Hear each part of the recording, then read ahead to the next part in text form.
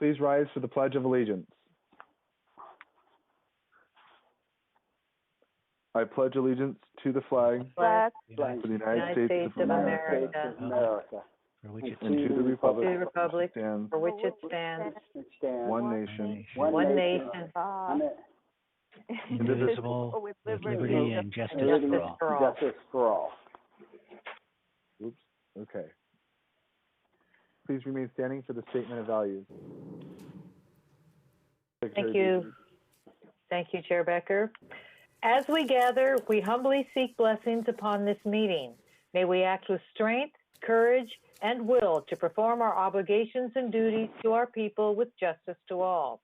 Let us seek wisdom so that we may act in the best interests of our people, our neighbors, and our country.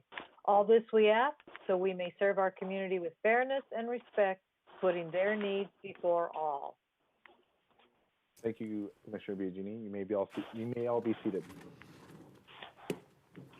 Okay. Elizabeth, would you please call the roll? Commissioner Saleme? Here. Commissioner Ikezi? Present. Commissioner Biagini? Here. Chair Becker? Commissioner Here. Cherukuru? Here. Commissioner Kelly? Here. Commissioner Jain? Here. Okay. Thank you, Elizabeth. Before we start tonight's meeting, I'd like to say a few words. Tonight's meeting is being conducted in a unique way. To curb the spread of the coronavirus pandemic, we are taking many precautions to help with the safety and well-being of our residents, staff, and other commissioners during the shelter in place. This meeting is being conducted by Zoom with all commissioners participating from their homes, including myself and staff from City Hall. So bear with us for any delays or even technical issues like a 10-second delay for video during the duration of our meeting.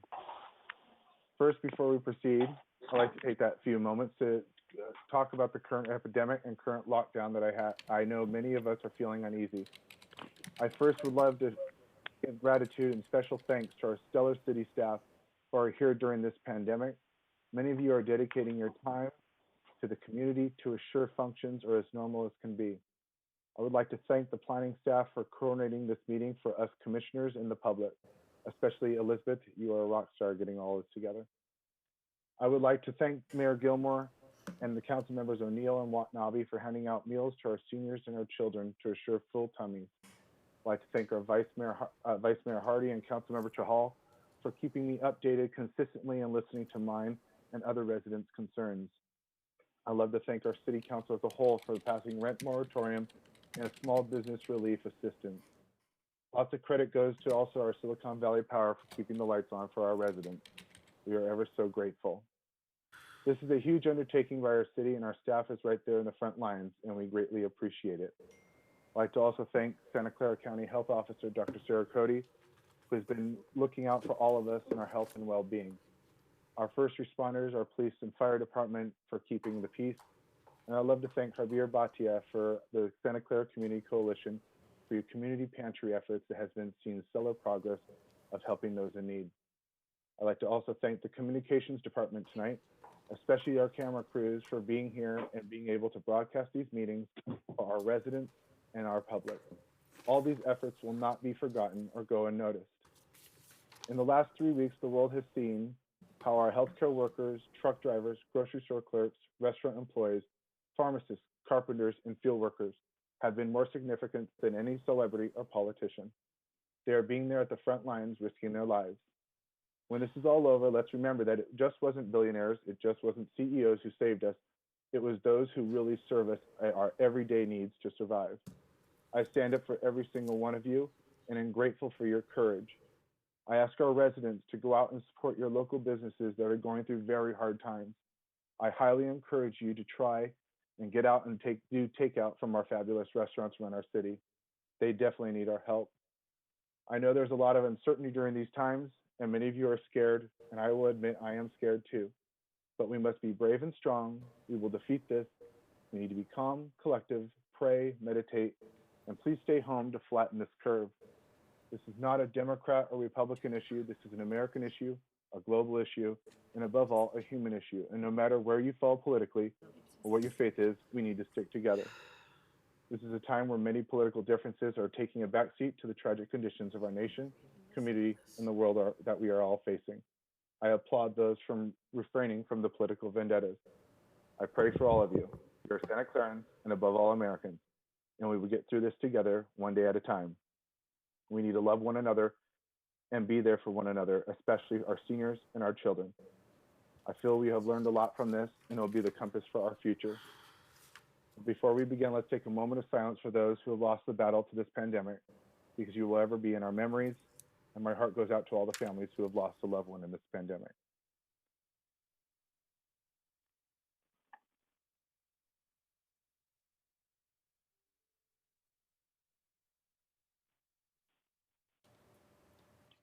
Okay. We'll move on now to the declaration of commission procedures. Public hearings are conducted by the chair in accordance with the following procedures. 1, the chair of the commission directs all activity during the hearings. All comments should be addressed to the commission.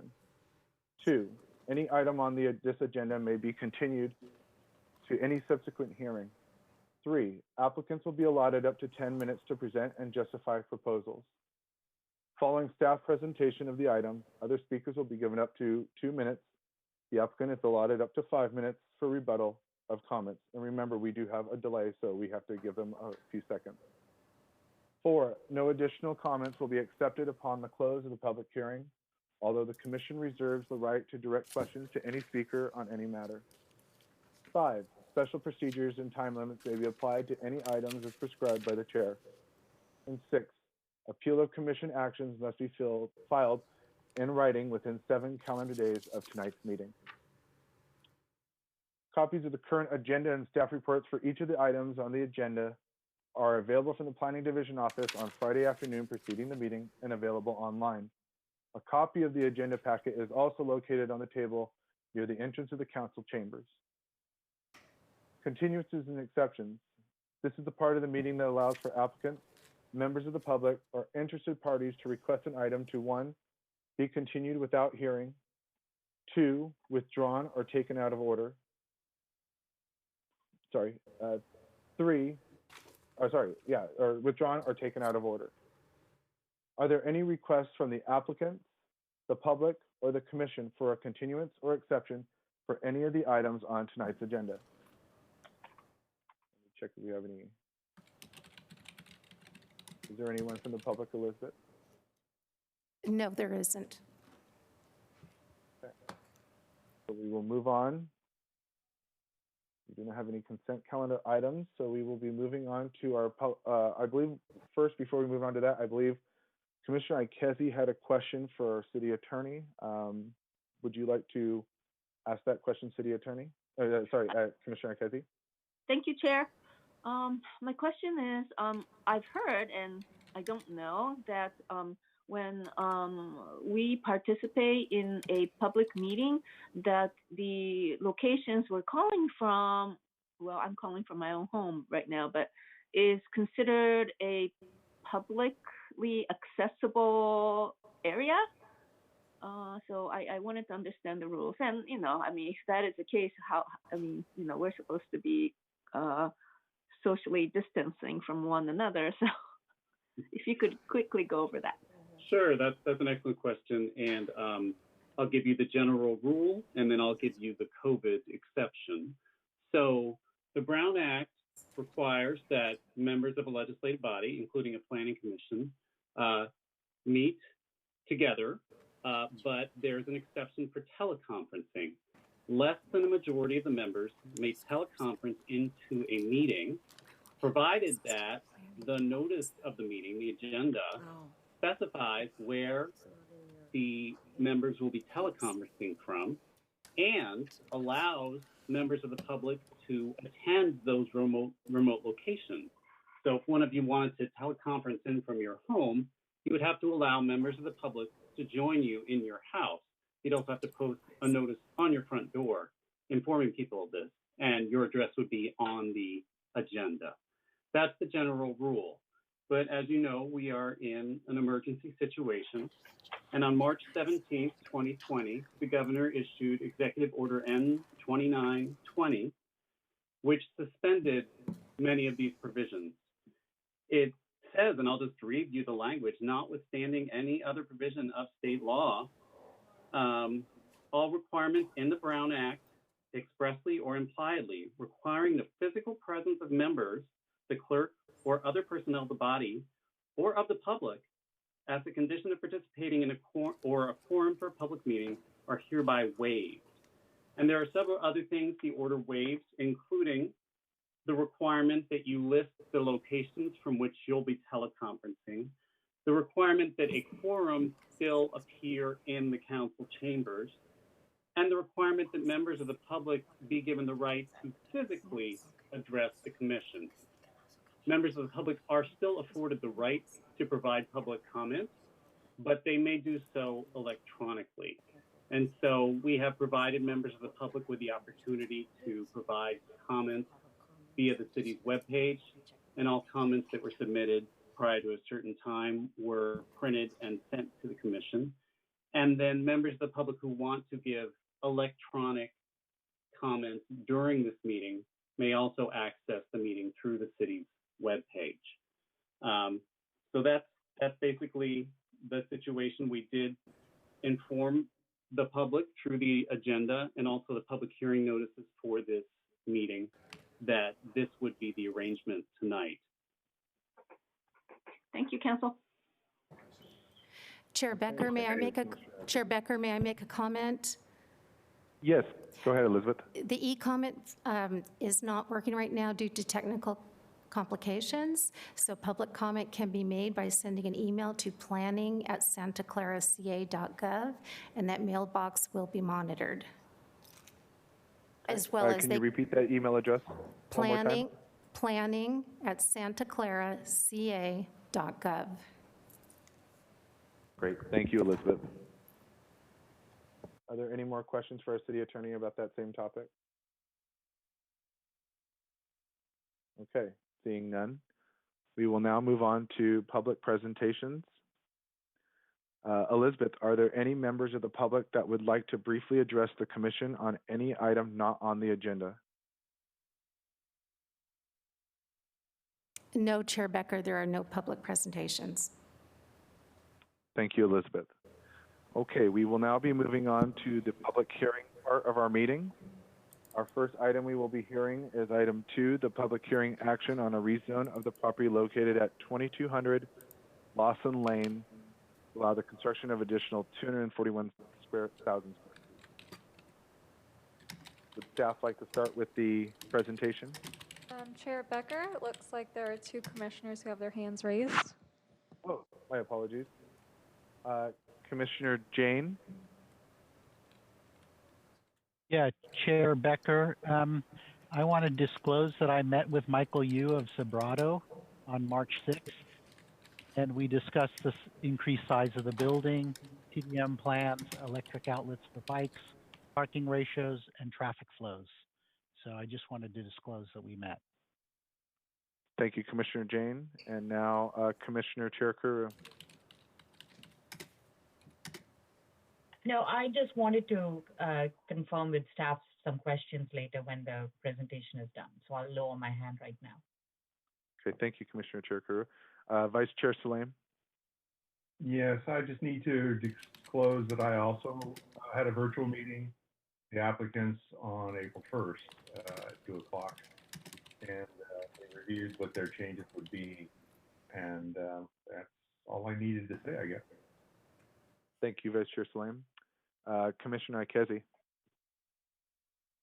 Yes, I also had a virtual meeting with the applicant, and we had some discussions on the TDM. Thank you. Okay, thank you, Commissioner Ikezi. Commissioner Saleme, you have your hand up again? Yeah, maybe they want to correct the spelling of my first name. It's very creative. Lance, Lance. So, thank you. Thank you, Vice Chair Saleme. I was also contacted by Michael Yu for a meeting. I didn't have the time to do it at the time, so I just wanted to confirm that on the record. All right, let's move to staff's presentation on the item for item number 2. Sorry, Chair Becker, looks like there are 2 more hands raised. Oh, Commissioner Biagini. I have been contacted by Mike, like many of you have been, but I have not met with him. At least not at this point. Thank you, Commissioner Biagini. Commissioner Cherukuru. I just wanted to reiterate that I was also contacted but declined to meet. Okay, thank you, Commissioner Cherukuru. All right, so staff's presentation for 2200 Lawson Lane, please.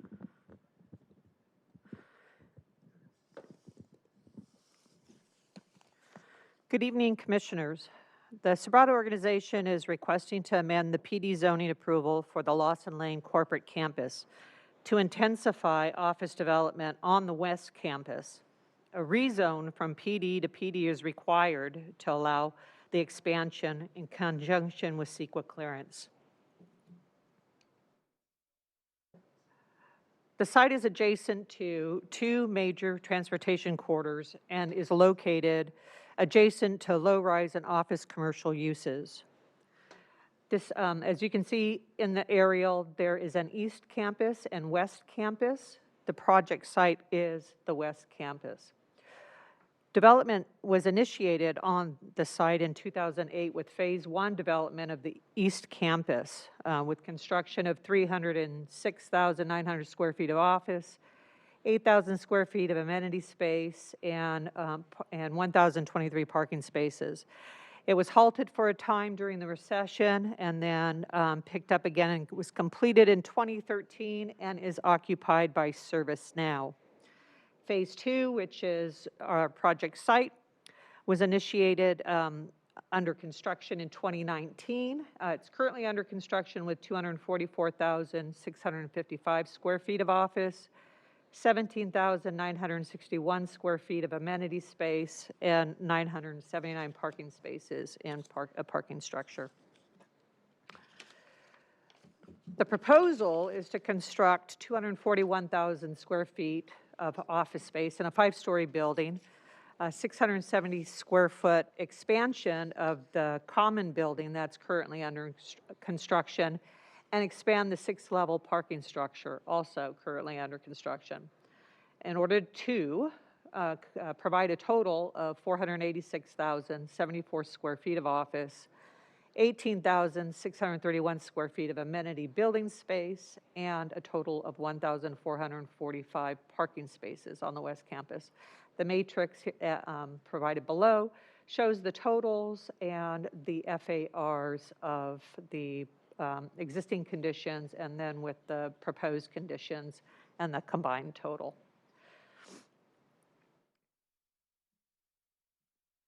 So I wanted to draw your attention to, this is the photometric elevation of the proposed and the existing that's under construction. The existing building under construction is the building to the north, and it's 5 stories. And the parking garage is also currently under construction, and it is 6 stories. It is to be expanded to the south. It fronts San Tomas Expressway. The new building would front Central Expressway, mirroring the building under construction to the north. On the east side, adjacent to Lawson Lane, is the common building, which would link the 2 structures together. As previously stated, that it is surrounded by transportation corridors. You have the San Tomas Expressway to the west, Central Expressway to the south, and Lawson Lane is the loop road that connects San Tomas Expressway to Central Expressway. And as a condition of approval, but was actually cleared and approved in a prior approval as a pedestrian overcrossing that will connect the east and the west sides by an aerial bridge, and this is in place of at-grade crossing for pedestrian safety. These are the existing and proposed elevations of the structures. As you see, the areas that are highlighted in orange are the buildings the building that is proposed for construction, and the one that's not boxed in orange is the one that's currently under construction. You can see by these elevations that they are designed to mirror one another.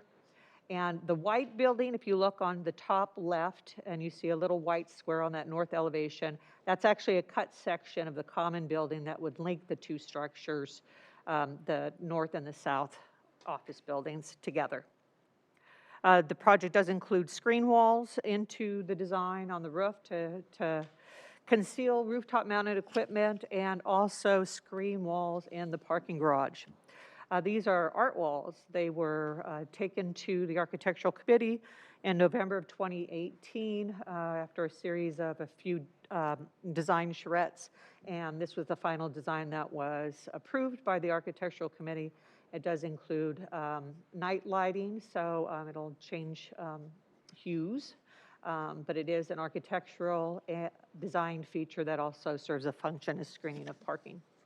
And it will be, as you can see, extended along the west elevation facing Santa Moss Expressway and along the central expressway frontage. The general plan designation for the site is high-intensity office research and development, which is intended for office R&D style campus development. It is located in, it's surrounded by high-intensity office R&D as well as low-intensity office R&D. And it is intended to be developed up to a 2.0 FAR. It is consistent with a number of general plan policies. The project is consistent with the higher intensity of office development and contemplated under the general plan designation for the site. At these various, you can see with Project Built Out, this is designed to show you how, with development of the West Campus and the East Campus, what the total corporate campus will provide in terms of square footage. There's a net increase of about 179,000 square feet of office space with this particular proposal.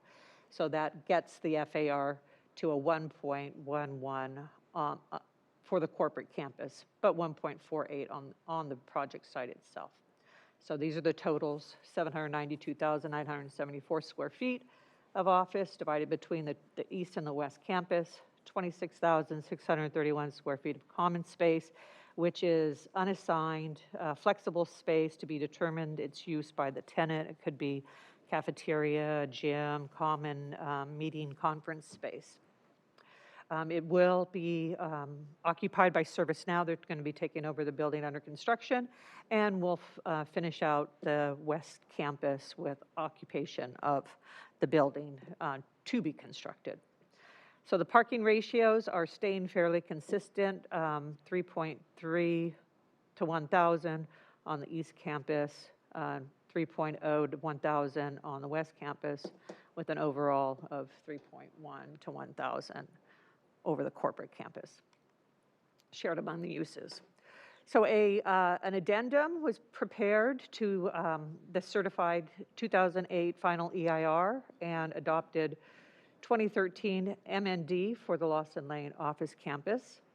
The addendum analyzed the net increase in development to determine whether the changes in site design and intensification would result in new significant impacts or substantially more severe impacts than previously addressed in either of those two documents. The analysis concluded that the project would not result in new significant environmental impacts and that no new information has come to light that would indicate the potential for new significant impacts or substantially more severe environmental impacts that were analyzed in those two documents. Therefore, no further analysis was required, nor a subsequent EIR necessary.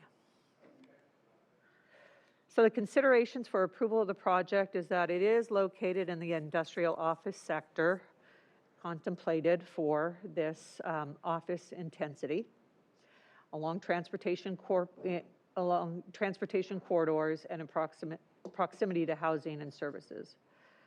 The project is designed to mirror and complement and create a visually cohesive and unified corporate campus. by tying the east and the west together, as well as the buildings on the west side together. And the project would construct on and off-site public and private improvements and create a complete and integrated corporate office campus. Staff's recommendation is to adopt a resolution to recommend City Council adopt the addendum to the 2008 final EIR and 2013 initial study mitigated negative declaration for the Lawson Lane West Campus Expansion Project, and adopt a resolution to recommend the City Council approve a rezoning of the project site from planned development to construct a 241,419 square foot, 5-story office building, 600 square foot addition to a common building, and expand the 6-level parking garage to provide a total of 1,445 parking spaces on the Lawson Lane West Campus. I can take questions. Commissioner Suds had provided a series of questions to me, which I can go over now or after, however you'd like to take those questions and answers. We can go and finish the presentation, and Suds will be able to ask during that period. I'm sorry, can you repeat that? So we can continue the presentation, and then we'll go back to, actually, you know what, let's, go ahead, Suds, you can speak. Chair Becker, the presentation is concluded by staff, and so at this point, we would just really just do the normal questions for staff, and then okay. If Commissioner Jain has additional questions or wants to share those answers, I'm not sure, did you provide the answers in advance? It would be followed by the applicant's presentation. I can introduce the applicants are available. Yeah. But let me go ahead and, I guess I'll go through Commissioner Suds. Well, no, usually the commissioners ask questions of staff on the presentation, and then we would move to individual questions. Chair Becker, we do have a few hands raised. Yes, I could see. Let's go with Commissioner Ikezi was first. Thank you, Chair. I have 4 questions. Number 1, maybe you mentioned this already, but are the existing garage and the new extension, are they connected? Is it going to be a single integrated garage? Yes. Oh, okay. Because, you know, I pass by there all the time, and the first portion is already almost done. So, okay. The second question. So my understanding of PD is that the developer is required to build exactly as what we approve, what the city approves. So if the city approves a rezoning from PD to the new PD, then the applicant will have to build to the new plan that we're reviewing today. So does that mean that that second building needs to be built no matter what, or what are the rules? Well, if let me phrase it this way. If the PD were not approved, they'd have an entitlement that would allow them to construct the remaining of their previous entitlement. However, that would only be about 70,000 square feet of office. So this rezoning application would allow them to intensify the site consistent with this development plan that's designed to mirror both the parking garage and the office structure. So in terms of the building, the office building, it would look, it's just, like I said, a mirror image, so the height would be the same. It's slightly smaller in square footage, but it would look, for all intents and purposes, the same. Okay, thank you. The reason why I'm asking is because you know, we're in the uncharted territory in terms of economy, and we may be entering into a huge recession. So how much time will the applicants have to build the second building if this rezoning were to be approved? And well, the applicant is ready, willing, and raring to get this under construction, because ServiceNow, who occupies the East Campus and will occupy the building currently under construction, wants to take over the new building. So this is kind of a design to build structure specifically for ServiceNow. So ServiceNow wants to expand, and they want a campus environment, so this is ideal, in that this development would accommodate that if approved. Okay, maybe I'm not asking my question in the right way, but Commissioner Ikezi, excuse me, this is Ms. Shara. If I could just address your question. Technically, under our code, entitlements are granted, rezonings are effective for a period of 2 years. So from the time it's granted by the city council, they have 2 years to start construction. Is that what you're looking for? Okay. Yes. And Okay. so if they decide not to, if they do not break ground during the 2 years, then are we reverting back to the current plan, or? Correct. I mean, Yes. Yes. okay, but they're still entitled to, if they, for example, build a garage, but not the second building, or build the second building, or not the garage, and how does that work? Well, there's also the question of vesting. So they've already constructed the majority of the campus. So I'll give you an equivalent example. Cisco initially had an entitlement for a certain amount of square footage, and they came back 10 years later and built the last 100,000 square feet of that. But it was because they had constructed more than half of the development, so they had vested rights to construct the remaining portion of the approved project. And I think probably Sobrato would be in the same position. How much square footage do they have constructed already, Debbie? 244,000. Yeah.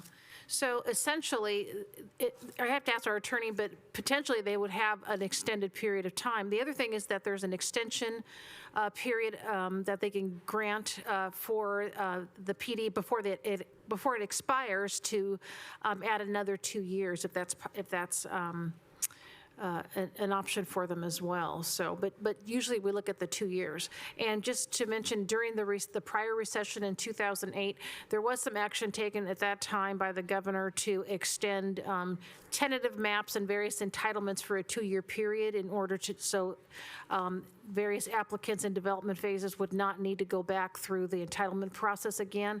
And if there is some type of recessionary, action that happens nationwide, and there is some problem with development or, the job market, that kind of thing, there's a potential that enabling legislation would also maybe move forward by the governor. And we've seen he's been very proactive in the COVID-19 pandemic, so with loosening of some restrictions and timelines, that kind of thing. So, but as Debbie mentioned, essentially this is a design build for a specific client, so they are intending to move forward quickly.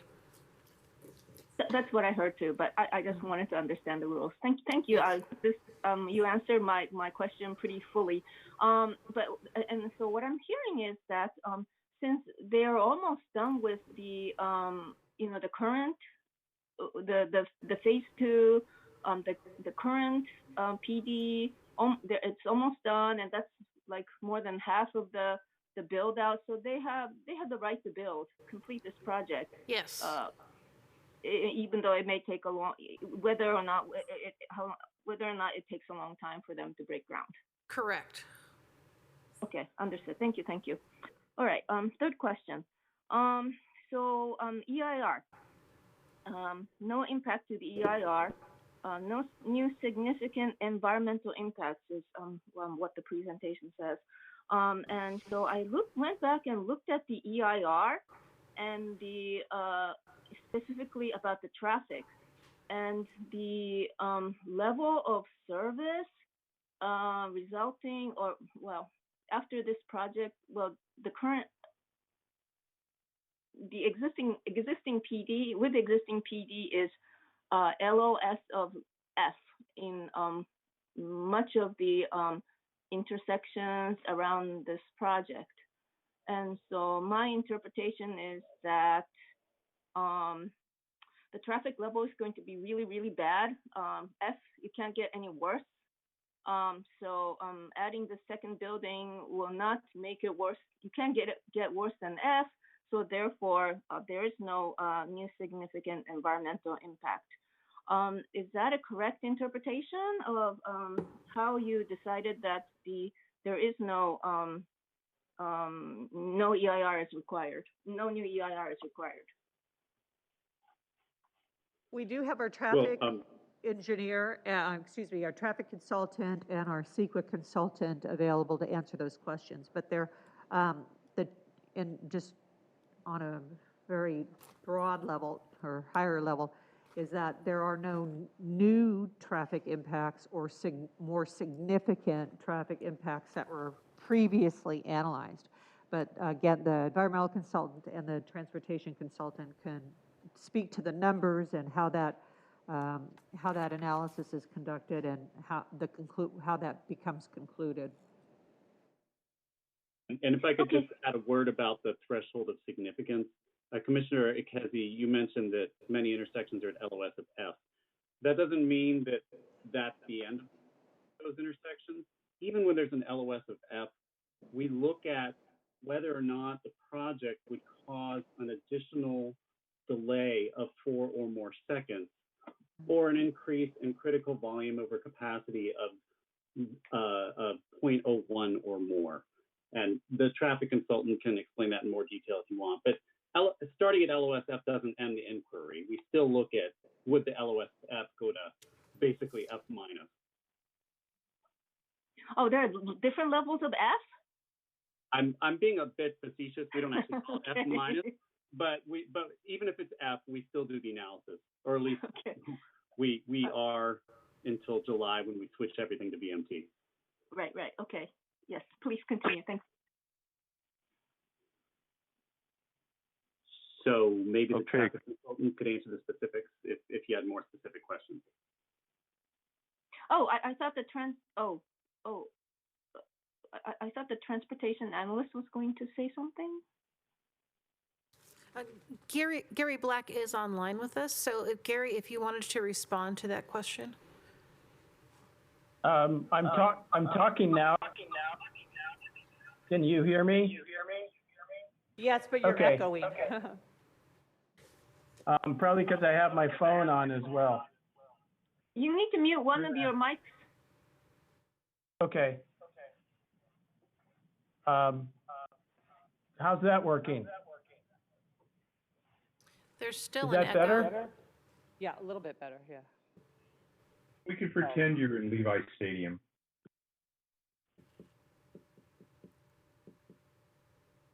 Okay. Press Alt A, press and hold space Q. Okay. Am I muted or not? It's best if you step away from your computer with your phone. You're good, Gary. You can go ahead and talk. We muted your other line.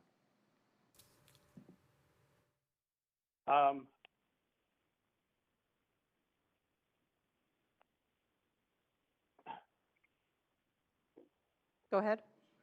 Go ahead, Gary. Okay. Okay. Is it still echoey? Speak to your phone, Gary. My phone's muted and I don't know how to unmute it. It's echoey. You need to turn the volume down on your computer. The volume on my computer is all the way off. Hey, Gary, I have muted your laptop. Just speak through your phone. You will come through just fine. Okay, I'm speaking through my phone right now. Can anyone hear me? Oh, yeah. Perfect. Yeah, that's perfect. Oh, you can? Yeah, we can hear you. Okay. Oh, sorry. My phone shows that I'm muted. So I'm very sorry. I'm not understanding this process. It's my first time. But I think it was was it that Xander, the city attorney, that was explaining the threshold of significance? Yes. Yeah, that was me. Okay. Yes, that essentially the city sets a standard for what constitutes a significant impact, and even if projects would add traffic, if the amount of traffic that they would add is below that threshold, then that's considered a less than significant impact. And in this case, this project, the amount of traffic that this project would add, this latest phase on its own is below that threshold, so that's the basis of the finding of no significant impact. I should point out that the original project that's now under construction, which is a much larger project, that project had numerous significant impacts that were identified in the study for that project. But then this project is not large enough to add any additional impacts. Can you describe how many people, can you tell us how many people are going to be working in this building and what the level of threshold you're applying is?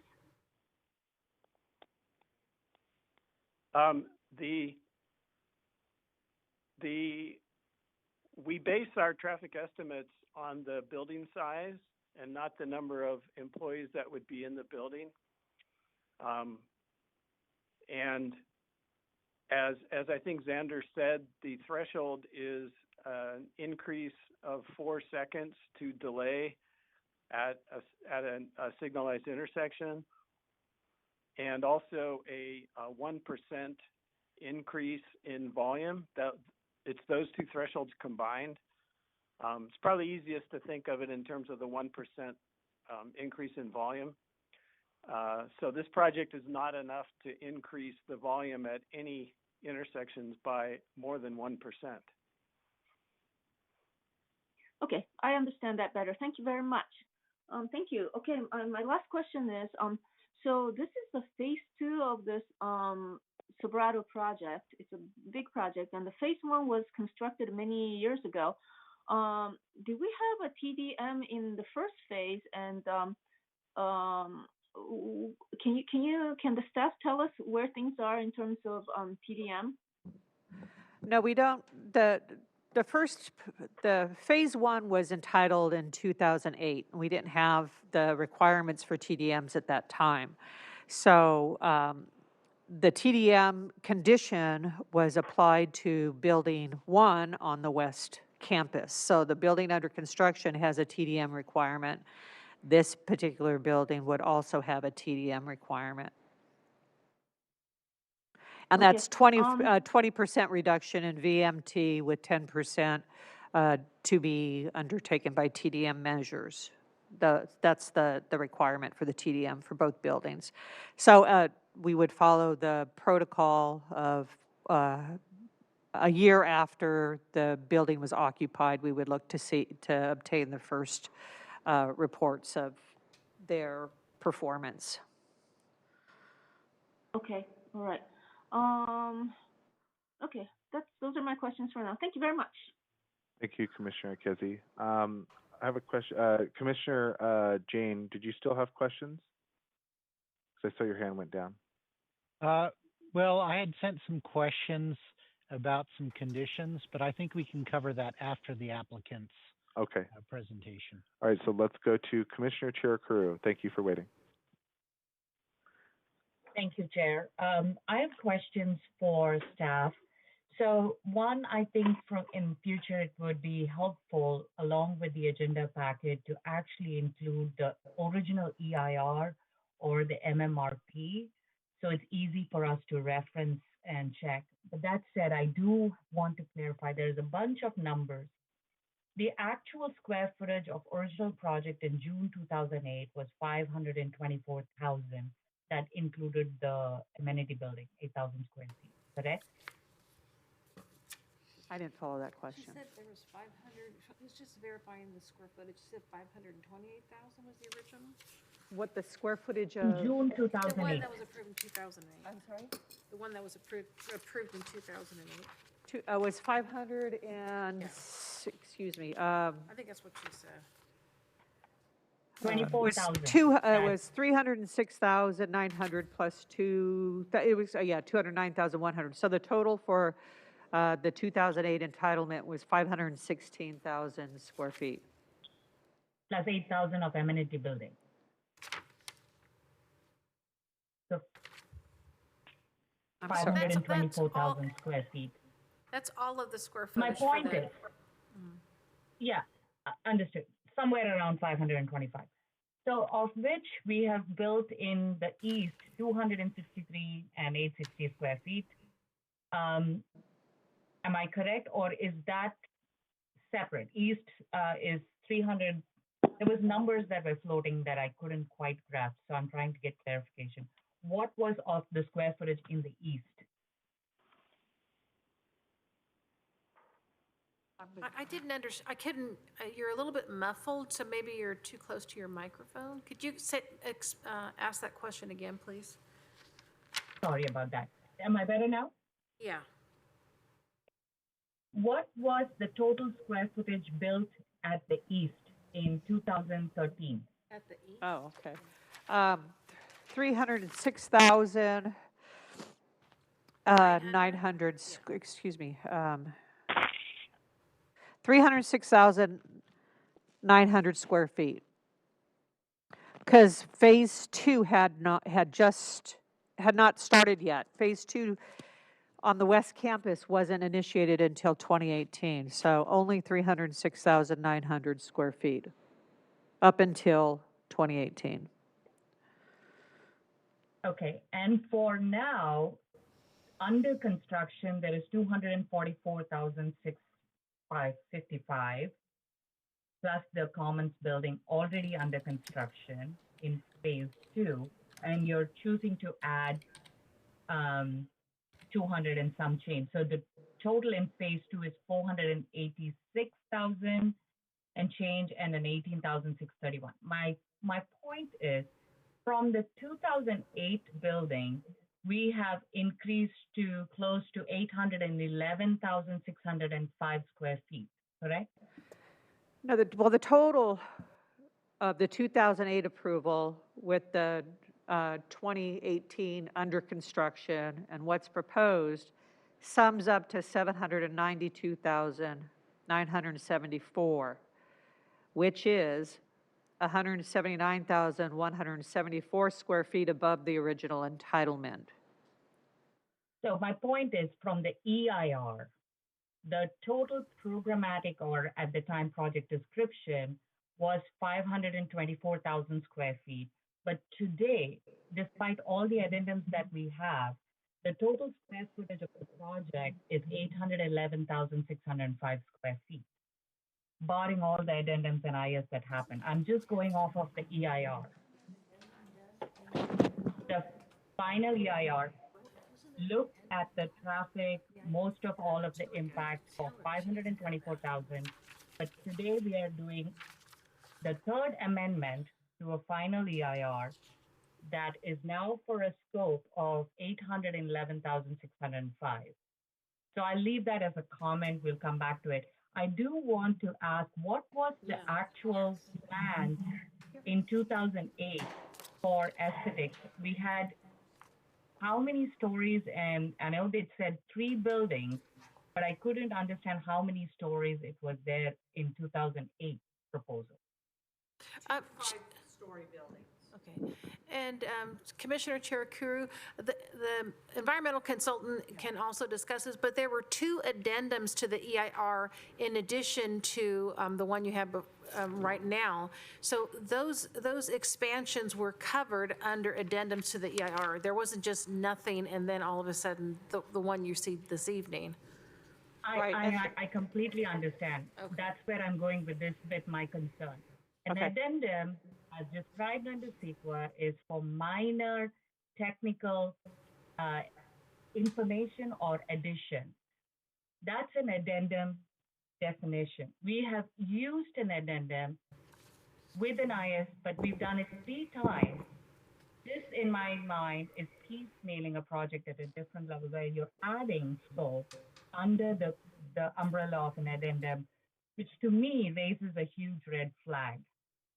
So I'll state that as a concern. I know there's several under traffic. I do have concerns under aesthetics, but I wanted to ask, based on the letter we received, what is the timeline of expiration for this PD? When does this expire, or what is the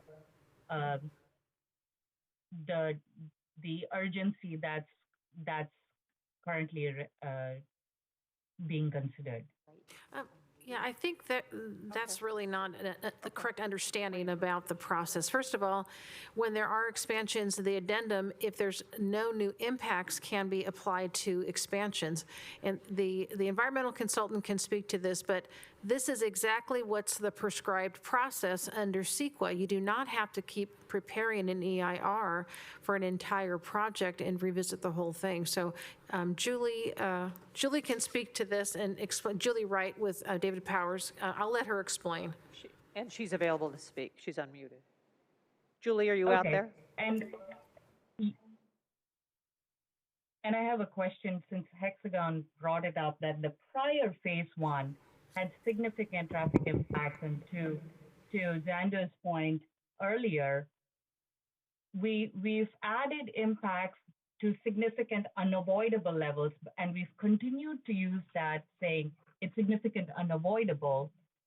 But from what Gary mentioned earlier, the original project had significant increases in traffic impact. This one is baseline off of that project.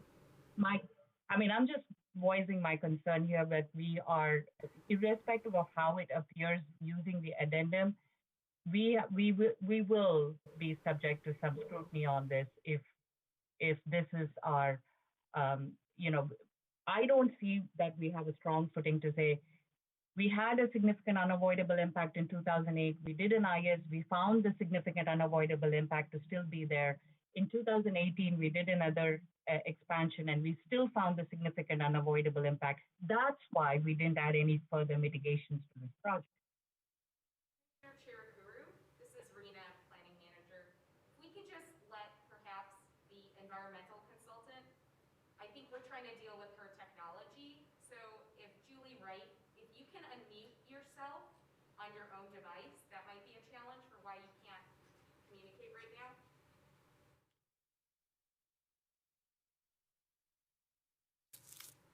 And just to go back to what both Gary and the city attorney said, is that, the impacts would have to, of the new expansion and each of those other ones would have to meet a certain threshold, the city's threshold, before it would be considered an additional impact. So anyway, I think she's available now.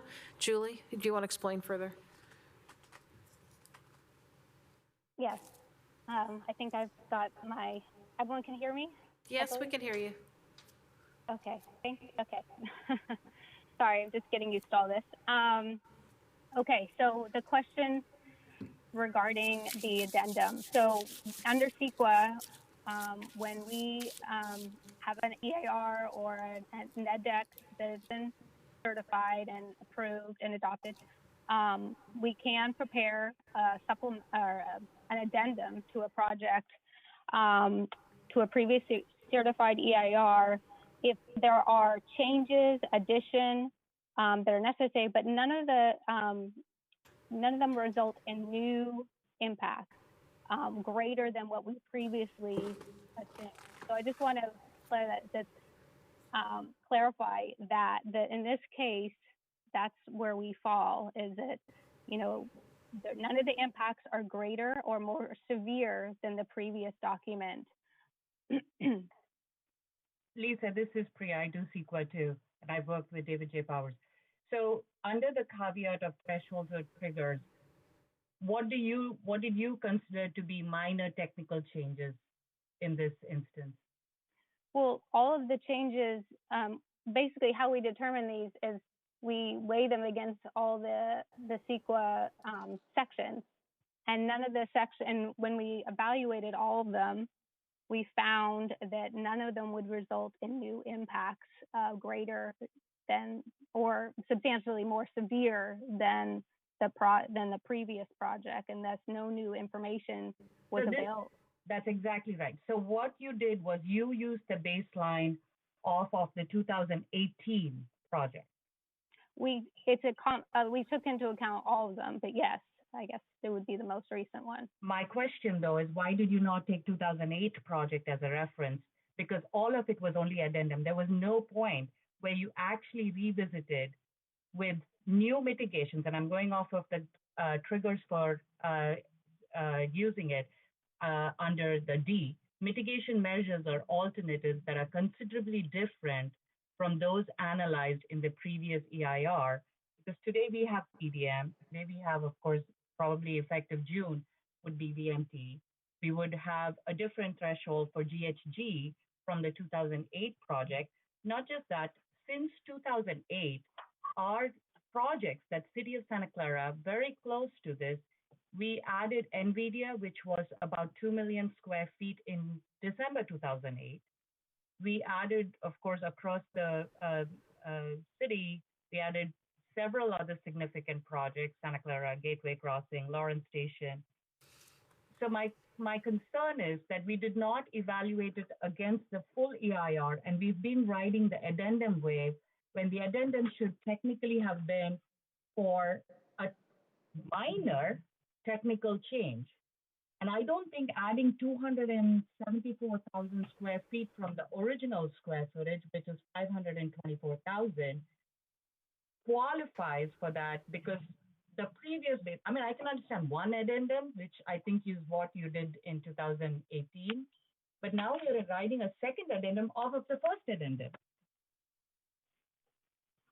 So, I mean, as it is, our city is pretty vulnerable right now, and with an economic crunch. Not that I want to stall this project, I do want a project, but I don't think we're on strong ground to defend this as a lawsuit, and I'm trying to avoid city going through another lawsuit in an economic crunch, which I don't think we can afford at this time. But those are my thoughts. I do have additional questions for Hexagon and the technical studies that were done, because I see that the LOSF was used, but I didn't quite fathom, or it wasn't clear what was the baseline from 2013 even that raised the significant adverse impact.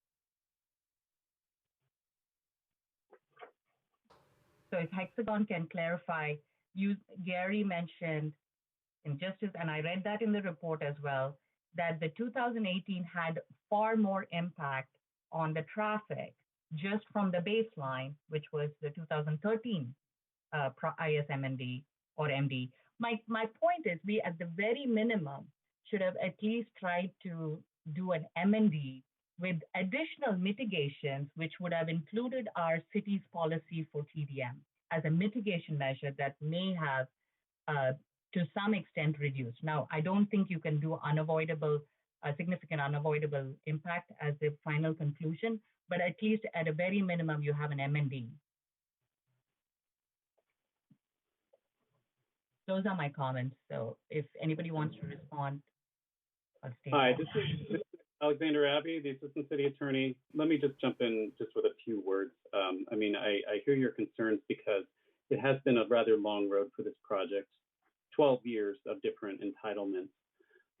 As you know, it started in 2008 with an EIR, which has to be circulated, and there has to be public comment for a period of 45 days. It's important to note that in 2013, we didn't do an addendum. We did an initial study and a mitigated negative declaration. That too had to be circulated. It was circulated for public comment and adopted through largely the same process as an EIR. It's just a slightly shorter circulation period. So then after that, there were the three addenda, the third of which is before you tonight. Notably, one of them was simply a 2-year extension of the term.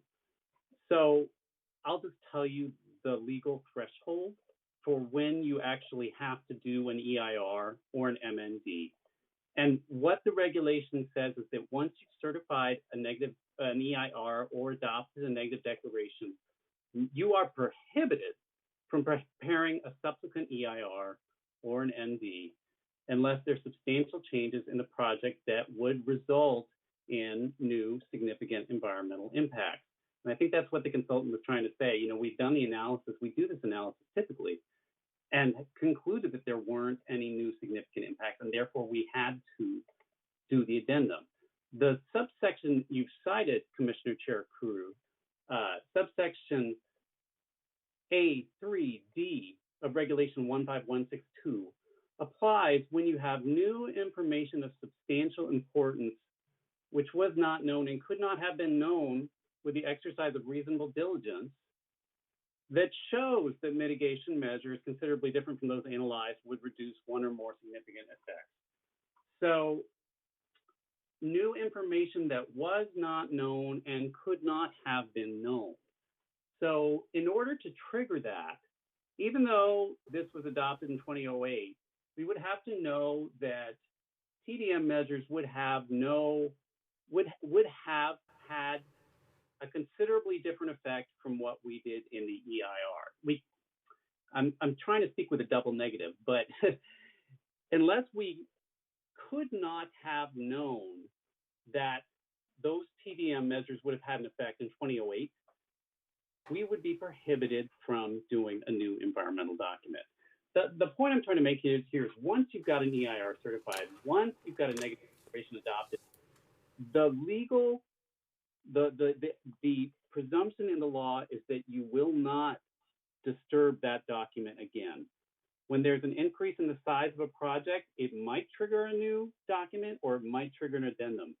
But if the issue is your concern for our exposure to litigation, all I can tell you is that I've reviewed this document. I review every environmental document that the city adopts, and I'm comfortable with proceeding with an addendum tonight.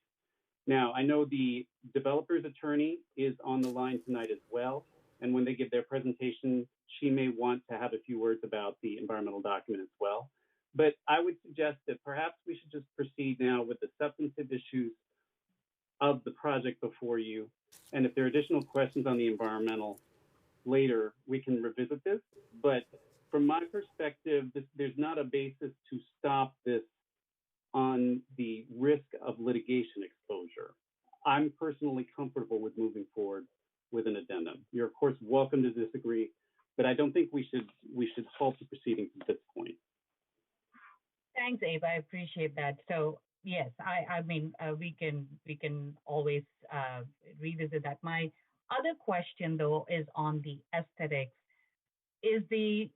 Now, I mean, at the 2008 and even 2018, we did not have the architectural review committee as part of, you know, the subsequent approval is architectural review. Is that going to now be just the staff review according to our new ordinance for architectural review? Yes. But it's going to be consistent with the rest of the campus, so there isn't a lot of discretion that's needed for the project approval. It's all going to be the same architect. I couldn't even hear the question. Oh, she wants to know if the architectural review is going through the development review hearing process. Yeah. But it's probably end up taking it because of the timing. We would have took the pedestrian bridge that's been pending to go to development review. Excuse me. So we would probably end up taking thank you. Given that the timing that this process is paralleling another component of the project, the pedestrian overcrossing, we would have taken to development review, but because of our shelter-in-place directives, that's been postponed. So we probably would end up taking this project in conjunction with the pedestrian overcrossing at the same time to development review, is my guess. Which is by the director, right? Right now? Is it staffed by the director or delegate of the director? Yes. Okay, all right. And do we know when that will happen? No, because of the shelter in place and the restrictions for public gatherings, that we have to wait until that's lifted, because it's considered non-essential type of construction. So we have to wait until we get a clearance. Okay, thank you. That's all I have as questions. But just the last point, Abe, I was actually referring not to The new information, I was referring to the condition mitigation measures or alternatives. So the last point under that. But yes, that's correct, but I have to point out that is a subsection of paragraph 3. You're looking at subsection A, which then goes down to 3, which then goes down to D. D is a subsection of 3. 3 is new information of substantial importance. So I apologize to those of you that don't have a regulation in front of you, but Commissioner Cherukuru and I are talking about a specific guideline in CEQA that requires, it dictates when you need to do a full review. So D only applies when there's new information of substantial importance. Okay, thank you, Abe. Appreciate that. All right, I'll yield. All right, thank you, Commissioner Cherukuru and Alexander Abbe. Any other commissioners have any more questions for staff at the moment? Raise your hand if you do. Okay, if we don't, we're going to move forward now with the applicant's presentation. Apologize for the delay, but go ahead when you're ready. And Mr. Chair, I'm sorry, I got to interrupt one more time. Sure. Before the applicant speaks, I'm going to be interrupting a few times tonight to say this. In case anybody joined the meeting late, our e-comment link on our website is not working. If you have comments on tonight's items, please send your comments via email to planning@santaclaraca.gov, and we will read your comments aloud during the public participation section. Thank you. Thank you, Alexander. Okay, whenever the applicant is ready for their presentation, we understand the delay too for technical issues. So we have Michael Yu from Sobrato, and we also have Evan Sokolowski from Architect. So I believe Michael's going to start first. All right, go ahead, Michael. Can you hear me? Yes, I believe we could hear you. Great. Thank you, city staff, for the presentation. Good evening, chairs and commissioners. My name is Michael Yu with the Sobrato organization. Today, we're here in front of you with a proposal for additional square footage at the Lawson Lane West campus to develop a second building for our tenant, ServiceNow. And as staff mentioned, this project was entitled back in 2008 under an EIR and development agreement, which was then amended in 2013 to a total of roughly 324,000 square feet at the West campus, also which time an MND was done. Our proposed addition with the second building results in approximately 505,000 square feet when both buildings are complete. So the request today is for an addition of about 179,000 square feet over what is currently entitled. So in addition to this building, as we all know, ServiceNow is the current tenant in the 2 existing buildings to the east of Lawson Lane. They are the tenant for the building currently under construction on the West campus. And additionally, they have also recently occupied the building to the north of Lawson Lane. So as you can see, ServiceNow is clearly growing rapidly here in Santa Clara. And as of last year, ServiceNow is the 7th largest employer in the city of Santa Clara, outside of government and education. In fact, over 200 ServiceNow employees actually live here in the city of Santa Clara as well. And by expanding into multiple buildings around Lawson Lane, Santa Clara, ServiceNow has shown that they're committed long-term to Santa Clara as their global headquarters. And I'll also address a previous point that was brought up earlier about the recent economic environment. With a seemingly looming recession, there's a good amount of uncertainty. However, we at the Sobrato organization are still committed to proceeding with this development, absent any major significant shifts to that outlook. So with that brief history background, I'd like to turn it over to Evan with Architect. He will present the building and site designs. And Evan, as you're doing your presentation, let me know when you would like me to flip the slides. Yes, thank you, Debbie.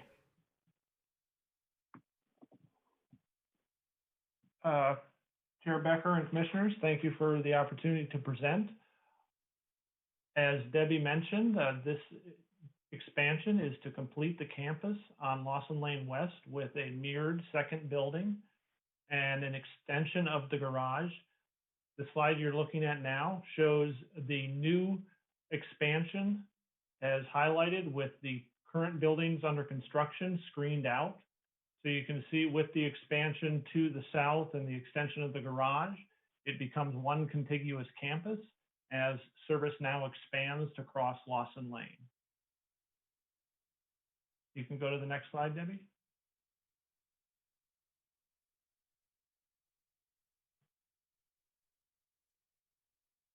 Debbie? Keep going. There we go. Thank you. With the first building fully under construction, you can see from this aerial looking south that the building mirrors and it provides a nice feature along Central Expressway.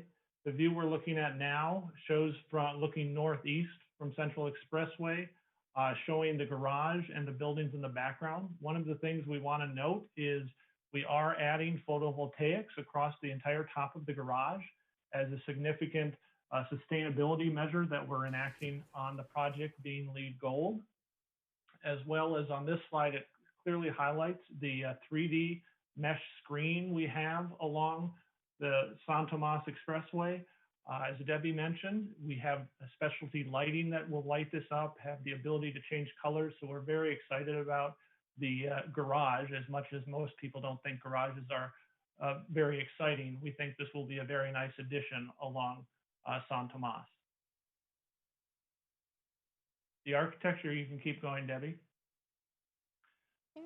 There will be a 5 to 10 second delay, but you may keep presenting. Thank you.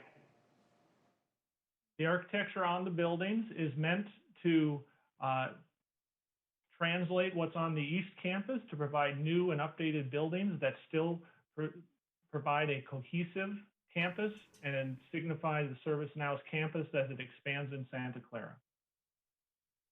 This is a view looking into the campus from the drive between the buildings and the garage as you're welcomed into the courtyard.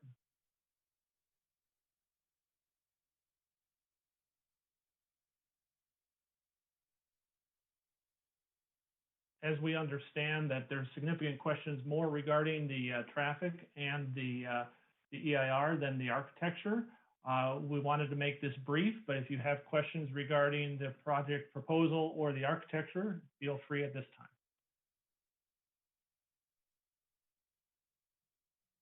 Okay, thank you. Let's see, I'm going to start, let's see, we'll start out with Commissioner Jain, you were first. Yes, I had a discussion with Michael about the traffic flow. Can you talk about the traffic flow? Because originally there was going to be an exit off of Central going into the garage. That's now gone, and that the entrances to the garage and so on will only be right turns out of the garages.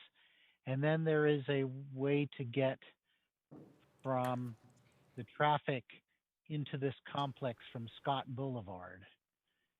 The other question related to all of this is that when we look at LOS, we talk about signalized intersections.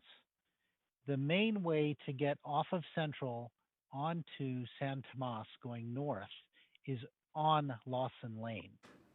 And the entrance from Lawson Lane to San Tomas is not signalized.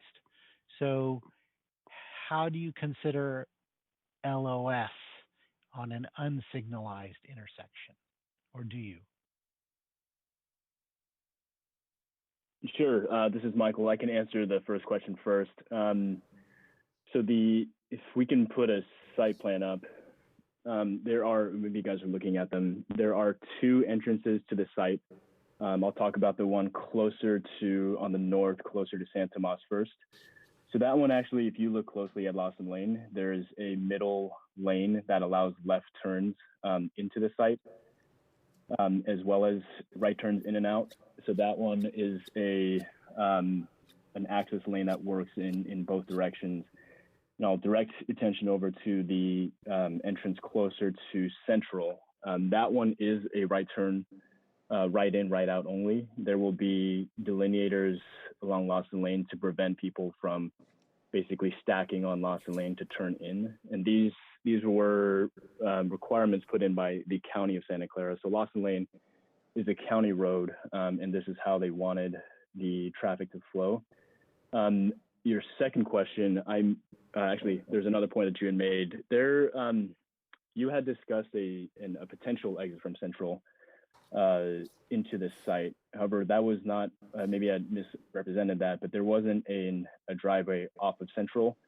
If you remember in your mind or just pulling up a Google Maps, there's actually a grade difference there. So to get from Central down to this site, there's a pretty steep, call it a ramp there. We wouldn't be able to make the grades work. So maybe I misrepresented that. That's right. It's not off of Central, but it's off of that, the Lawson Lane entrance on Building 2. That would have gone into the garage from the central side of it, right? There was a lane there, I believe. Got it. There was one in a previous design. The set that I've shown you was probably an older design. Yeah. So it turns out that we ran some studies on the garage. You actually don't need that one there. So we actually consolidated the entrance to the garage at a central location further into the site. Okay, I wanted to understand whether people will be coming from Scott Boulevard into this campus, and then also LOS on an unsignalized intersection. Sure, and part of the traffic study, there was the recognition that potentially people would come in from the Scott Boulevard and cut through the Lawson East/North campus. So part of the, I guess, call it the mitigations to help prevent that, or at least slow down traffic, was to put in speed bumps along that to help cut that down. And then your second question about the intersection, or I guess it's the stacking on Lawson Lane, the level of service on Lawson Lane. There also was, that was studied in the traffic report, and I might turn this over to Hexagon, but there was, I think, at most 3 or 4 cars based on peak times. But I will let Gary with Hexagon speak more specifically about that.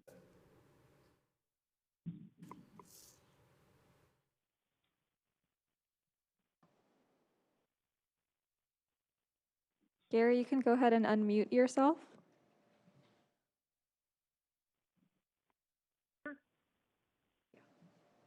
Right now.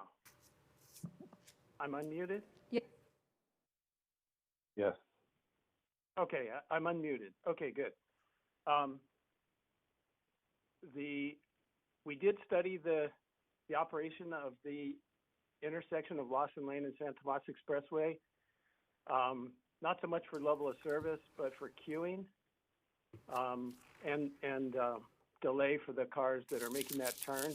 This was a particular concern to the county because that's their facility. Both expressways plus Lawson Lane are under county control. The queuing was found to be generally, say, 4 or 5 cars, as I think Michael said, though, during peak times in the afternoon, when this whole campus is completed, that queue would be, according to the traffic study, that queue would be 19 cars at the most in the afternoon that are waiting to make that right turn. And that was judged to not be a problem by the county or by us, because that queue doesn't really affect anything in terms of the operations of the expressways.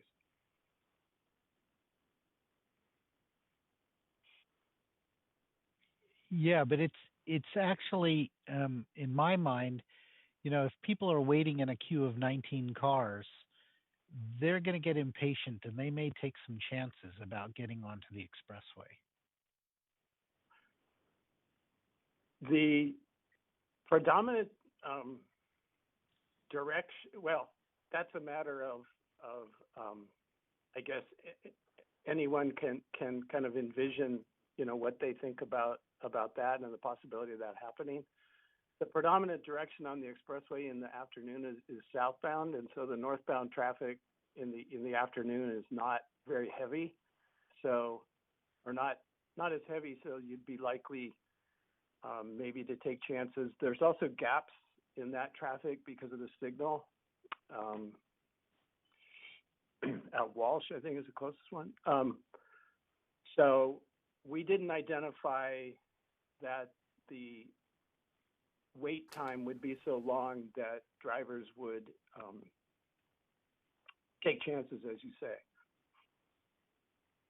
Okay, because that's how I usually get on to 101, is I take Central to Lawson to San Tomas, and it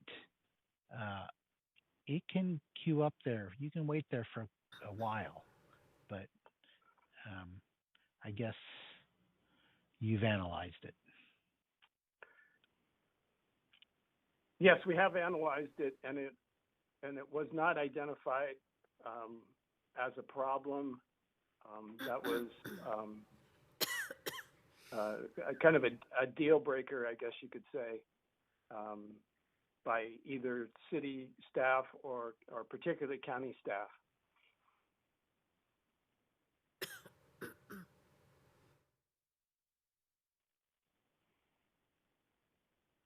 That's all I had for that. Okay. Thank you. Thank you, Commissioner Jain. Let's go to Commissioner Ikezi. Thank you, Chair. So where on this plan is the bridge going to be? So the bridge will be connect. This is Michael. The bridge will be connecting the east and west campuses. So on the west, the bridge will rest on top of the amenity building. Okay. I can't see on the screen right now. It's not on our Zoom screen. Oh, okay. Here we are. So you can see, yeah, towards the west of the campus where the you see a little, looks like a concrete walkway. Exiting the amenity building. Yeah.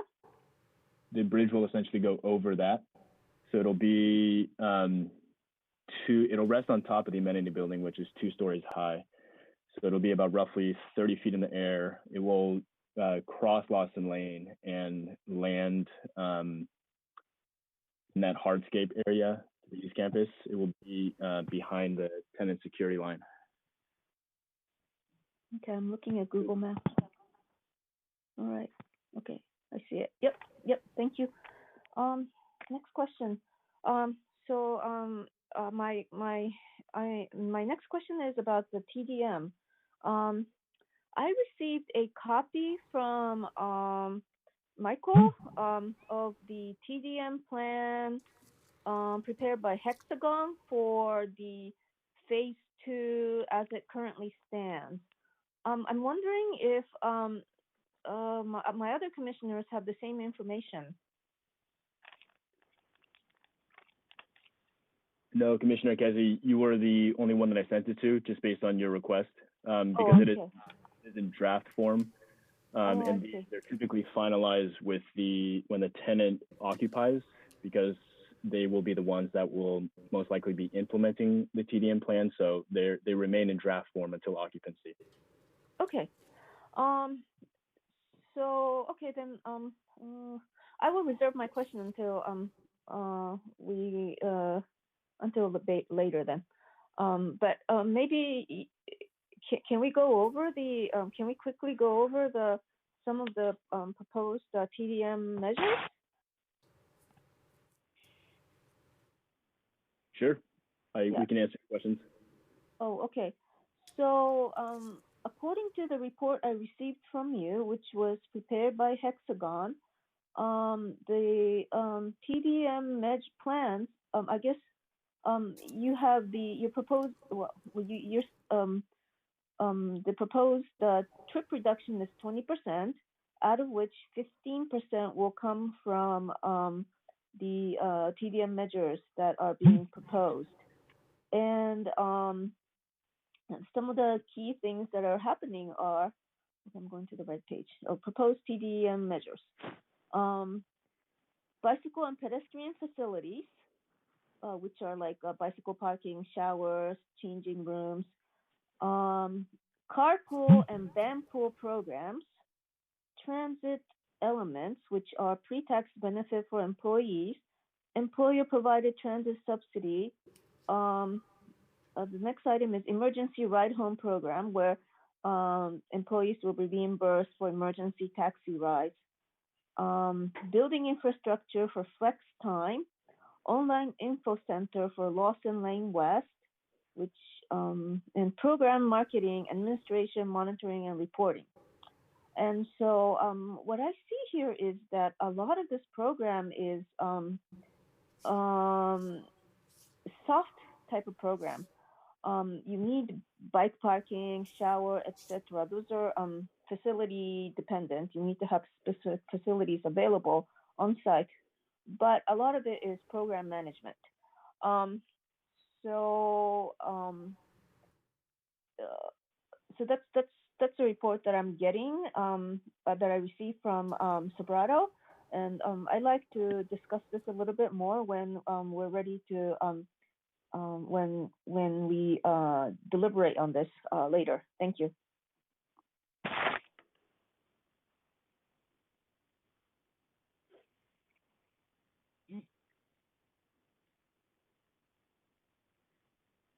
All right, next. So I yield the floor. Thank you. Okay, thank you, Commissioner Ikezi. Next, we're going to go to Commissioner Cherukuru. Thank you, Chair. And thank you, Mike, for reaching out. I do have a question for you. Are you going further down in the underground parking than was originally proposed? How are you increasing your parking? Yeah, good question. So the garage currently is 6 levels above ground and 2 levels below. That's under construction right now. So the extension will be taking that same vertical section, if you will, and moving it, pushing it further south. So if you look at the site plans up now, so the proposed, call it quarter proposed extension is the same 6 above and 2 below. Got it. Thank you. And I couldn't capture where is your connecting bridge. Is it above Lawson Lane?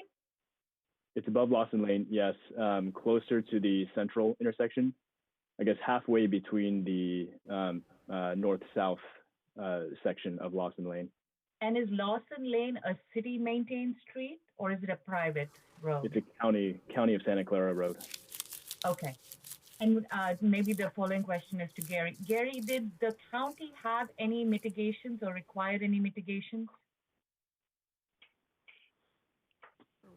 The county required improvements to Lawson Lane in conjunction with this project. They required that there be a median fence on Lawson Lane by the one driveway that's closest to Central Expressway, so that driveway would be right turns only, and also so that pedestrians would use the overcrossing and not try to cross the street there. They also required that the developer put a 2-way left turn lane on Lawson Lane from that point on all the way to San Tomas Expressway. You can actually see that fence and the 2-way left turn lane on the diagram that you're looking at right now. Got it. And then the biggest item is that the county required the pedestrian overcrossing, which is a substantial item. And they required it because of the new expansion or because they didn't ask it the first time? I can answer that. This is Michael again. So the bridge was actually contemplated back in, I want to say, I believe it's the 2008 plans. And the county views this bridge, or I guess let me back up. The county views Lawson Lane as basically an off-ramp connecting two high-speed expressways. So the reason they wanted this bridge in because they recognize that the only people going to this island, lack of a better word, will be ServiceNow employees, and they absolutely did not want anybody crossing Lawson Lane because of the high speeds. So the only way they would allow, we first started this conversation with an at-grade crosswalk with hawk lights and Hexagon had done a study to show that there was sufficient distance with slowing speeds, but that was a non-starter for them. So the only way we could get employees between campuses was a private campus-to-campus connection overhead. And the way that we designed it just happened to be where it lands on the amenity building, just because of the proximity between the two campuses. Okay, so you're required to get permits through the county for this bridge? So we'll get permits through both the city and the county. The county is just an encroachment permit to use their air rights. The city will still be the one approving architectural and structural and the plan check. Okay. Thank you for that clarification, Mike. Appreciate it. So I just want to clarify. So one, these are probably included as conditions of approval in the project now? Yes, the bridge is a condition of approval. Got it. Thank you. Okay, thank you, Commissioner Cherukuru. Are there any other commissioners with questions for the applicant? All right, seeing none, we will be moving to the public comment, but before we do, our Assistant City Attorney, Xander Abbe, will give speak a moment on this. Thank you, Mr. Chair. As we discussed earlier, we have a slight problem with our online e-comment system, and we're not able to take public comments that way. Instead, we're going to be taking public comments through our city's email, which is planning@santaclaraca.gov. Because it's impossible to type 500 words a minute, I'm going to request that the chair call for a 5-minute recess at this time to allow any members of the public to send those emails to that email address. And at the end of the 5 minutes, we will check the mailbox and read any that we have received. Thank you, Alexander. So what we're going to do is we will take a 5-minute break. For anyone out there who wants to add any public comment, please, as our Assistant City Attorney said, send your emails to planning@santaclaracal.gov. We would appreciate any comments, but we will go on a 5-minute recess and we will return in 5 minutes.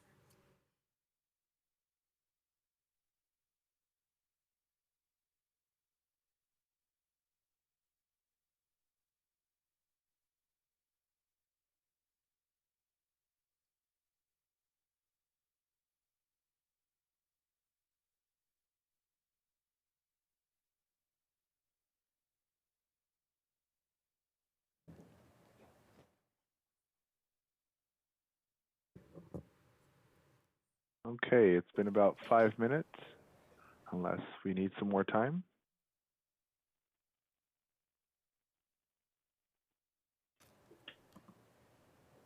Chair Becker, Nothing from.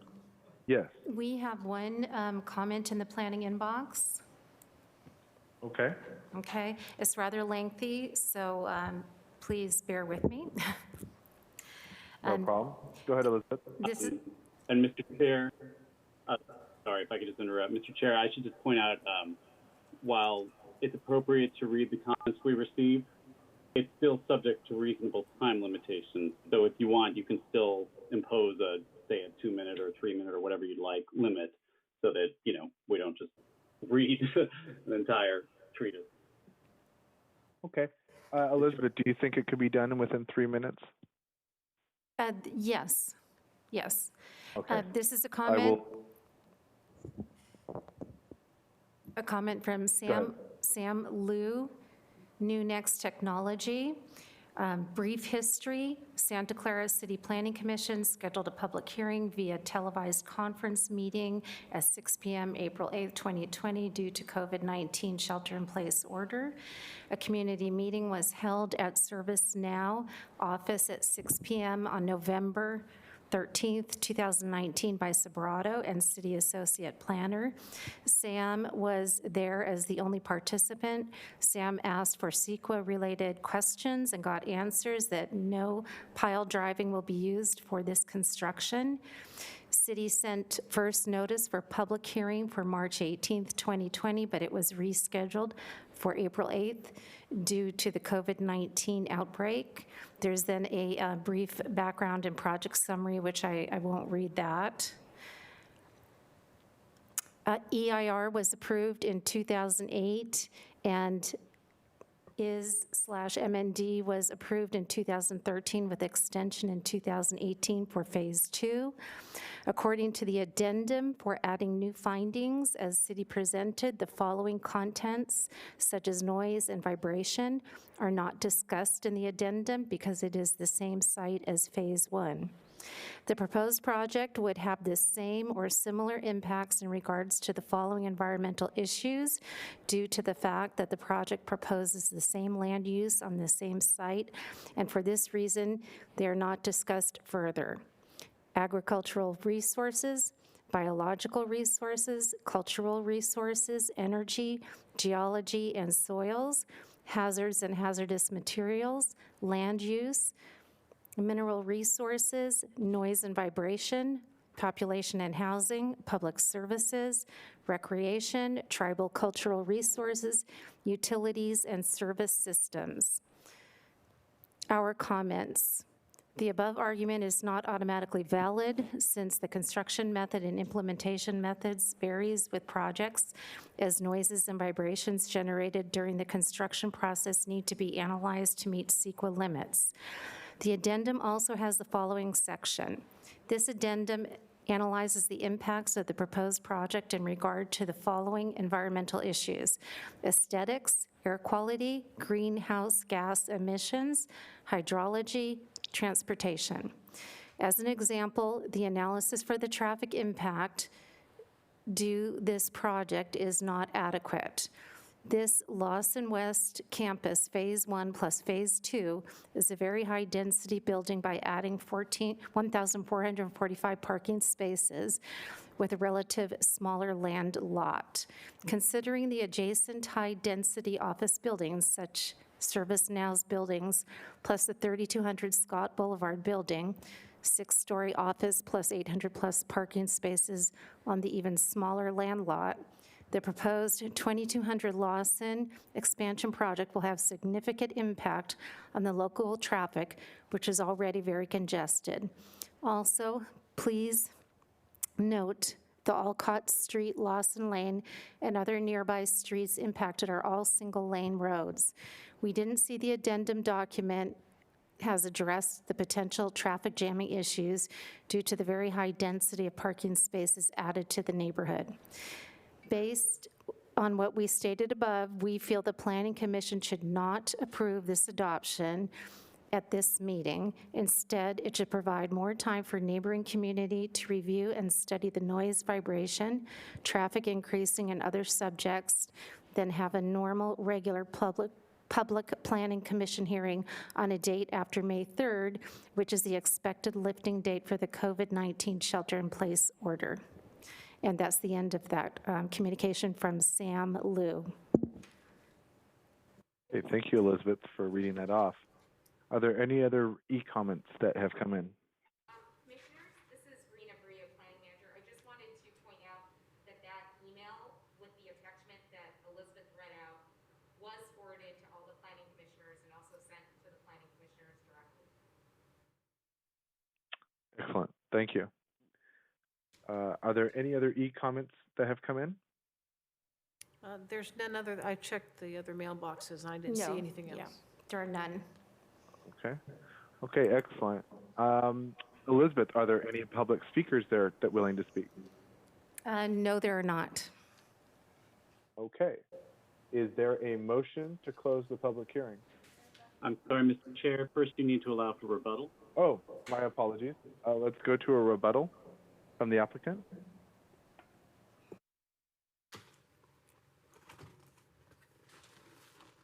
We do not have one. Okay, thank you. All right. Is there a motion to close the public hearing? Motion to close public hearing. Second. Okay, we have a motion on the floor by Commissioner Kelly and seconded by Commissioner Jain to close the public hearing. Elizabeth will then be asking us for our votes individually. Commissioner Kelly? Yay. Commissioner Ikezi? Aye. Commissioner Jain? Yes. Commissioner Saleme? Aye. Chair Becker?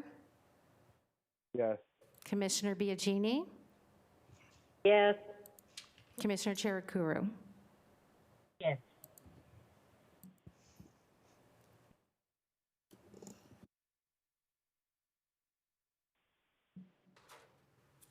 And that passes unanimously. Okay, let's move on to deliberation. I have first Commissioner Jain.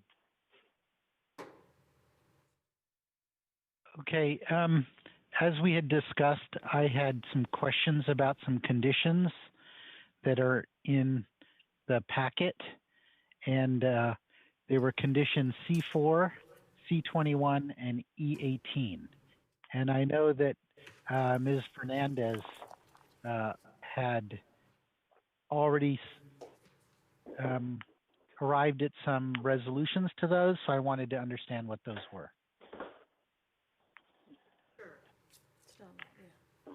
It's on there. I got it, yeah. Okay. I'm going to take them as they were, as you prepared them in your email, so as I don't miss any. So we might jump around a little bit in the conditions, but like I said, I don't want to miss any of your comments. One, you had this is regarding C21, which states, the total parking required for the project as shown on the development plan shall incorporate 6% of the parking spaces with EV charging facilities. 9% of the total parking spaces must be pre-wired for future electrical charging facilities. You had recommended that the language be,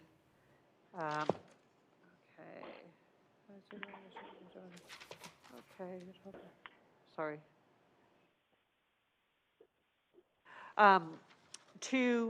Sorry about that, to insert after 6% of the parking spaces with 40 amp L2 EV charging facilities and an additional 9% of total parking spaces must be pre-wired for future L2 electrical charging facilities. I've spoken with the applicant, and they accept the L2 level 2 EV charging facilities, but they believe that they're not sure about the amperage that those charging facilities take.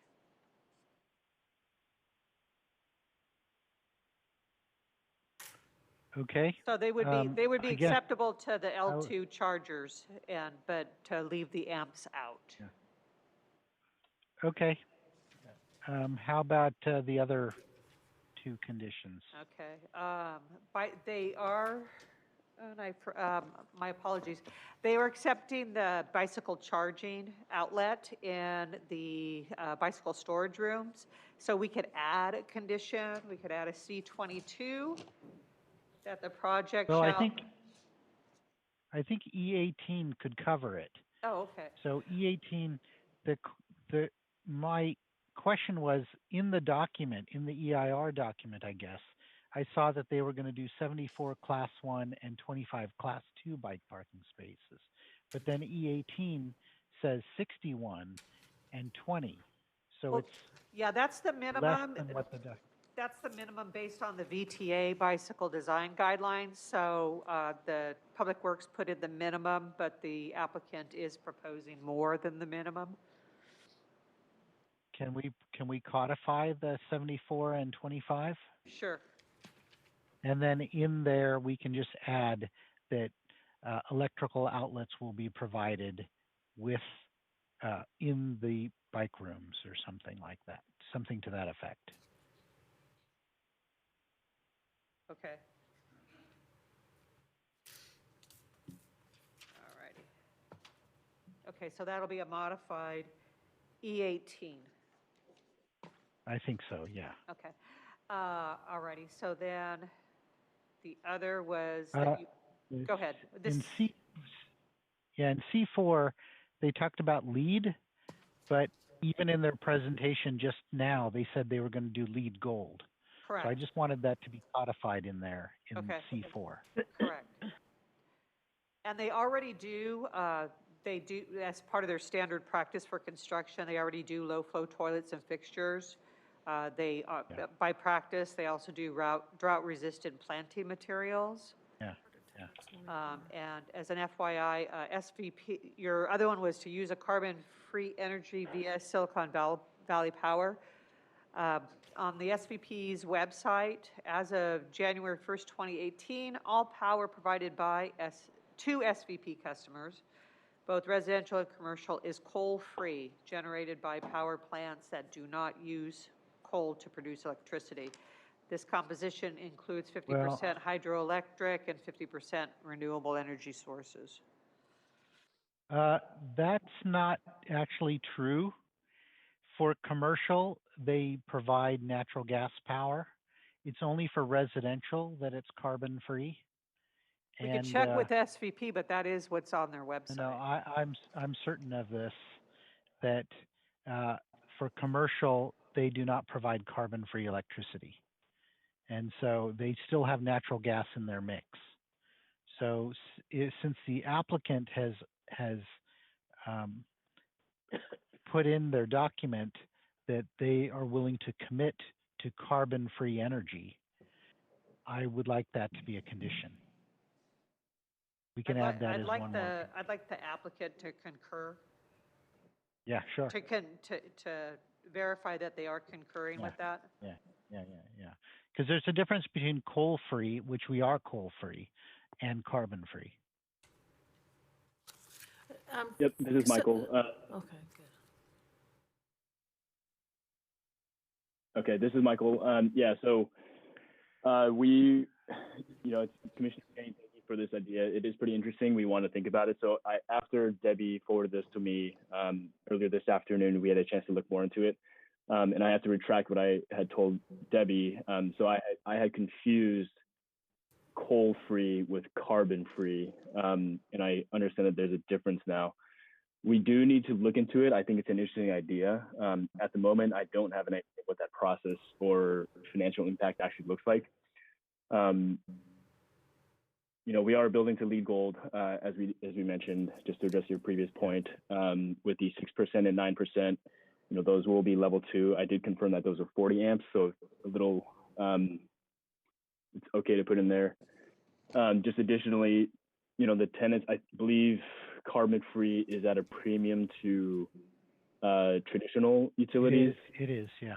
And yeah, we just understanding that the tenants are actually the ones who will be paying the operating costs. I don't want to commit to it before understanding the impact of it, but it is something we can look at. Okay. I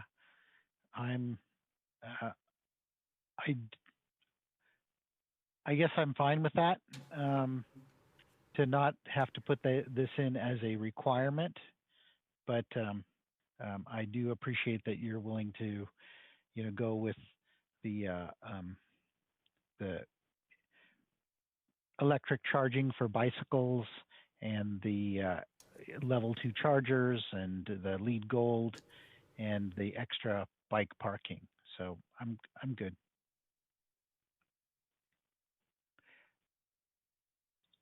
All right, is that it, Commissioner Jain? Yes. Okay, thank you. All right, next we're going to go to Commissioner Biagini.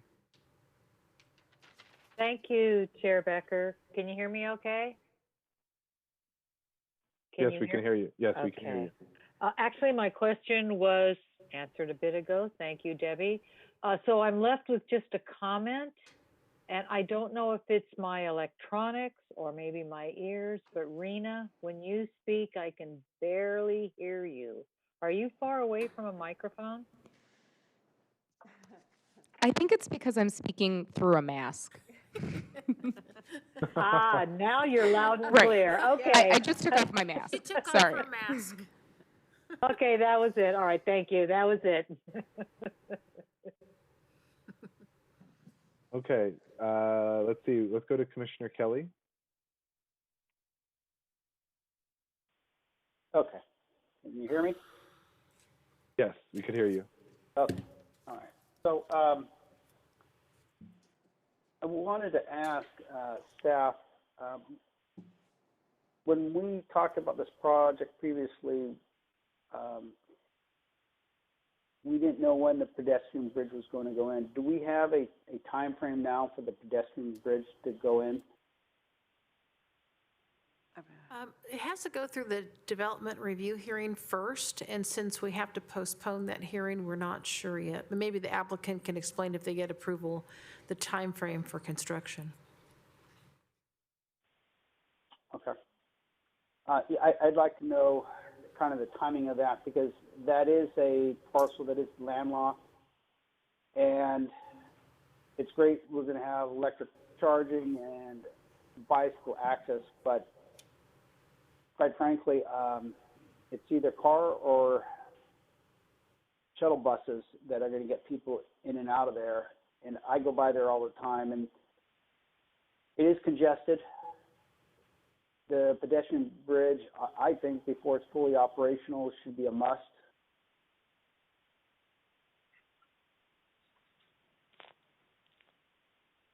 Sure, this is Michael.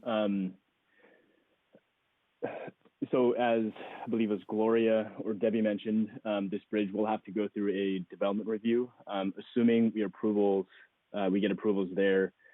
The other side of that is the condition of approval is that before the second building is occupied, the bridge will also need to get basically government sign off as well.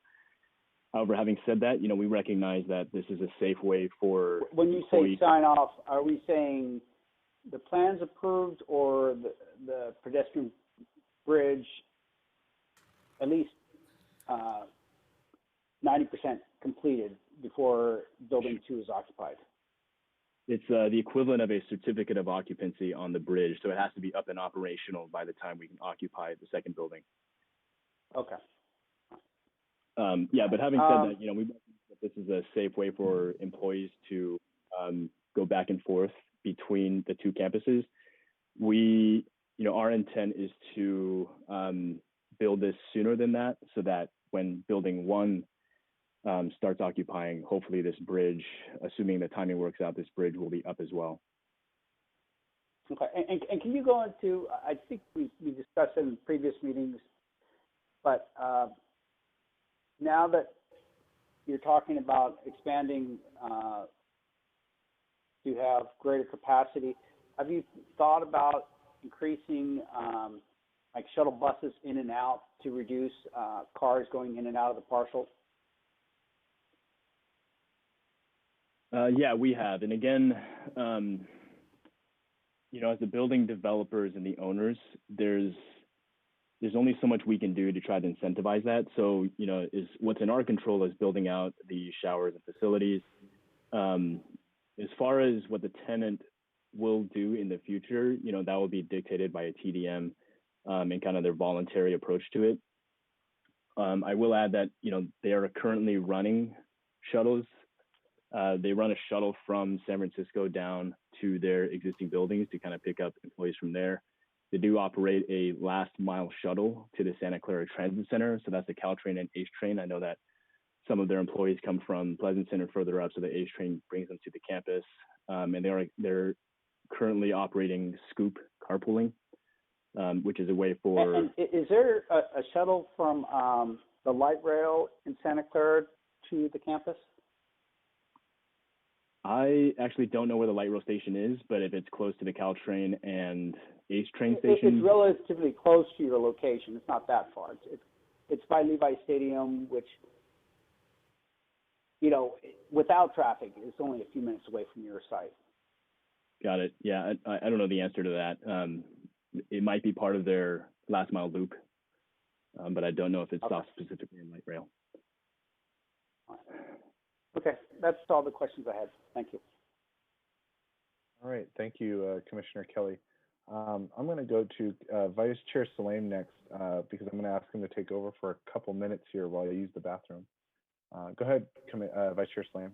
Did we vote on that? Okay, all right. I just had a couple comments, really, not as much questions. I wanted to point out to people that take notice of the fact that they've gone ahead and included the artistic treatment on the garage, even in the extension around the corner. I mean, a lot of places wouldn't take that extra step, but it's very consistent, and it really does seem to match the proposed aesthetic that we were looking for all the way back when I looked at it as part of the architectural committee.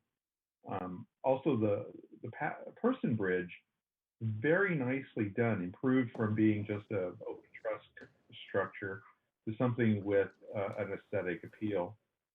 And finally, the other thing to note is the addition of the temporary parking for like Lyft and Uber drivers and drop-offs that is convenient for the people getting on and off those services, but also it's not creating havoc around visitor parking in the parking lot, which would add more time and energy to someone trying to just do a quick pickup or drop off. So some of the new things that are going into this are actually improvements and extensions of original improvements that I think the developer has done a really good job on, and I'm hoping that people will take that into consideration. So I don't have anything to add. Do we want to see who else needed to speak? It looks like Commissioner Ikezi was still waiting. Yes, thank you. Thank you, Vice Chair. I would like to make a proposal and see what my fellow commissioners think, which is about the transportation demand management. I mentioned during the applicant's presentation that some of the TDM measures that the applicant and the tenant, well, hopefully the tenant, are thinking of are a lot of it is soft programs that doesn't require specific facilities like shower and bike parking.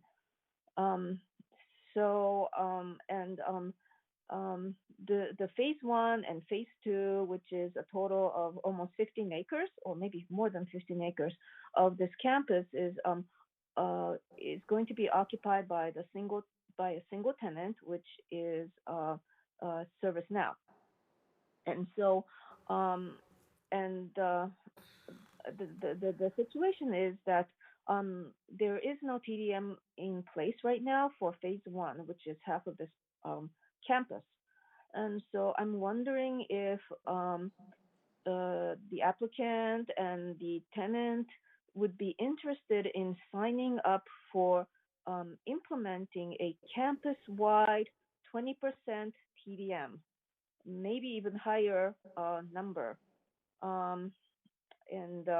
Because it sounds like ServiceNow already has a lot of things, a lot of carpooling and shuttle and other services, other measures for reducing travel miles anyway.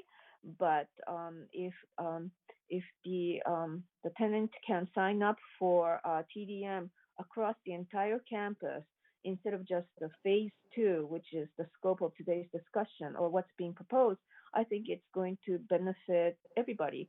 Of course, the city, but also the tenant as well, because I mean, we all need to do everything we can to limit traffic. So that's what I propose, and if my fellow commissioners are interested in asking the applicant for this, then I'd like to hear from my fellow commissioner and of course from the applicant. Thank you. Thank you, Commissioner Ikezi. Let's go to Commissioner Biagini. Thank you, Chair Becker. So, Commissioner Ikezi, the reason I raised my hand was a little bit different, but let me start by saying I like your idea. I would definitely like to hear what the applicant and ServiceNow has to say about that. That said, let me just do a quick reason why I raised my hand. I too want to thank Subrato for, as a member of the previous Architectural Review Committee, for doing something with the garage that doesn't make it look like a stale, ugly garage, frankly. I like the fact that they did something that kind of is a little unique and a little interesting. So that was my comment, but to your point, Commissioner Ikezi, I think it's an intriguing idea. I'd like to hear what the others have to say. That's all. Okay. Thank you, Commissioner Biagini. Commissioner Jain. I really do like Commissioner Ikezi's suggestion. What I would like to hear from the applicant is how much VMT reduction do they already have on the existing campus? Do the phase 1, just to see how much of a stretch that would be to get to 20%.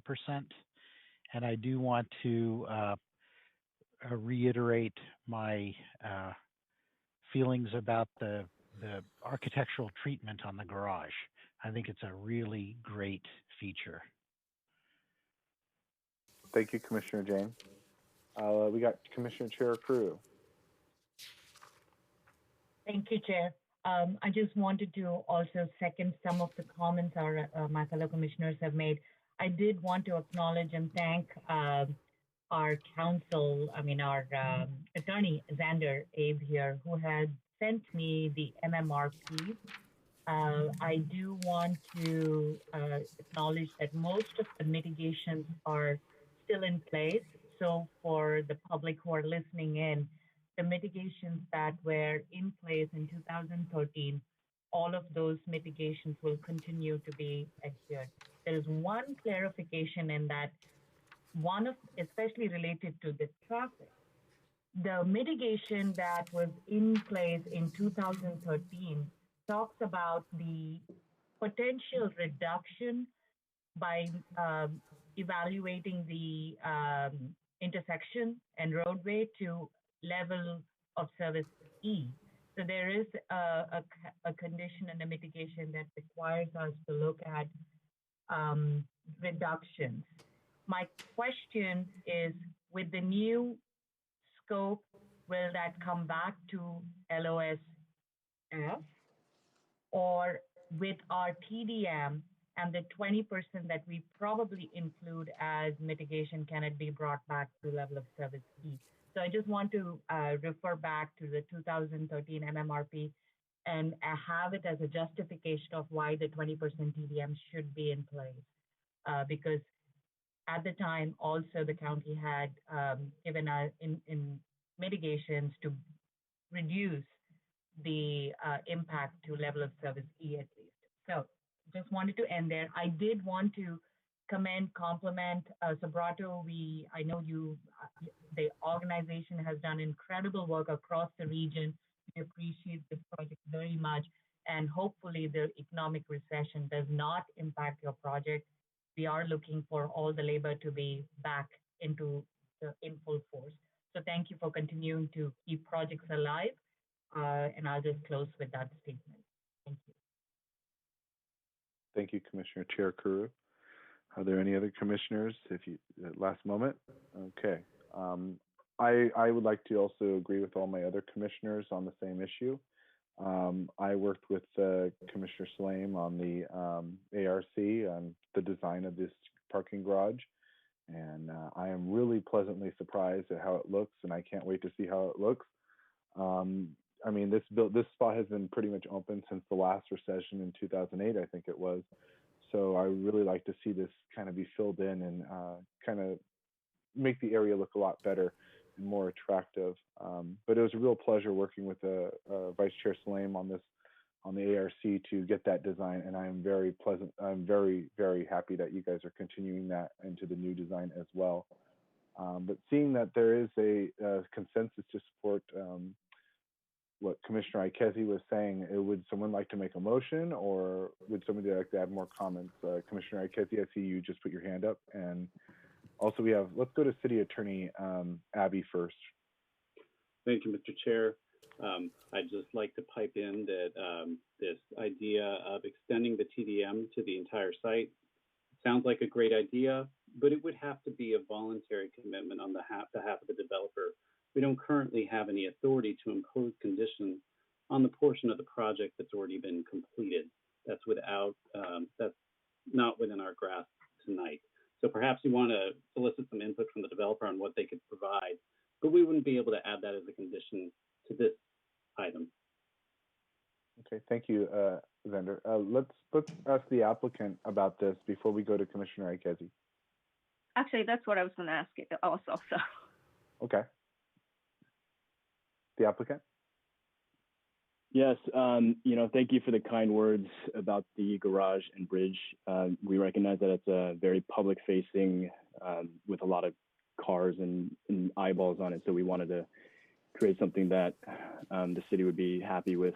And I'll make a couple points about the current proposal. I'll reiterate that as a developer and building owner, we are responsible for the design and the building. We can build the infrastructures and suggest the programs to give employers the ability to give options to their employees, but ultimately the tenant will be the one responsible for implementing the TDM programs.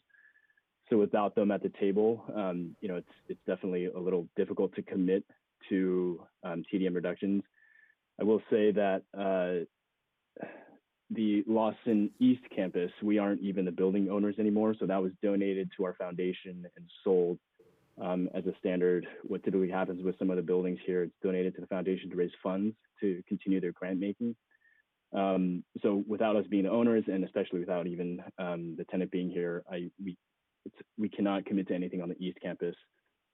As for the West campus, our condition actually states a 20% VMT reduction, 10% of which minimum has to come from a TDM. We reiterate so that with the LEED Gold production, we're actually building, Commissioner Jain, this is a point for you. We're going to 102 bike walkers. That's just to get the LEED point there. So we are going in excess of the 74 number there. And I'll say that given the project's location, it's a little further from transit and basically being in Island. I'd say that the 20% is, we'd have to go back and look at it, but I hear that traffic is a concern with this city. So I think we'll commit to 20% via TDM, and we'll work with the tenant to achieve this on the West campus. Great, thank you. Commissioner Ikezi, do you have any more comments to add? Yes, I do. So I'm wondering if how my fellow commissioners feel about going to 25%, because that's what we're asking with from other applicants for campuses of this size. I think that's the benchmark these days. And if the applicant is unable to commit to anything today, which I completely understand, then I would like to attach this requirement to the proposal or the recommendations we're making to the council, and to have to ask the applicant be ready to comment on this when this issue is taken up at the council meeting, because ultimately that's where this the final decision is going to be made. So to reiterate, I am interested in 25% TDM for the Campus West, and to ask that the applicant be prepared to discuss this at the council meeting, and to also discuss with ServiceNow, who is going to be taking this building, on whether they'd be interested in signing up for additional TDM or the new TDM for the first phase of the project. Thank you, Commissioner Ikezi. Question to our city attorney. Are we allowed, because I remember what you were just saying, are we allowed to even ask for 25% without them really giving into it? Yes, you can for the new development. Oh, we can. For the new building. Okay. And for the old part, I'm just asking to the applicant to discuss it with ServiceNow, because ServiceNow wants to expand, and they're already doing a lot to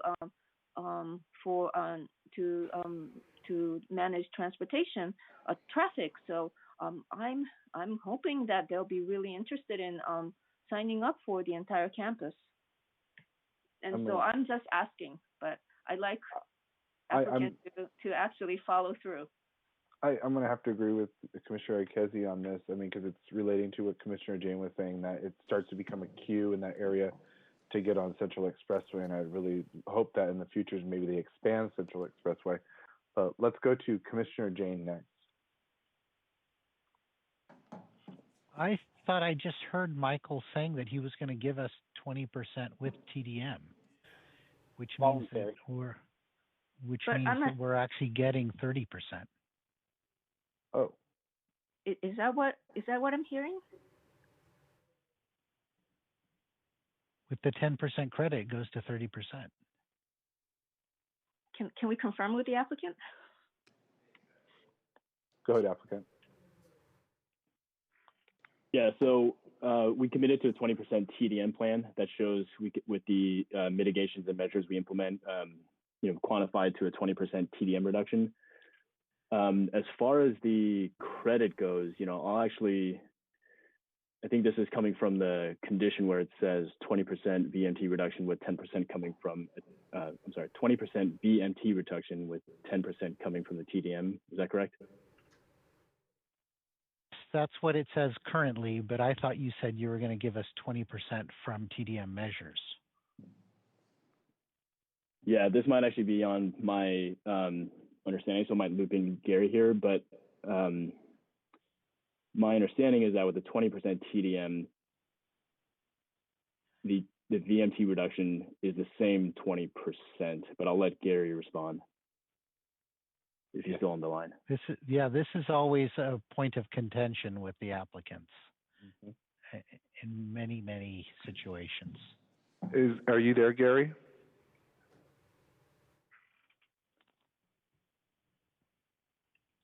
Hey, let's give him 10 seconds. Maybe he'll figure out the mute button.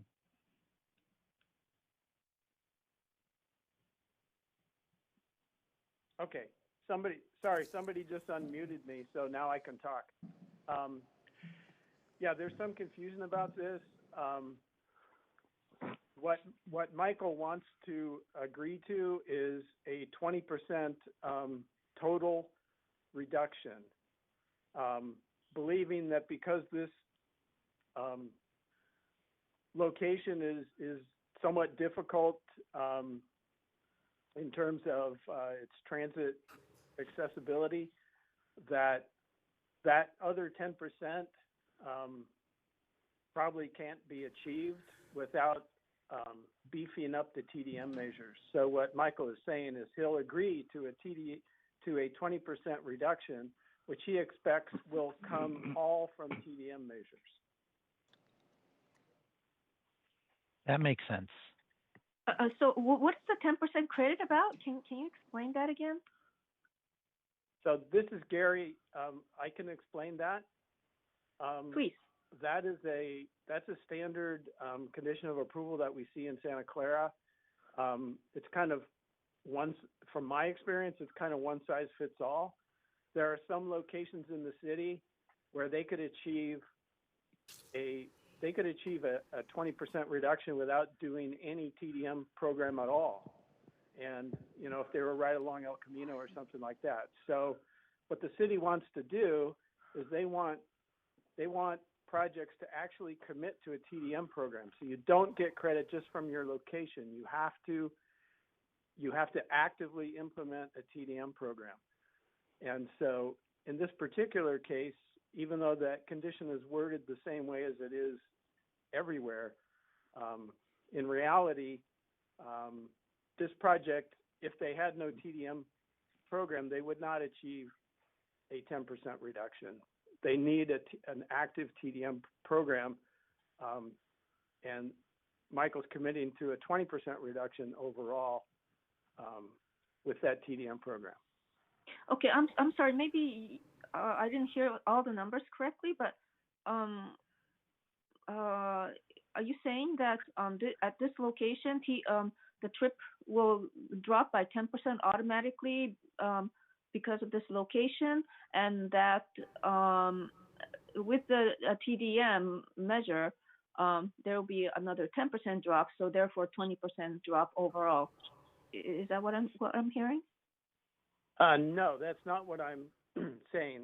I'm saying at this particular location, I don't think you would get any drop without a TDM program. So any drop you're going to get here is due to the TDM program.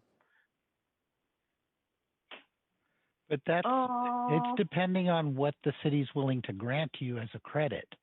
If this facility were right on El Camino, you'd get an automatic 10%.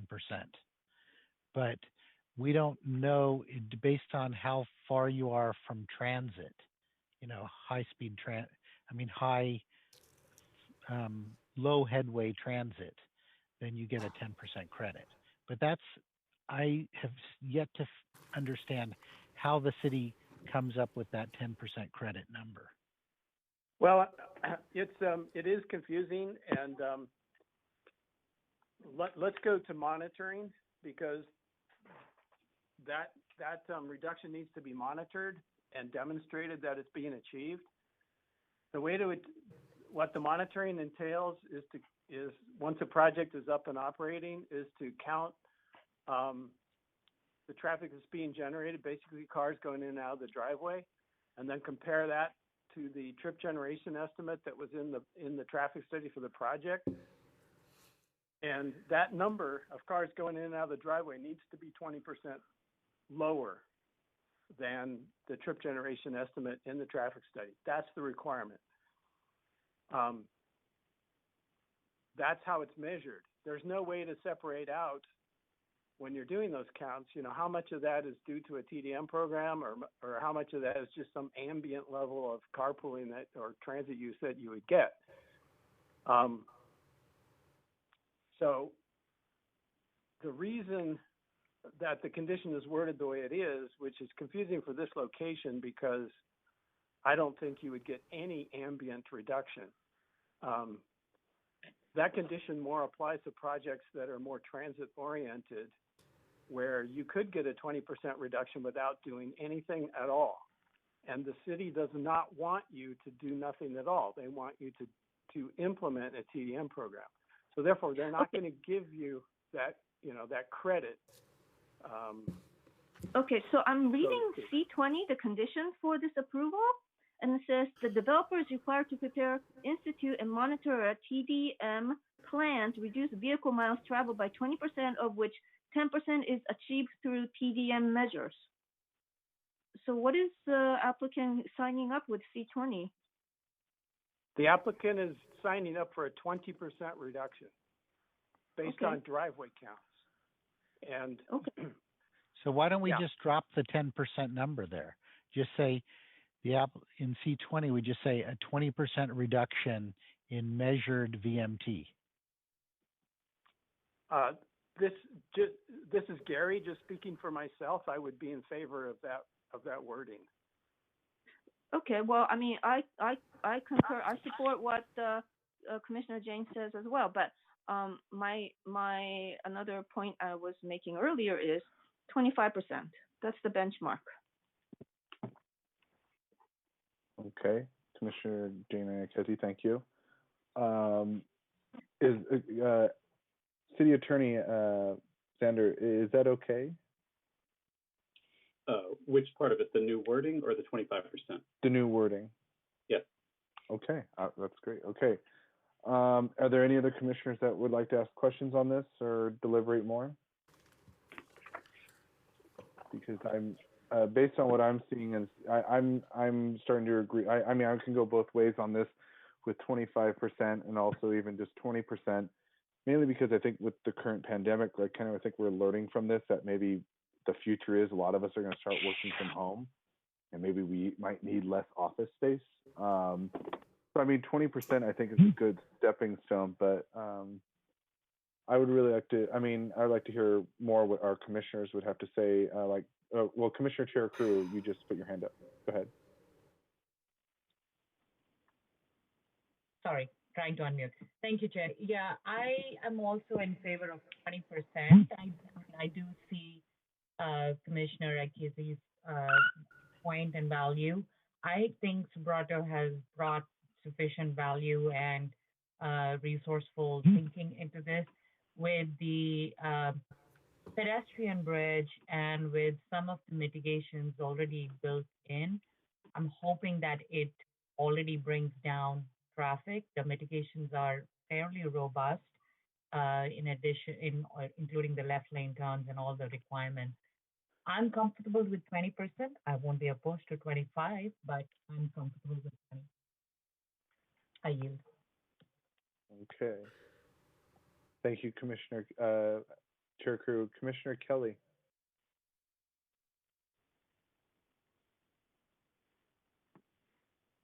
Commissioner Kelly, I'll give you 10 seconds. Yeah. Okay. Just real quickly, I just wanted to say, because it is landlocked, until we have like shuttle buses that are like self-driving that can take people from the train station or the light rail to that site, I think 20% is what is reasonable at the present time. Okay, thank you, Commissioner Kelly. Commissioner Ikezi. Thank you. I like this project. I think it's a very good project.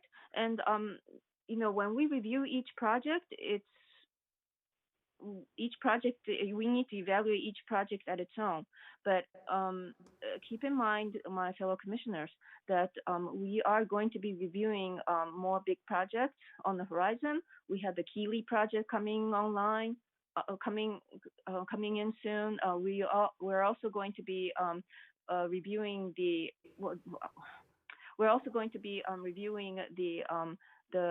related project, and so I think, you know, it would be best for us to think about, you know, what kind of traffic mitigation we want to achieve across the city. And I think it's important for the Planning Commission to set the standards and work toward reducing the traffic.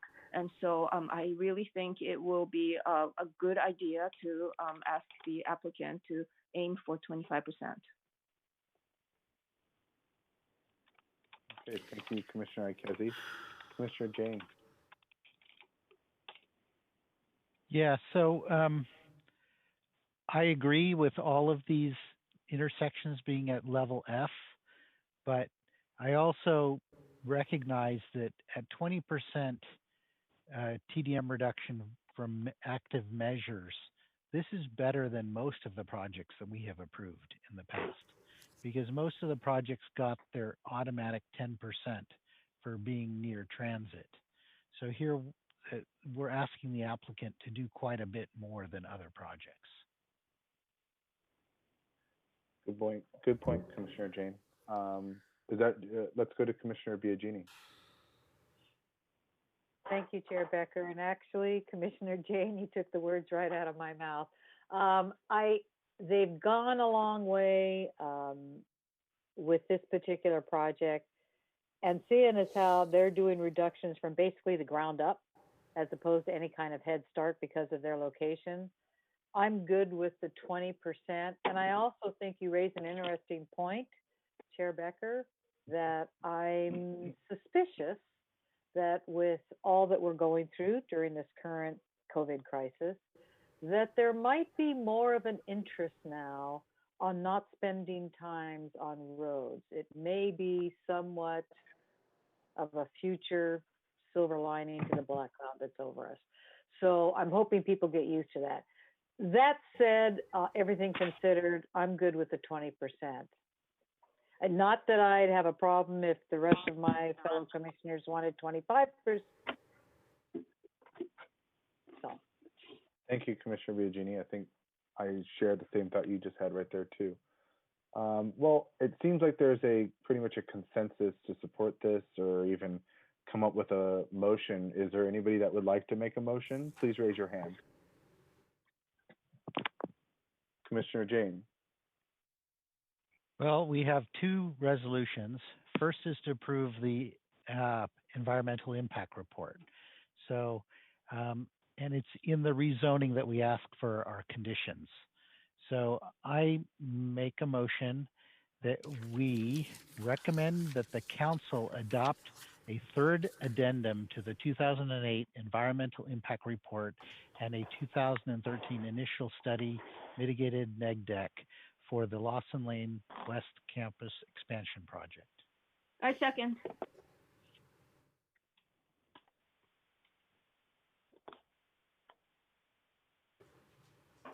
Did you get that motion, Elizabeth? I did, yes. We'll do a voice vote. Commissioner Kelly? Okay. Yes. Commissioner Ikezi? Aye. Commissioner Jain? Yes. Commissioner Saleme? Aye. Chair Becker? Yes. Commissioner Biagini? Yes. Commissioner Cherukuru? Yes.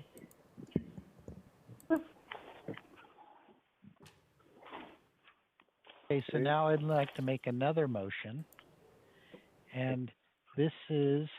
Commissioner Jain, hold on one moment. Okay. That passes unanimously, 7-0. So let's go on to the next one, which is Commissioner Jain. Go ahead. So I would like to recommend that the City Council approve a rezoning of the property located at 2200 Lawson Lane, Santa Clara, from planned development to planned development, with the following changes to 4 conditions that are in the current document. The first is C21, which will read as follows. The total parking required for the project as shown on the development plan shall incorporate 6% of the parking spaces with 40 amp L2 EV charging facilities. An additional 9% of the total parking spaces will be pre-wired for future L2 electrical charging facilities. That's C21. C4 will just be modified to add the word gold after lead. E18 will be modified to say minimum of 74 Class 1 and 25 Class 2 bicycle parking spaces, knowing that they're talking about 102 bike lockers. And then C20 will be modified to just say that the measured TDM reduction will be a minimum of 20%. Second. Okay. I was going to second, but That's okay. I'd like to propose a friendly amendment to the motion. Okay, Commissioner Ikezi, hold on really quick. Elizabeth, did you get all that for all that what Sudhanshu just said? Just want to confirm, thank you, Chair Becker. So is approving recommendation number 2, which changes to 4 conditions, C21,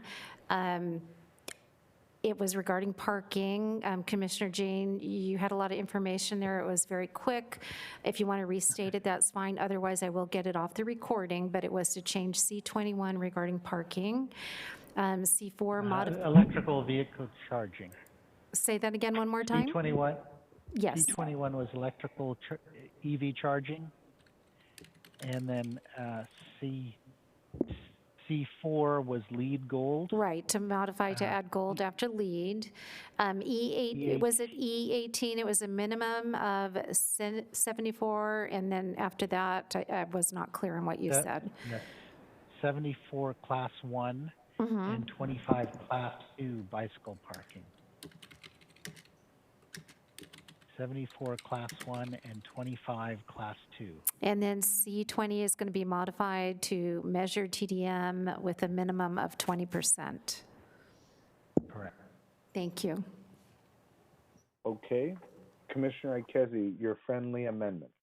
Yes, and to recommend to the council that the city ask the applicant to implement the 20% TDM across the entire campus and not just phase 2, with an understanding that this is a request and not a requirement, and that I would like to ask the applicant to consider this and be ready to talk about it when this project comes up in front of the council. I'm fine with that. All right, Commissioner Jain is fine with his friendly amendment. Did you get that? So am I as the Elizabeth? I did. Was this seconded already? Yes, Yes. by Commissioner Second. Biagini. Okay. And I'm fine with the friendly amendment. Okay, one moment. All right, so we have on the floor a motion by Commissioner Jain, seconded by Commissioner Biagini.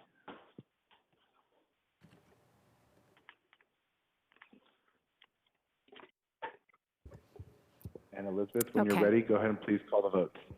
Commissioner Kelly? Yes. Commissioner Ikezi? Aye. Commissioner Jain? Yes. Commissioner Saleme? Yes. Chair Becker? Yes. Commissioner Biagini? Yes. Commissioner Cherukuru? Yes. Okay, let's give that a moment.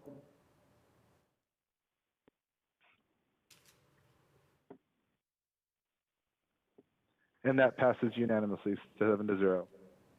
Congratulations on your project. Okay. Thank you.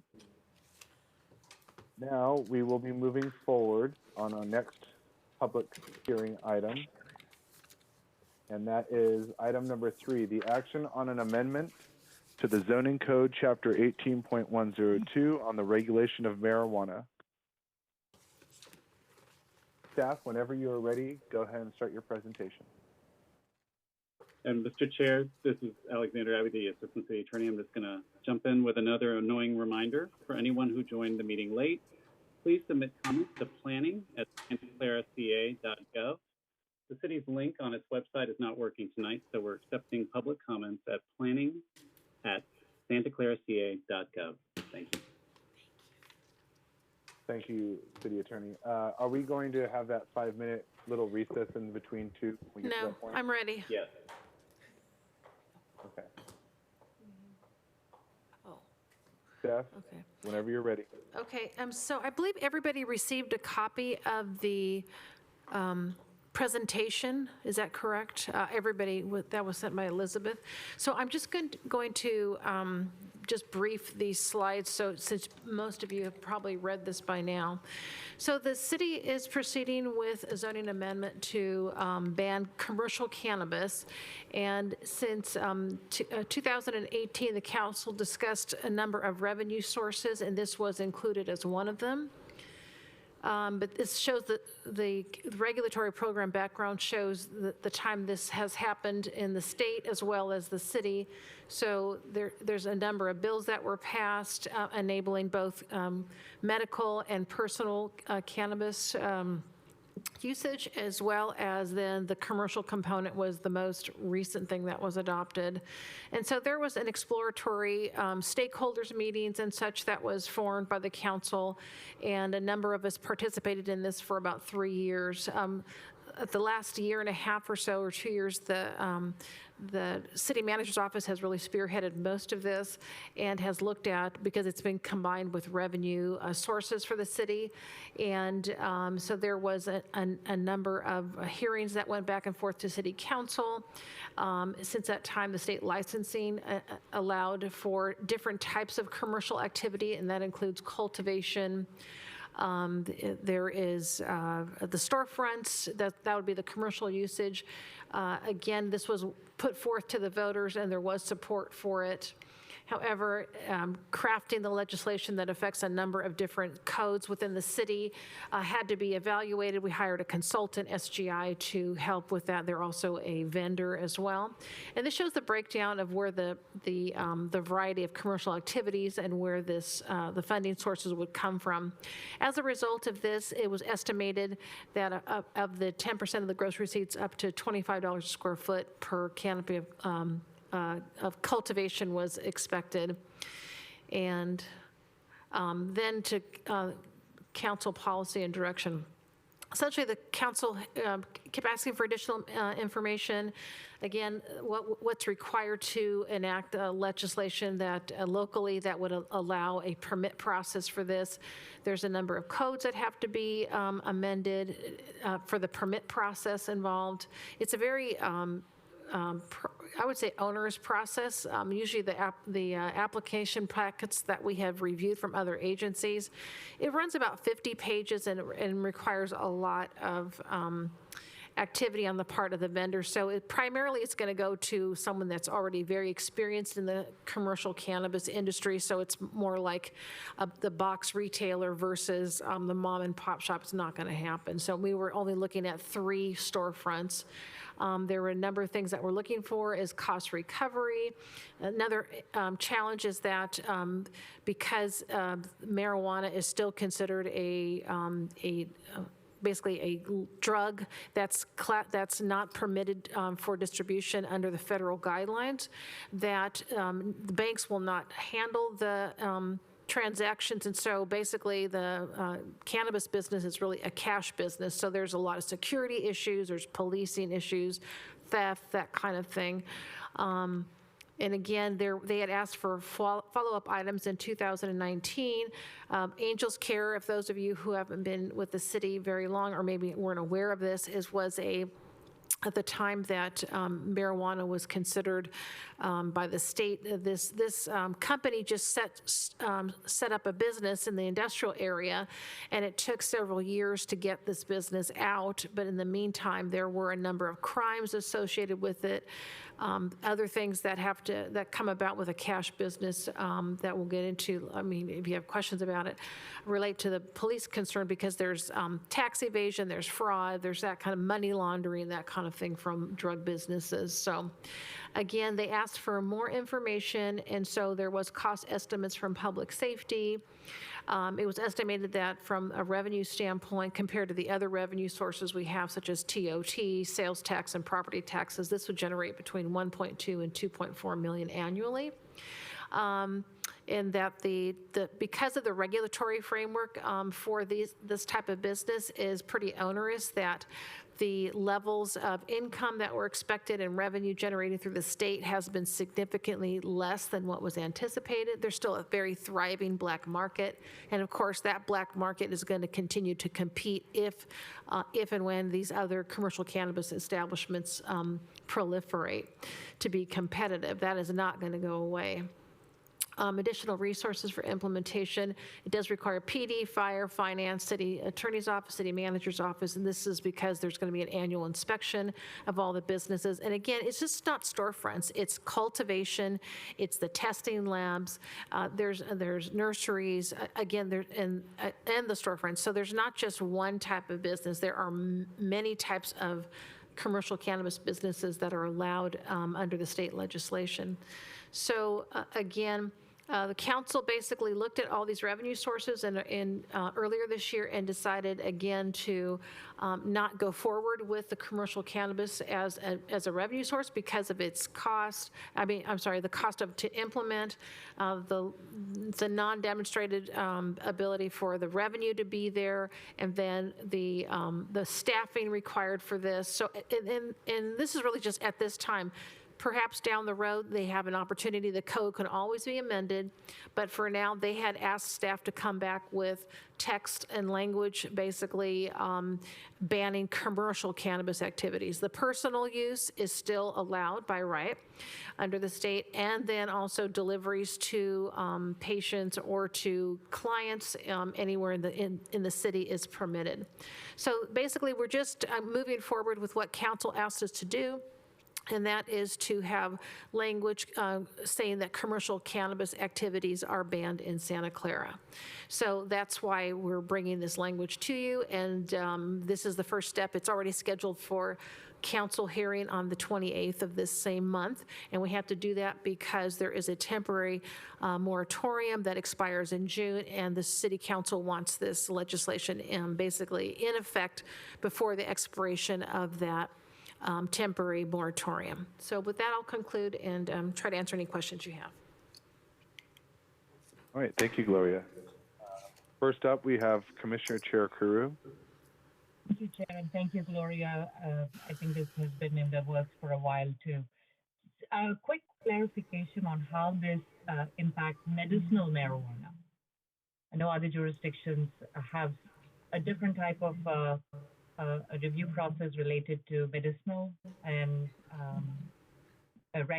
doctor prescribed marijuana. Okay, so ever since the second round of legislation allowing for personal recreational use of marijuana, those two laws got combined between the medical marijuana and the personal use. So they don't distinguish between the two, and you don't need a medical card anymore.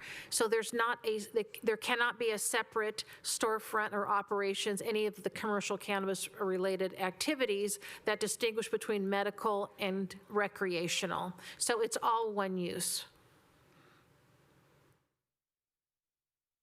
So in a sense, this is assuming that even if it was medical marijuana, that would not be able to be established as a new commercial venture. No, you cannot distinguish under state law currently between the two. Got it. Okay, thank you. Thank you, Commissioner Cherukuru. Commissioner Biagini. Thank you, Chair Becker. I have a few questions about this, and they're not necessarily in order. I think first one, Gloria, goes to you. I understand that's been like a big business. A lot of people talked about it. It can be controversial. I also understand that there's a lot of interest in consideration of the time coming that some of the light industrial properties that we have in the city would probably be a first consideration should we ever get a cannabis dispensary. My question goes to this. Is there anything in the books right now that would, with regards to the light industrial area, that would somehow maybe restrict how that area might be developed that would adversely affect any cannabis dispensary even going in? No, not that I'm aware anything would prohibit that. It would just, at the time we were looking at amending the zoning codes, and we actually got that far at the time, the activity would be allowed in the industrial area. The only thing we had was restrictions in terms of the proximity to schools. I think there's daycare centers, that kind of thing. But other than that, the standard industrial operations would not have an issue. Okay, I've been kind of curious about that. And then I have a couple others. Obviously, this is an industry that's heavily regulated, as it should be, site enforcement and the rest. But I'm also a little concerned about the budget, especially under the current COVID pandemic. With the requirements that will be placed upon the police department, do they currently have the capacity, if you know the answer, to provide the necessary protections and enforcement that would cover a cannabis dispensary? Because I know they're pretty tight. Right. It involves manpower. Yes, exactly. Does Santa Clara PD have that capacity? At this time, the answer was no. That would have to be an increase in full-time employees, and I did provide a link to that report by the police department to the Planning Commission, and so that would all be new staffing. So there is definitely not the capacity other than the normal situations that come up, that there is, narcotics there's a traffic stop or something like that, or someone's under the influence. They deal with that on a daily basis. But to try to regulate the variety of commercial activities, and then the impending, kind of copycat businesses that would not be regulated is another issue. So when the medical marijuana first was approved by the state, we did have a number of people thinking that it was allowed by right, and that there was things popping up all over Santa Clara as well as other jurisdictions. And so that took some time to rein that in, and that required a lot of police force action. No, I appreciate that, and I definitely appreciated the report you gave us, because that told me, that's why I asked the question. Okay. That told me there's hiring, staffing, that Yes. we'd have to probably ramp up, especially now. Yes. I have one last question. Is somebody wanting to say something? I have one last question. Sure. So is this something that down the road, because I do have concerns about those that have a need for medical marijuana, is this something that we can revisit down the road should we get to a point to where we can staff up for the police department? There's an interest, which I'm sure there is out there, to build something in Santa Clara. Is the fact that if we were to take action to approve this ordinance, is it something we could reverse later on when conditions were better? Yes. There is a provision actually in the zoning code under amendments that the code can be amended at any time, as well as the other city codes. So again, we're just making it clear that at this time, because we don't have all the functional pieces in place, and there's other avenues being explored for tax revenue. And again, the COVID-19 pandemic puts a whole new spin on everything that's being considered. It's just, for right now, it's just not a strong revenue source to pursue further. And again, depending upon the required staffing of the police is one of those components.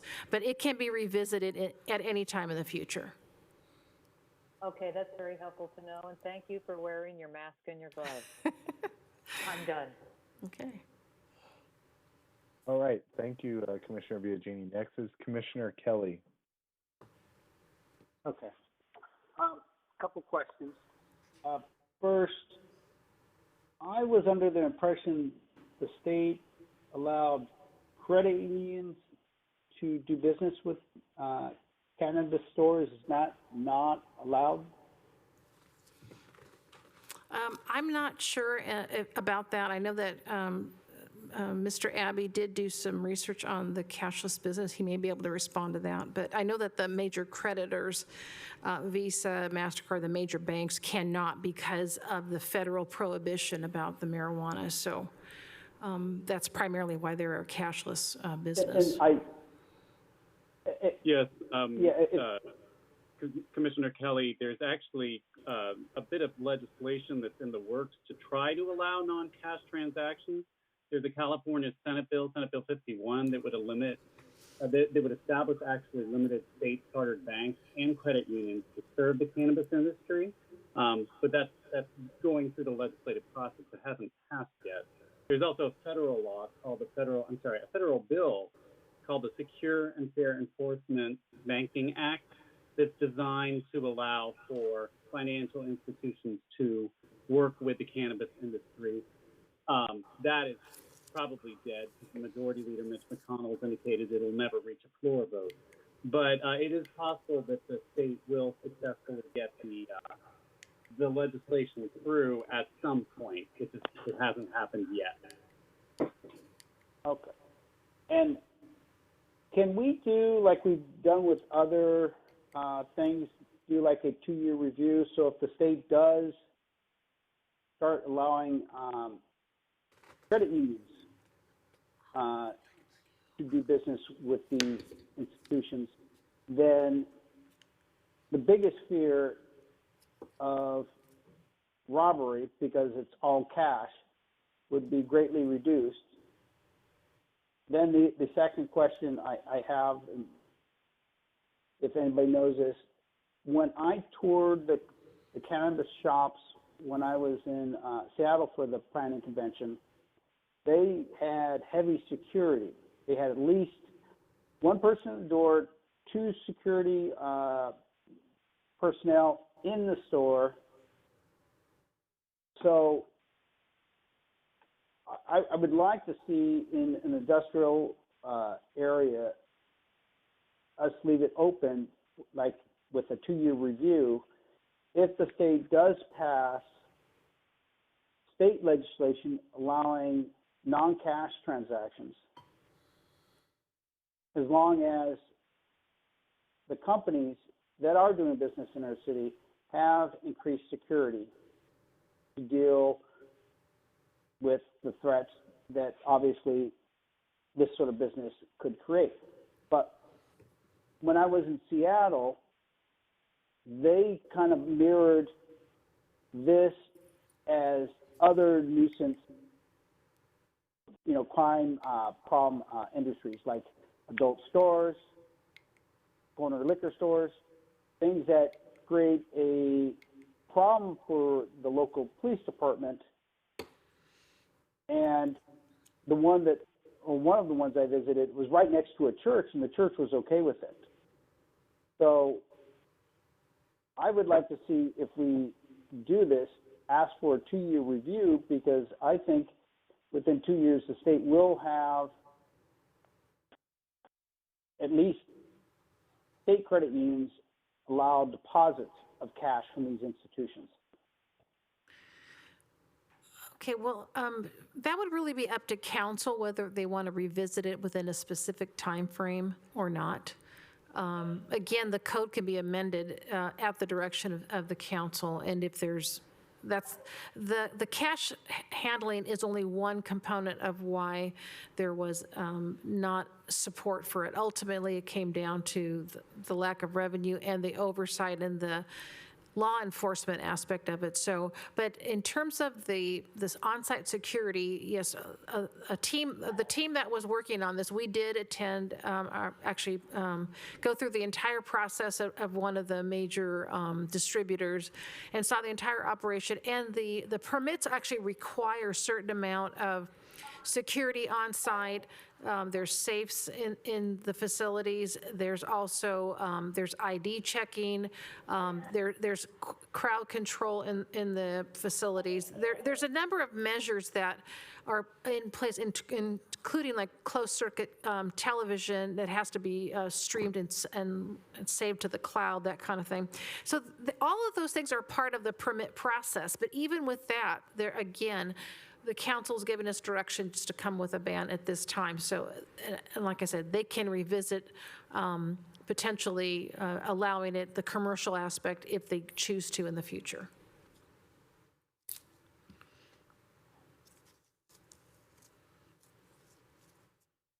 Is that all, Commissioner Kelly? Can we ask for a 2-year review? Yes, you can make that part of your recommendation.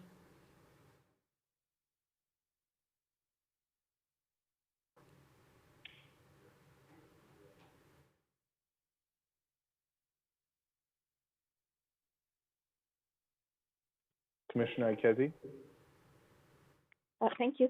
I wanted to understand what the state law says So if we ban the commercial activity in Santa Clara, we're not gonna be, that's not gonna go against the state law. It only says that the localities can adopt basically legislation that permits commercial storefronts. Right now, you're not mandated to do it. The personal use has to be allowed for every person. But again, the commercial is an elective, and you have to have regulations in place at the local level. Okay, thank you. And if I could just add, yeah, I agree with Ms. Shara. The state law expressly allows us to completely prohibit commercial cannabis, except they did establish a regulation the last couple of years that gives cannabis companies the right to deliver to a physical address within a city that has prohibited commercial cannabis. So actually, there's a slight change we're making to the ordinance. You have the entire chapter before you, but because we wanted to change all the references of marijuana to cannabis, but we are changing the verbiage of which is section 030. Previously, it said that marijuana deliveries originating in or terminating in the city are prohibited. And because of this state law, we are going to now make it say cannabis deliveries originating in the city are prohibited. But because of the state law, we have to allow deliveries terminating in the city, at least until some litigation that's going on over the state law is completed. So all of that's just parenthetical to say there's one small area where we are required to allow a little sliver of commercial activity. Understand. Thank you very much. Okay, thank you, Commissioner Ikezi. Commissioner Jain. Yeah, so I am extremely concerned about the budget deficits. We're already projecting deficits for a number of years. And now with this recession and all the expenses of COVID, I'm very concerned about city budgets. What I see is that the police costs would be $530,000 for 2 full-time equivalent positions, and that's to cover only three retail dispensaries. So effectively 2 people for 3 dispensaries seems a little excessive, but that's what the police department recommended. Now, Measure M was very clear. It said that 76%, more than 76% of Santa Clarans were okay with marijuana or cannabis in Santa Clara. So I understand that there is a shady aspect to this business, particularly because it's a cash business. But so I did some research, and I actually talked to a guy that handles credit cards. So the first thing is that Visa, MasterCard, Discovery will not support a dispensary. They just will not participate in that. Turns out you could use a debit card in a dispensary with no problem right now. That's considered a peer-to-peer transaction, just like Venmo, and Venmo's allowed. So it turns out that this company, Shift Processing, they act as a third party, and they handle true credit card transactions. So 100 dispensaries in California currently use Shift Processing to do credit card transactions. It's just not the dispensary is accepting the credit card, it's this third party that's accepting the credit card. So that, I think if we were to do this, I would like to see us say no cash, no, cash be allowed. It'll only be debit cards and credit cards, and that gives us an audit trail, and it gives us the solves from the issues of people having to carry large amounts of cash around and so on. So that's sort of my recommendation. And there is a way to do it. Shift processing, they charge 7%, whereas regular credit cards charge 3%, but it is a way to do it. And I think that given that our deficits are the way they are, this sort of makes sense to me. And the other thing is San Jose permits all kinds of other businesses. They permit growing, testing, wholesale, manufacturing. That's a lot of employees and a lot of stuff that the police have to manage. But if we only allowed retail dispensaries, 3 of them in the city, that would reduce the burden on the police, and it would be a fairly good money generator for the city. You know, from what I see, it would be at least $1 million a year. That's what I had to say about that. That's what I had to say about it. All right, thank you, Commissioner Jain. Vice Chair Saleme. It's been long. I can't remember what I was going to say.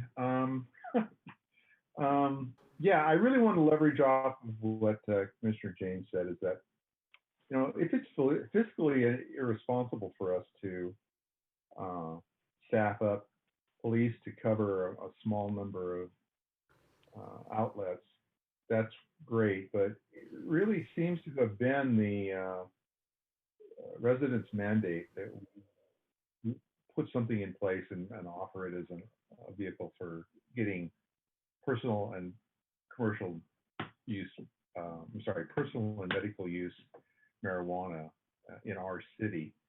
I understand the police reports, but I didn't see in there any direct comments or comparisons from other cities that have successfully deployed and implemented the process. Like, has San Jose offered their specific budget and manpower loading and all the other things that we've estimated, but have they actually provided actual numbers to corroborate what we've estimated? Maybe I missed it. I'm sorry. There's tons of stuff to go through in the last day or two, but I'm hoping that we can consider this a short-term ban and really revisit it in less than 2 years. I was hoping we could revisit it again next year or in 18 months instead, because things are changing pretty quickly, and I don't see us as being up to speed on supporting it, as well as taking advantage. I hate to use the word taking advantage, as well as us benefiting from the financial aspects, because it's not illegal. So why are we preventing people from opening stores? It's like saying, you know, we don't like carburetors, so we're going to ban the sale of carburetors. I know that's a poor example, but we should really be a little more open to this as an enhancement to the city's offerings. That's all. Thank you. Thank you, Vice Chair Saleme. Commissioner Cherukuru. Thank you, Chair. My question goes off of Commissioner Saleme's comment to staff. What other cities have taken this kind of an action where they have absolutely banned commercial cannabis? I apologize. I don't know offhand, but I know that other cities in our area were looking at bans of the smaller communities. So it's an option now. And but again, I don't have the actual cities that have the ban in place right now. But there are other cities that have already adopted this. Yes. And that would be good to have as a background. But also, how is the delivery? I know from the county yesterday's board meeting as well, there is still, during the COVID itself, they have required a ban for recreational marijuana. They have distinguished still delivery of medicinal marijuana and have removed that barrier. I might be misquoting here, but I don't know if there is an actual ability to still purchase via the Amazons of the world. I mean, can it still be delivered to my house? Not that I do it, but I'm just asking. Yeah, the delivery is not done through an Amazon type site as far as I'm aware. When we investigated the delivery systems, essentially it's a component of a commercial establishment that has a storefront, and then they have there's a whole, basically, security setup for the car itself. There's ID checked. There's a logging of exactly where it's going. It has to be a verifiable address. That kind of thing. There's ID checked. The consumer has to be there that's actually placed the order. And so it functions like any other, but with a very high level of security. And so they're probably under the same type of regulation as any other delivery service, where there's kind of like this no contact, so that they can, I know some companies are delivering, not marijuana, but other types of pharmacy companies are delivering it to the door, taking a picture of it and texting you at the moment that it's there for you to go get it to make sure that it was delivered. The transaction financially, like I said, the debit card can be used. I don't know how the financial transaction takes place. In the past, it was multiple options, either the cash or the debit card, that kind of thing. But I believe that the marijuana was deemed, or the cannabis, an essential business, and I thought these establishments were staying open during the, subject to the protocols for the social distancing, that kind of thing. So, but I don't know specifically. Yeah. I don't think it's prohibited as far right now, the delivery. No, yeah, you're right. I mean, it is considered essential, but it is not for recreational. That's why I was asking my very first question. They did distinguish between medicinal marijuana and recreational marijuana. No. But you're letting me know that there is no distinguishing under state law. Yes. And there's no need to show, a medical card at the establishments either. They don't ask for them. They're not necessary. But, and just to be sure, I mean, somebody mentioned having lots of cash to do a transaction. You cannot buy gross amounts of cannabis at a dispensary the way you did on the black market. There is a limitation, I believe, of like 1 ounce per day or something for every, so there's that, even that's limited. So the transactions aren't that large. Got it. So two other questions, sorry, Chair. So one, this ordinance will not preclude personal growing of marijuana if a person so chooses.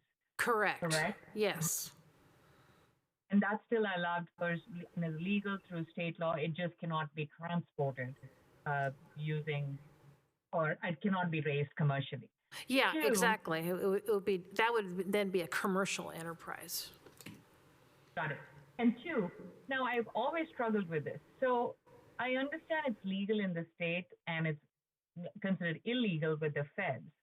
How are individuals able to reconcile? I mean, I understand it's legal because the police won't charge you, but what if it's ICE? Or what if it's a federal agency? What are the ramifications? I've always struggled with this, so bear with me. They have the full authority of the law to basically enforce federal regulation on Class 1 drugs. And any other type of illicit drugs. So they can conduct whatever type of enforcement they want. And that's the risk involved. Yeah. Got it. So even with commercial cannabis clinics, if ICE or Homeland Security were to conduct investigation, they are still subject to federal laws. Yes, it's just a matter of scale. Like, what's more important? You know, a cartel or somebody doing this under a regulation of a city government. So it's where's the Fed's interest in all the drug trafficking that there is? I mean, it's in a few establishments, or is it more the heavy duty, narcotics that are coming in from different countries? Got it. But we've heard instances of ICE even using any amount of excuse for immigration-related investigations. So, I mean, I'm just voicing my opinion. But thank you for that clarification, and I yield. Okay. Commissioner Biagini. Thank you, Chair Becker. So there's three things that come to my mind. So I guess this is more of a comment than anything else. I see the issue for medicinal that I think we should allow it. It's legal. And there are those that rely on it. When it comes to the cash, no cash, the only issue I have with making it no cash is that it seems to me that the older generations, which means older than me, they tend to be cash and carry. They also tend to start falling more into the category of using cannabis for medicinal reasons. So I'm not sure I'm big on making it a no cash that it really works out. Then there's the issue of taxes. I'd hate to see the city lose out. San Jose has a site that's just on the other side of our border. So yes, they can make deliveries to folks that maybe want it in Santa Clara, and they get all the tax revenue. Can't we make something that gives us that revenue stream? But I think what kind of rides on me the most is if capacity for police force. Yes, it's about hiring, but it's building up to that capacity. So those are the things that go through my mind. But one thing that I do feel really a bit strongly about is if we revisit it, I don't want it to wait 2 years. I think we can come back and revisit it much sooner than that. I'm not sure I want to give it a deadline or a timeline, other than I would say 6 months feels a lot better to me than 2 years, depending upon how things play out in our current environment globally with COVID. So that's all. Thank you, Commissioner Biagini. I wanted to go a little off of what you were talking about, and also Commissioner Cherukuru about deliveries. I actually worked at that location, which was the airfield cannabis dispensary on Coleman, when I was in my last semester of college. When working there, I had to be employed through the police department. I was employed through airfield, but I had to go through the police department, San Jose Police Department, to be fingerprinted, background check, the whole shebang, just to get that whole process done to work in the building. And my badge had to be through the city of San Jose's police department. And that, I think, was a major security method, as well as the delivery method is you can go online right now to the airfield website or any other website that does deliver. And what you do is you have to upload a copy of your identification to then be reviewed by the person who's in charge. And then that person then delivers the product to you. And more than likely, they end up using a PayPal-like system or a Venmo-like system, which Commissioner Jain was talking about. So I just wanted to clear that up a little bit on that fact, because I was there before and I was there for the process. And in all honesty, and I've been there before as a person who picks up delivery or has had it delivered to my property. Commissioner Jain? Yes, so I think Commissioner Cherukuru or Commissioner Biagini was talking about 2 years. So we have 4 alternatives in front of us. One is a permanent ban. That's alternative 1. The other one is create a policy framework by June 30th. The other one is extend the ban to December 31st. The other one is to come up with a policy by December 31st. So we do have these other options, and we can just make up our own. There's number 5 is anything we want. So I just want to recommend that I think staff is recommending option 1, but there are these other options. And Mr. Chair, if I could just jump in, that is absolutely true, Commissioner Jain. You can make any of the suggestions to the council. I believe you're reading off the February 20th council report, yes, rather than the April 8th Planning Commission report. The April 8th Planning Commission report has a smaller set of recommendations, which is either just recommend approval of the ordinance before you, or recommend it not, or any other action, which can be the items from the February 20th memo you mentioned. But we only have one ordinance in front of you, which is just basically make it permanent. Oh, I'm sorry. I didn't realize that. Okay.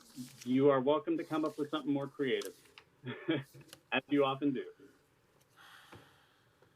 Thank you, Commissioner Jain. All right, Commissioner Cherukuru, you have a comment? I just wanted to point out that we are here because the council opted to ban commercial cannabis at this time. So while I think it's great to come up with other alternatives, I think the council has pretty much decided on where they're going with this. This is just a step along the way for a requirement, but I think the decision is already kind of there. So just my 2 cents. Thank you, Commissioner Cherukuru. So I have a question before we go to, I see Commissioner Kelly here, but before we go to Commissioner Kelly, are we moving on to, after that, do we move on to the public comment where we will have that 5-minute recess? Yes. Okay, and there's no applicant presentation, what do you call it? There's no applicant presentation after this, so, okay. Before you vote, yes, please do have the 5 minutes for public input. Okay, awesome. Let's go with Commissioner Kelly right now. Okay. Basically, I think we should ask for something other than what's being proposed because voters wanted it. It's legal. We need the revenue. I think at the very least we should revisit it in the near future. Okay, thank you, Commissioner Kelly. So we are going to move on to now the public comment. Assistant City Attorney Xander Abbe will once again advise us, and I will repeat it after him. Thank you, Mr. Chair. Yes, just to inform the public, our link on our website for providing public comments is not functioning tonight. So we're asking that any public comments be submitted to the email address on your screen, which is planning@santaclaraca.gov. If you type briskly and get us a comment within the next 5 minutes, we will read it at the end of the 5-minute recess. Thank you. Thank you, Xander. Once again, I will repeat that.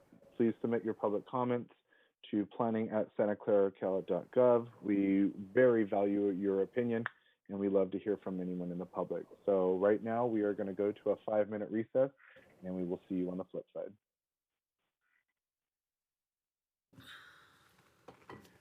So I don't have any public comments on the No, I don't either. planning mailbox or planning commission. You maybe could mention the post-meeting material from the one gentleman, Robertson, or? Oh, yeah, the one Sorry, that. I'm so hot. Are you guys not Yeah, hot? no, This thing is killing me. Yeah, there's the one that. I printed them all. Who has one? We can hear you. Yes, we could hear you.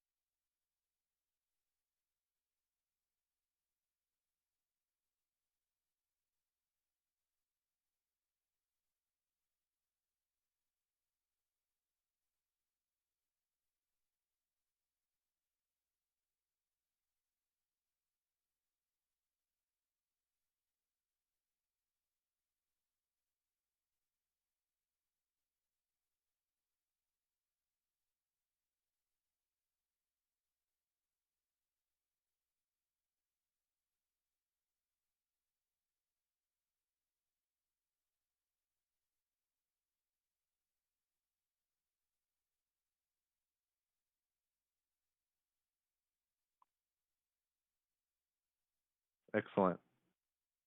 I see everybody's pretty much ready. All right, we're going to move forward. Elizabeth, are there any public any comments from the e-comments first? We do not have anything in the planning inbox. Commissioners did receive notice today, this afternoon. There was one email received that was sent to the commissioners from Rob Jordanek. Okay, can you please read it? Sure. To the Planning Commission from Rob Jordanek. I have been a resident of Santa Clara for 15 years. I fully support the proposed ordinance to permanently ban commercial cannabis in the city of Santa Clara. At the February 11th council meeting, reports were presented from both the city manager and police department. Our police department report looked at other communities where commercial cannabis was allowed in California and Colorado. They found 1, increased local usage among youth ages 12 to 17, increases in marijuana possession and marijuana-related incidents at high schools and middle schools. 3, increased service calls to law enforcement related to cannabis usage. In addition, our city has a very strong DARE program. The CEO of DARE is opposed to marijuana storefronts due to the impact on our youth. In 2019, I provided a letter from the CEO of DARE to our city council. We need this ordinance to protect our youth and avoid the increases in marijuana usage seen in other communities. The current COVID-19 pandemic also reminds of the serious health risks of this drug. The National Institute on Drug Abuse has stated that the coronavirus is a serious threat to those who smoke marijuana. The Planning Commission should follow the recommendation of our city manager and support the permanent ban of this industry in our city. Thank you. All right, thank you, Elizabeth. Is there any public speakers?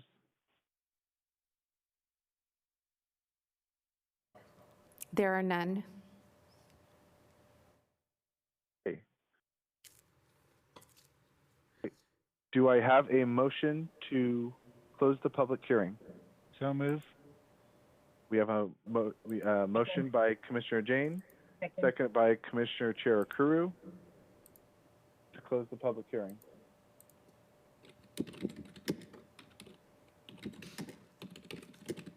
And when you're ready, Elizabeth, go ahead and ask each vote individually. Commissioner Kelly?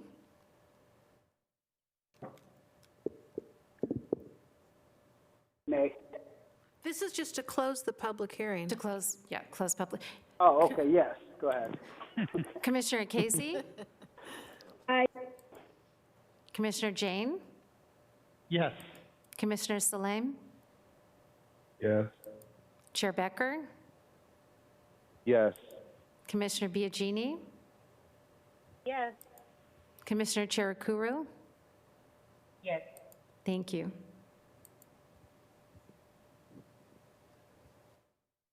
All right, just a moment here.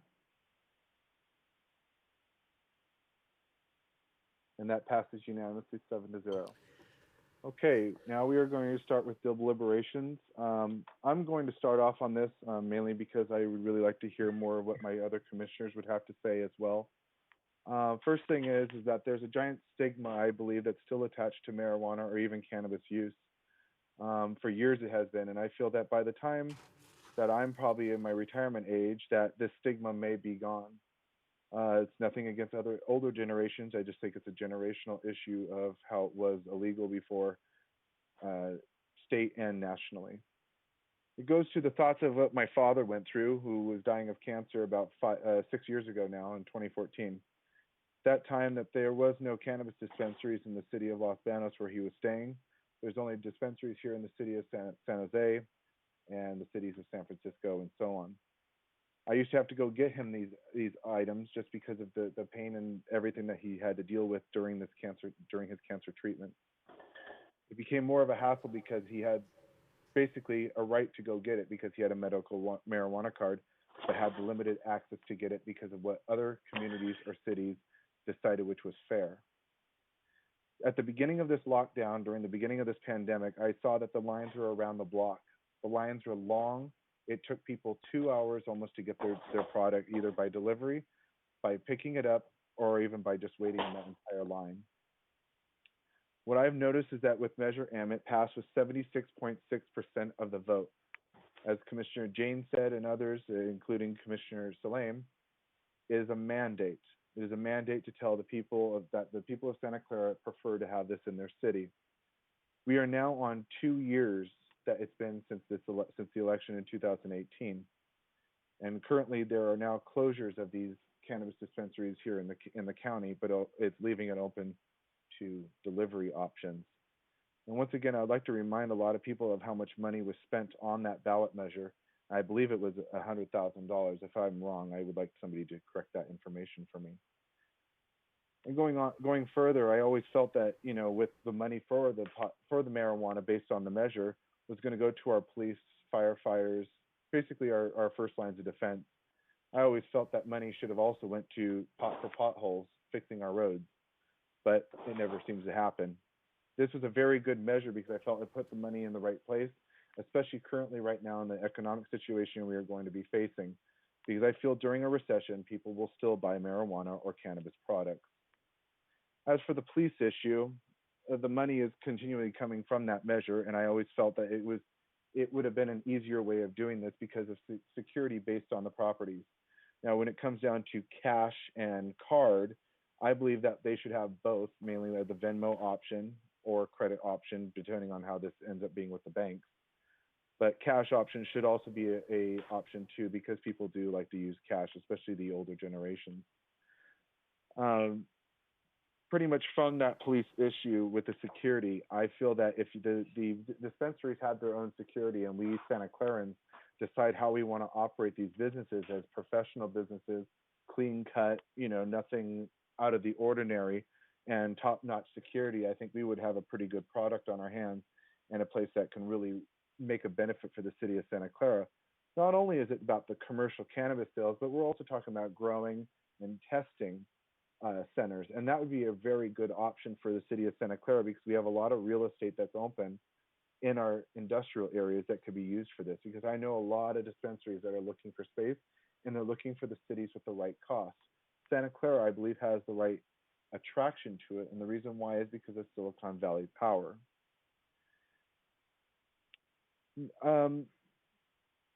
Sorry, my apologies. Going back to Angel's Care, in 2009 and 2013, based on what I was reading inside the file on the report, this is almost at least a decade old or over a decade old. Angel's Care had a lot of problems and wasn't properly regulated, I feel. And now we are at a point in our city where we have the chance to regulate a business and do it the right way rather than the wrong way. And Angel's Care went against a lot of those orders. But all those police reports, you're bound to have some kind of police report. That's why you have major security on site, because they handle a lot of the problems. So my real question is, and I'm going to really ask my commissioners to think about this and urge my commissioners to really consider this, is what about what the people said? What about that 76% of our voters that said that they wanted this in our city? If it went the other way, and if it was voted to ban it, I would be sitting here and supporting the ban because my people told me this is what they wanted in my city. So I urge my commissioners to think about that one question is what our people said and what the people of our city has said. Because it comes back to this, I direct to our city council, and I will reiterate it again too. You are elected to do as what the people say, not as what your personal feelings are and what you feel we should do. I will repeat that again. You are elected to do as what the people say to do, not as what your personal feelings or what you feel we should do. The people voted 76% to say yes to this. In the 2018 election, I lost an election by 76% of the vote. It was a mandate. I accepted my loss and I moved forward. So this is why I'm asking that my commissioners think about this and listen to the people of the city of Santa Clara, because we voted yes on this, and I ask that we continue to respect the voting rights of my city.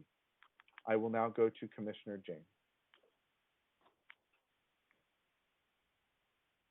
So India has a huge corruption problem, and it's basically based on a cash economy. And when the Prime Minister decided he wanted to tackle this and basically force everyone to get a bank account and stop cash payments, corruption actually went down quite a bit. So I'm not a big fan of cash. I think it lends itself to corruption. I think I cannot believe that older people don't know how to use a credit card in this day and age.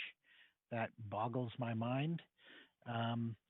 So I prefer that if we were to allow retail sales in Santa Clara, that we forbid cash transactions. That's just my personal preference. I really don't like the idea of the wording of a permanent ban. That's just wrong because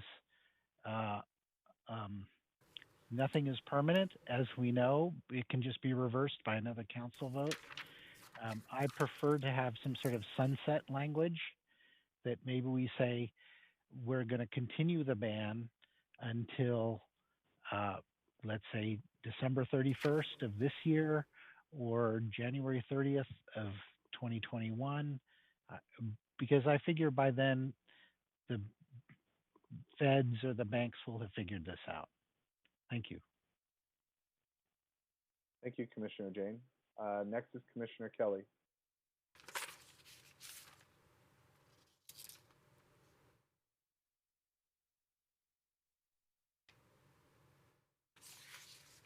Okay.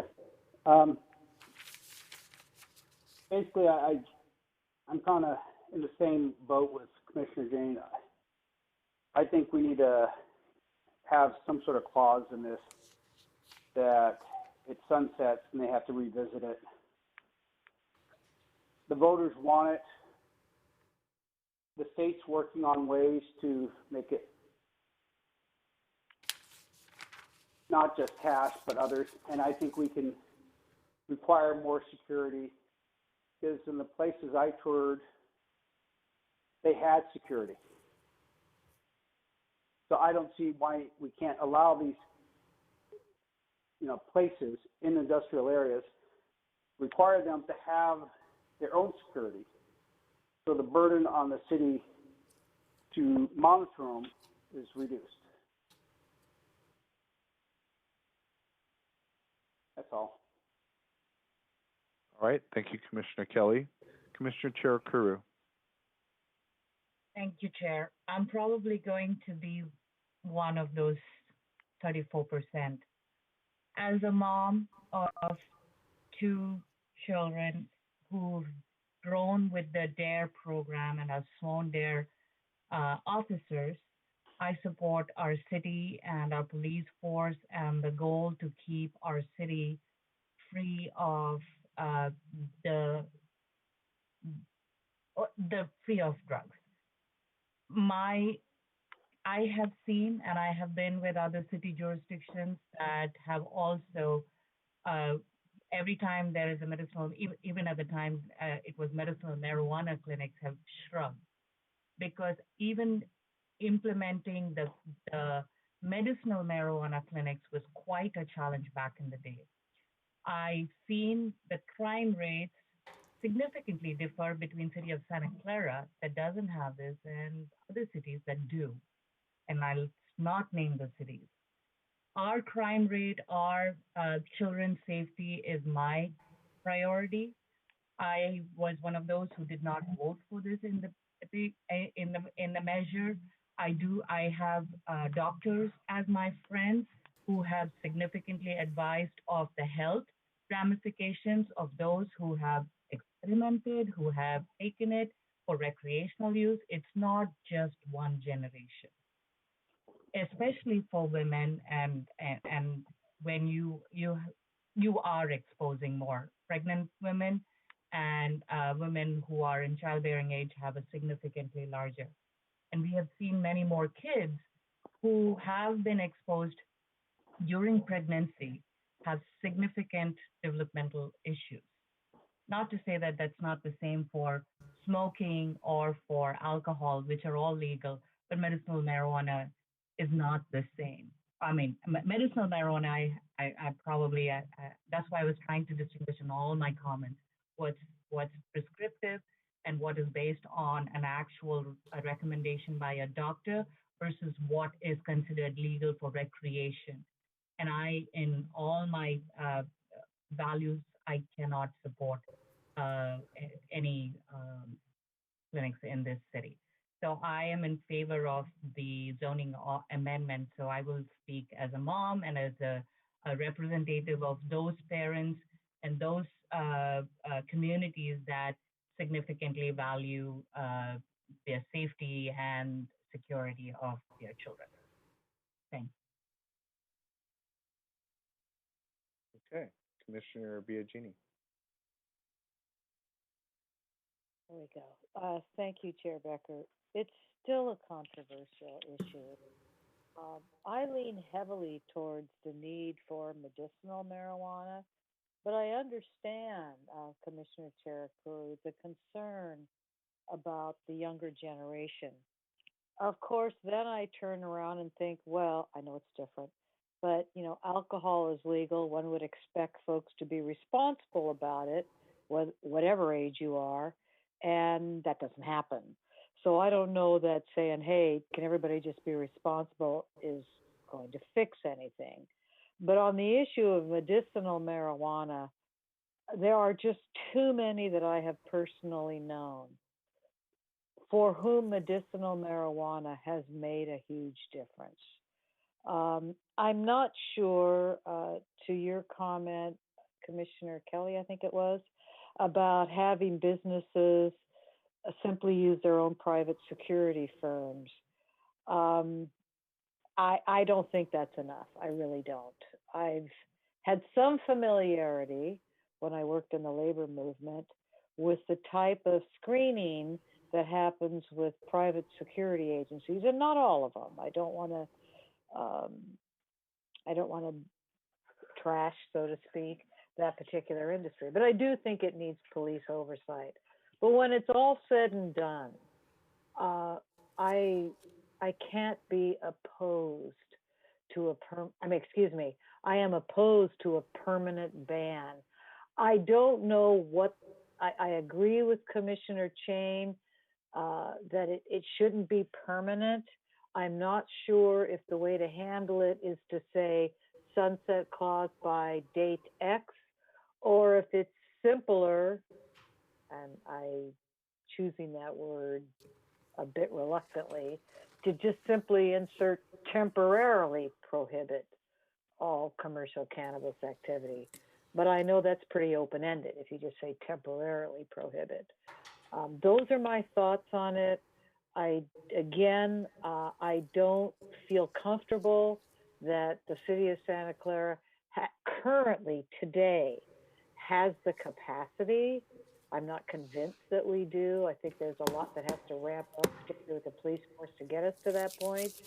But I also don't want to see a permanent ban. And with respect to the way Santa Clara voters voted, yes, they did support a tax should there be cannabis businesses in Santa Clara. But we have a neighboring city that I thought it was very interesting to read, that voters approved a measure that authorized the city to impose a business tax, not dissimilar from ours, yet it failed on a measure that would have allowed up to 3 cannabis dispensaries to operate in that city. Maybe the issue was the number. I don't know. But then there was a third measure that competed with the second measure that allowed the city discretion over cannabis policy. So it seems like voters clearly, if we're going to have cannabis dispensaries, they should be taxed. I'm not sure that necessarily transfers in the same 76% want a dispensary. I do feel that it should not be a permanent ban. So those are my comments. Thank you, Commissioner Biagini. Vice Chair Saleme. Okay, so I've heard a lot of comments already that mirror some of mine and are a little bit against them. I sympathize that I personally don't use or expect to use marijuana, but it's hubris of us to think that our personal feelings are what we were appointed to this commission for. We're here to represent what the people of Santa Clara want. So I cannot, in good conscience, impose my personal feelings over the will of the voters and support the idea of a permanent ban. But I do very much agree that a short-term, especially during this, COVID-19 crisis, a short-term ban makes complete sense to get our financial requirements in order and to work with the police department and other cities to find a way to correctly administer this.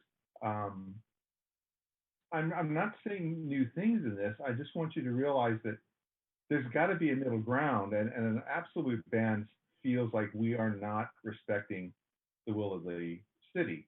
I understand too that it's a technicality to say they supported a tax. Well, if you don't support dispensaries, you wouldn't support a tax or the dispensary. So the implication is they see nothing wrong with the business concept of a dispensary in our city.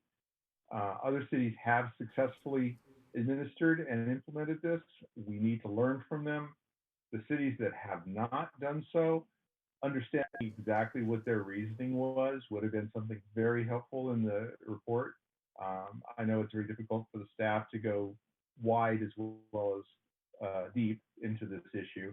I'm advocating that we find a middle ground with a limited ban and a real revisiting of the whole concept, probably in the post-December timeframe, because bringing things to the commission and to the city council during holidays is not a very logical approach. Maybe late January, early February. So that's all I have to say. Thank you. Thank you, Vice Chair Saleme. Next is Commissioner Ikezi. Thank you. So I heard a lot of commissioners mention that this is a good source of revenue, but I'd like to mention that our annual budget is more than $500 million, and this ordinance may or may not net us. This is net. It's going to cost at least $500,000 to administer this program, and it may bring maybe additional $1 million. So, and we're talking about adding 2 dedicated police officers. This is a lot of administration to go through to make that just $1 million. So from the financial standpoint, this is not a very good deal as far as I'm concerned. And I've never consumed marijuana. Luckily, I've never had a medical need for it. And I guess I'm very fortunate in that respect. But I've heard, and this is what I've just heard, since this is not a federally regulated substance, there are no health standards. There are no standards for producing and selling safe marijuana. So I don't know if this is the kind of business that we need to have in our city. And I also heard that the resident of the city overwhelmingly supports marijuana. But I think what the people support is taxing it if we were to have a dispensary.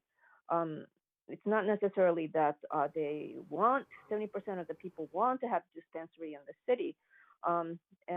Since the marijuana is available online, deliverable, there are dispensaries in immediate neighboring cities. I don't know if Santa Clara needs to do this. So I support permanent ban. And if we need to revisit, then I don't think there's anything to keep us from opening up the conversation. So I support the recommendation of the staff. Thank you, Commissioner Ikezi. Before I go to Commissioner Sorry, Cherukuru, this is Planning Manager Rena Brio.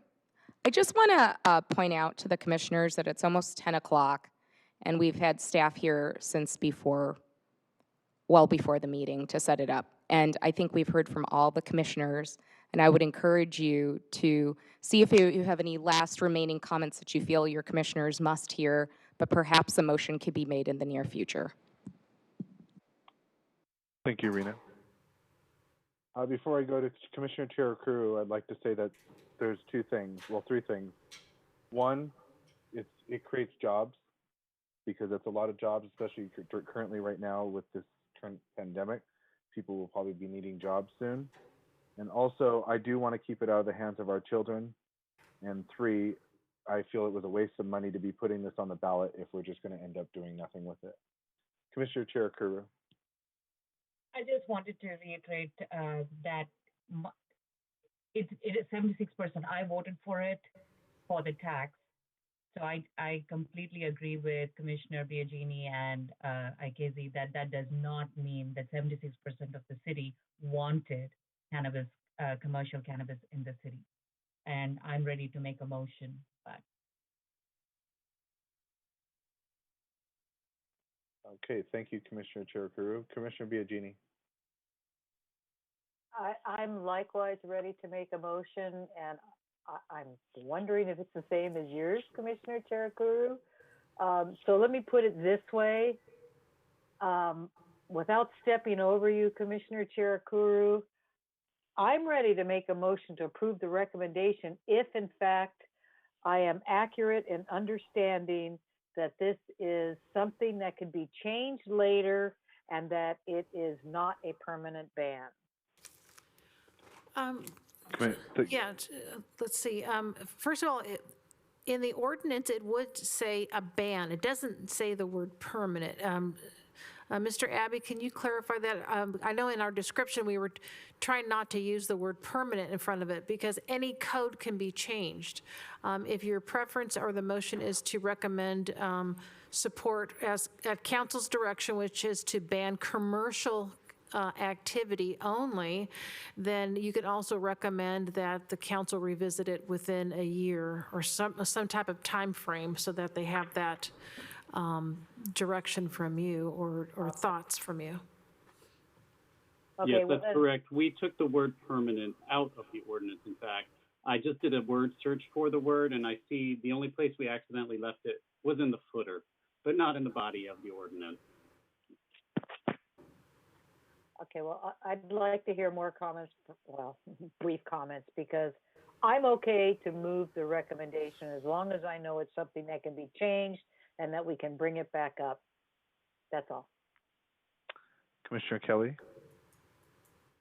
Yeah, I think we need to add verbiage in there that there needs to be a future date that it has to come back before the planning commission and council, because we allow cigarettes, which hurt our youth. We allow alcohol, which is in a lot of cases more deadly. So there's no reason we can't regulate this and tax it as well. Okay, so I make a motion to recommend that the city council adopt the ordinance amending chapter 18, blah, blah, blah, and whatever, of the code of the city of Santa Clara, California, to prohibit all commercial cannabis activity. Commissioner Jain, did you have a comment? Future date? I'd like to make a friendly amendment. I think the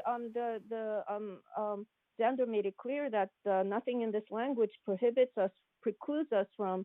I think we need to put it in the language that it has to be revisited within a certain amount of time. Is that an amendment? Well, I would put that outside of the ordinance.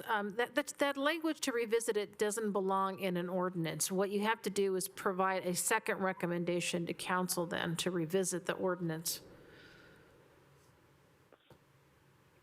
Let's I second the motion.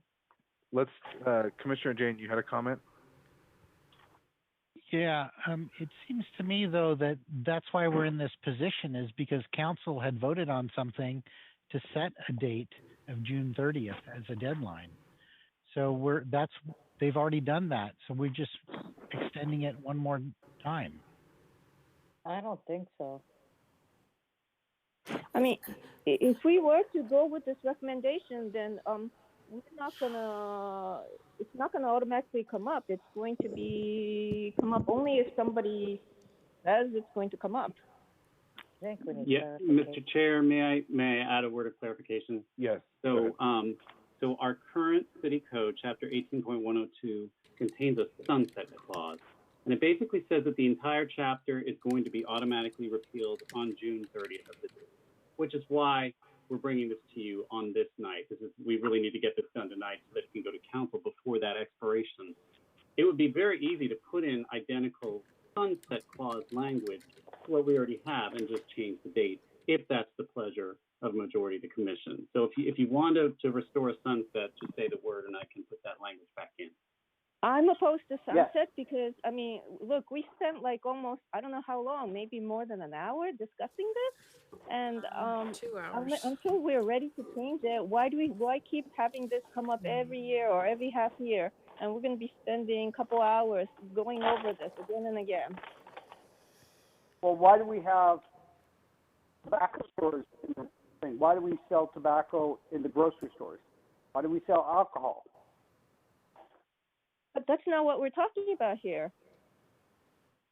Pretty much it is. It's another controlled substance that is bad for people to use, but we allow other things. You know, it just doesn't make sense to do an outright ban. Would it make sense if we voted on this motion and then also came up with a second motion that said we would like this revisited in February of 2020? Or are those contradicting? Well, yeah, February 2020 is past. I think you mean next year, 2021. I'm sorry, yes. Well, So yes, I would recommend that, again, because the council has really made a determination, and so you can provide your comments, but they are going to move forward with the ban. So if you want to have it at least revisited or bring that to their attention that we should reconsider this in 2 years. I would suggest the 2 years to give them enough time because they are pursuing, as I have up on the screen, they have considered a number of other revenue measures and taxes, and there is enough energy and time and staff resources going to be devoted to that. There is not going to be a practical time to do this in 1 year. I'm just letting you know that that's the reality. Then I'm ready to vote on this, and we can also have a second motion.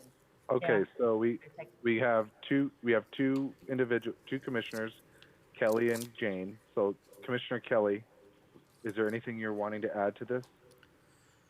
I would just like to add a date to revisit it. But that's a separate motion. That's a separate motion. So you've got a motion on the floor. Right. That's what I'm saying, is there's a motion on the floor. An amendment to add a sunset was rejected. So we need to vote on this. Mm-hmm. We can turn it down and then have another motion. Exactly. Okay, so we have a motion on the floor from Commissioner Ikezi. Okay, wait a minute, I'm confused. We could pass this motion as well as passing a motion with a revisit? Yes. Thank you. Okay, so we have a motion on the floor. Was it by Commissioner Ikezi? Second. And seconded by Commissioner Cherukuru.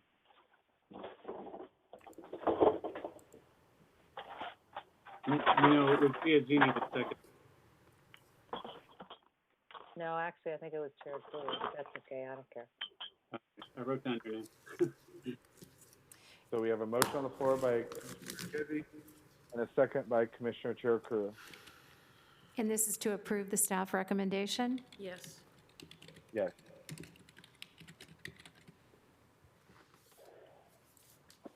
Whenever you're ready, Elizabeth, go ahead and ask each individual. Commissioner Kelly?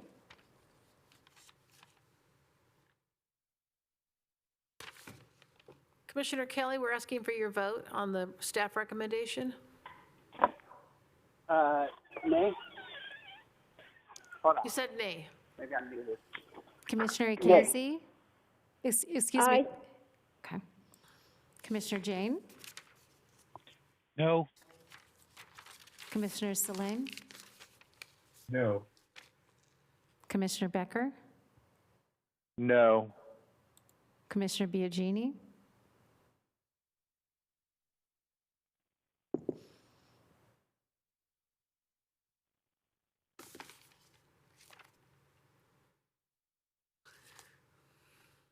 Commissioner Biagini?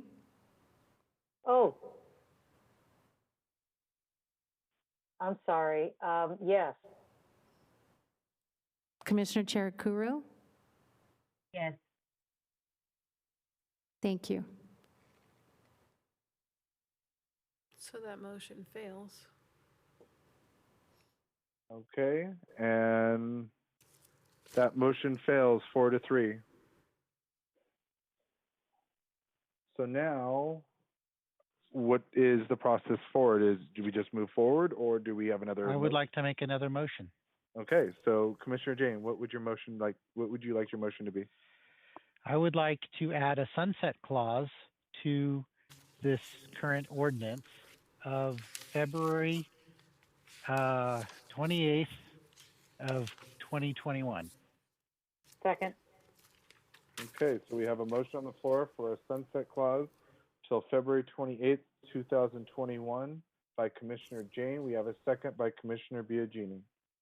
I'd like to make a friendly motion, a friendly amendment. Before you do that, I'd like to make an amendment. Before we do that, let's let City Attorney speak. Thank you. I just wanted to, for clarification, read the sentence that you are inserting into this ordinance. This will be added to the 18.102.010. The language is identical to the current law with the change of the date. It'll now say, this chapter shall become inoperative on February 28th, 2021, and shall be considered repealed on that date unless this section is amended or a later enacted ordinance becomes effective on or before February 28th, 2021 to delete or extend this date. Thank you. That's what I want. Thank you. Okay, so we have Commissioner Ikezi. You said you wanted a friendly amendment? Well, I don't know if it's friendly, but I'd like to change the date to 2022 because the staff made it clear that there's no time to do anything in 1 year anyway. So why add to the burden? Commissioner Jain, do you accept that? No. Okay, Commissioner Saleme. Yeah, I'm sorry that it's a lot of work, but that's why we're here. So find a way to make it happen. Okay. So now we have a motion on the floor by Commissioner Jain, seconded by Commissioner Biagini. The friendly amendment failed, so let's go ahead and take a vote on this. And whenever you're ready, Elizabeth, go ahead and ask individually.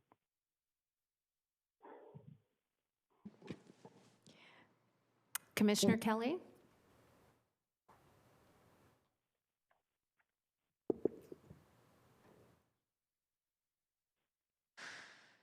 Commissioner Kelly?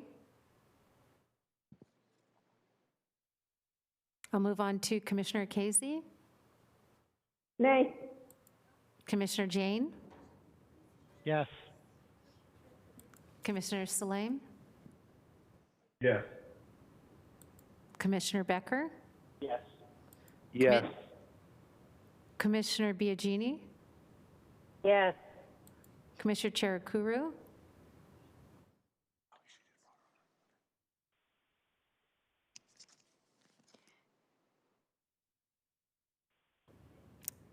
Commissioner Kelly, are you there now? Yes. So, and your vote is? Yes. And Commissioner Cherukuru? She had fallen off somehow, so she's calling back in. Okay. We'll wait for that vote.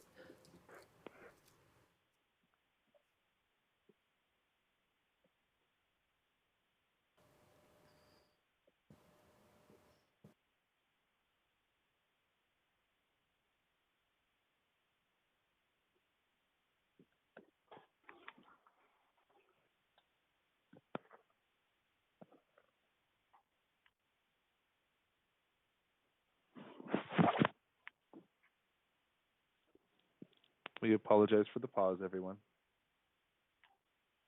Sorry about that. My call got disconnected. Apologize. Okay. No problem. What's the motion on the floor?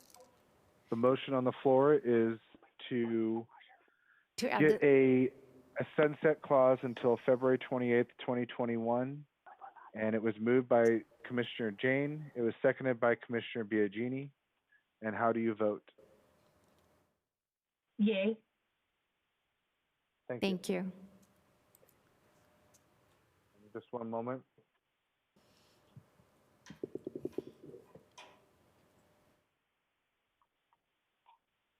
And that passes 6-1. Okay, so we are done with that. We will now be moving on unless there's anything else that we have to discuss on this. Yeah, I had some comments. Okay, Commissioner Sorry. Jain. Oh, I Had my see hand Commissioner up, Jain yeah. and Saleme as well. Commissioner Jain first.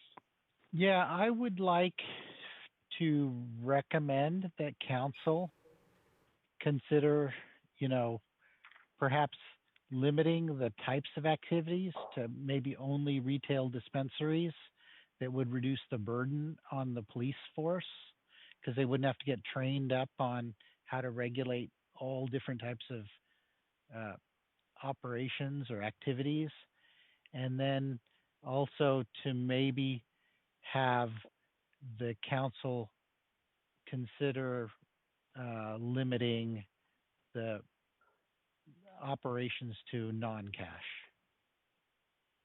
Okay. Commissioner Saleme, you had a... Yeah, I think I made my comments with my votes. I am also for a non-cash situation because that even in deliveries that complicates it. Okay. All right. So, City Attorney Abbe, are we able to do this? Yes, you're not making any more changes to the ordinance, I trust. This is just a recommendation to the council for if and when they look at this again. That's correct. We're not changing the ordinance, just a friendly recommendation. Okay. Okay. So, Commissioner, do you need that repeated, Elizabeth? I do. Okay. Can you repeat that for the record, Commissioner Jain? Sure. I would like for us to recommend to the council that the cannabis activities be limited to only retail sales, not manufacturing, growing, wholesale, and et cetera. Only retail distribution. And that the operations be solely non-cash. Can you split that motion? If you want. So we would have two separate motions then? Yeah. Okay. Okay, so we'll have a first recommendation is limit it to only retail sales. Second. Okay, so we have a limit to only retail sales. Motion made by Commissioner Jain, seconded by and sorry, with the wording that to limit the efforts that the police department would have to make to regulate all different types of operations. Okay. Did you get that, Elizabeth? Most of it. Commissioner Jain, just please repeat the last part about the police. Yeah, that we want to limit it to only retail sales. Right. And not other forms of activity that would add an additional burden on the police department.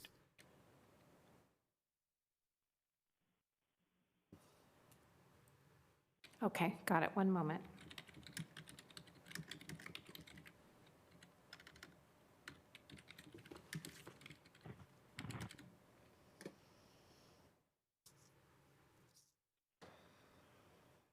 Okay. Whenever you're ready, Elizabeth. I have a clarification request. Okay, Commissioner Cherukuru, your clarification? So this is when it comes back to City Council. And I probably missed the majority of the motion. February 2021? Yes, February 28th, 21. Okay, so just to clarify that's the recommendation. If it were to be coming back in February 2021, it would come to Planning Commission, or is it going to go directly to City Council then? Where does the sunset clause come?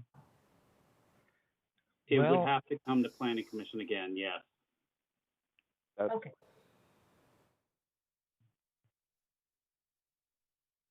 Are we ready to vote? Commissioner Kelly? Yes, we are. Commissioner Kelly?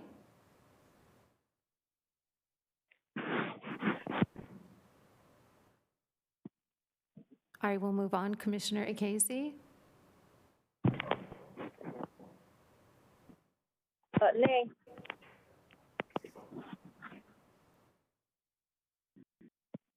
I'm sorry, Commissioner Casey, what was your answer? What was your vote? Oh, nay.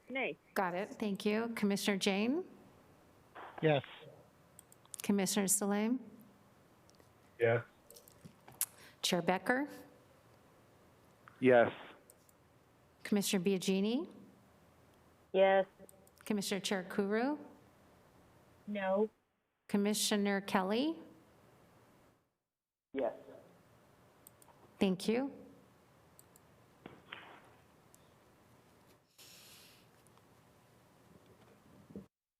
A moment for the tabulation. And that passes 5-2. Okay, and now there was another motion that you had, Commissioner Jain? Yes, and that was that in consideration of allowing retail sales of cannabis, that the facilities operate on a solely non-cash basis. So limiting them to a non-cash operation. Okay. So we have a motion on the floor for have council consider retail sales allowing non-cash basis for sales on a non-cash basis. Do we have a second? Yeah, only non-cash. Only non-cash. Do we have a second? Sorry, I was talking to mute. I'll second that.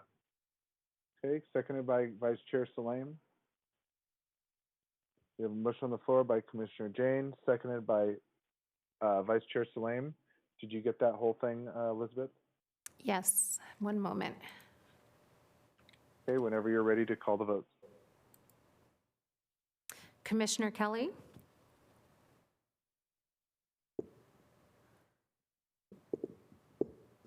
I will move on. Commissioner Ikezi? Nay. Was that nay? Nay. Commissioner Jain? Yes. Commissioner Saleme? Yes. Commissioner Becker? No. Commissioner Biagini? No. Commissioner Cherukuru? I have a question first. So we are still saying that it'll come back to Planning Commission for all of this discussion. Correct? If the council wants to look at this again, as the Planning Commission has recommended before February, then prior to adopting any sort of regulation, it would have to go to Planning Commission first. Yes. So all of these motions are for an opportunity in February 2021, where we are reviewing this as part of a new installation of cannabis. That's why I'm kind of lost. We're taking a motion for February 2021. Can I clarify? So we're recommending to council that we want them to look at this. They will direct staff to come up with some new ordinance that will then come before Planning Commission before February, and then it will have to be passed by council before February. So it's just directing staff on what to work on. Got it. My vote is no. Commissioner Kelly? No. Thank you. Commissioner Saleme has his hand up. Yeah, it's a shame we got to finishing the vote before their comment could be made, but I wish we had rephrased this to be cash, non-cash only, to being a trackable transaction, because I think the objective was to eliminate the non-trackable transaction. maybe we can revisit it another time. Thank you. All right. Thank you, Vice Chair. That motion fails 5-2. I have a question for City Attorney really fast. Yes, Mr. Chair. Is the chair allowed to make a recommendation? Yes. I would like to make this last recommendation that council respect the voters' wishes.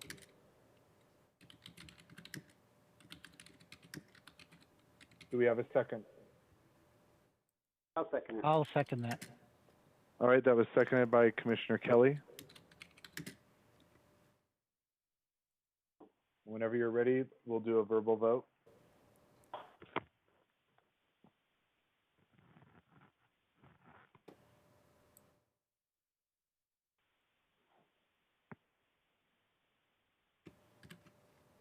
It's simply that the council, say it again, I'm sorry. That the council recognize the will of the voters Okay. On Measure M. on Measure M.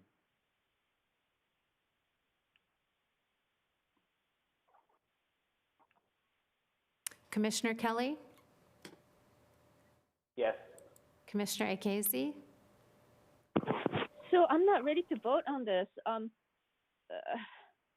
Measure M said that we should tax if we were to have dispensary. So we are currently voting to ban until next year. So why are we being asked to vote yay or nay on a tax on the activity that's banned for a year? I don't know. Yes, I have the same Just question. to make a point. Because that is a different measure. That has already been passed, and it is for taxation on commercial cannabis. So if you're anyway banning it for a year even.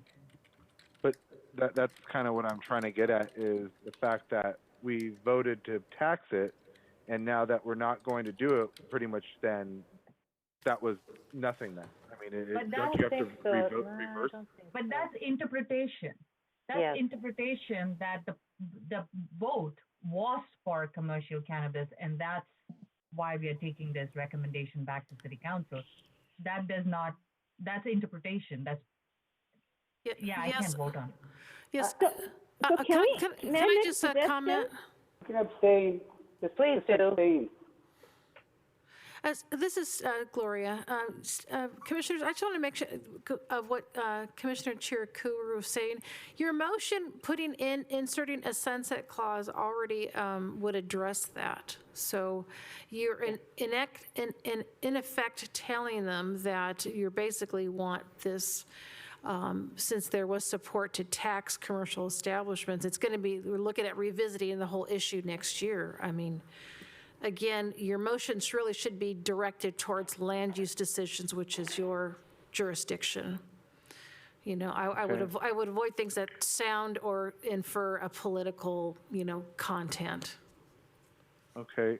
Vice Chair Saleme. Yeah, you have to understand that I sympathize with your emotion, but I'm not sure a procedural approach is the right way to communicate it. I would love to be a co-author of a recommendation to the council that they review the specifics of what that vote meant and then help to clarify it so staff and we are having a better understanding of the mandate that we're trying to vote against. That's all. Thank you. May I All right, suggest that the chair's position be mentioned in the minutes that's going to go to the council? Yes. And yes. Maybe that will address the chair's desire? Correct. We can add that language, and I think that's the appropriate place for it rather than a motion. Thank you. So then we don't need to, I don't want to vote. You want to withdraw your motion? I would like to withdraw my motion. Thank you. I think that's a good way to go. Yeah. Even though I sympathize, definitely. And if we can conclude so we can move on to the rest of the business, that would be helpful. Okay. Yes, it would. All right, so now we're moving on to other business, which is reports of commission, board, and liaison and committee. Number one, announcements and other items. Is there any announcements from staff or any of the commissioners? No. No. No commissioners? Okay, raise your hand if you did. We are moving on now to item 2, commissioner travel and training reports, requests to attend trainings. Commissioner Biagini? I will make this short and sweet. In the interest of time, I do have a report about the Planning Commission Academy, but since it doesn't have any current impact, I request permission to report out next meeting.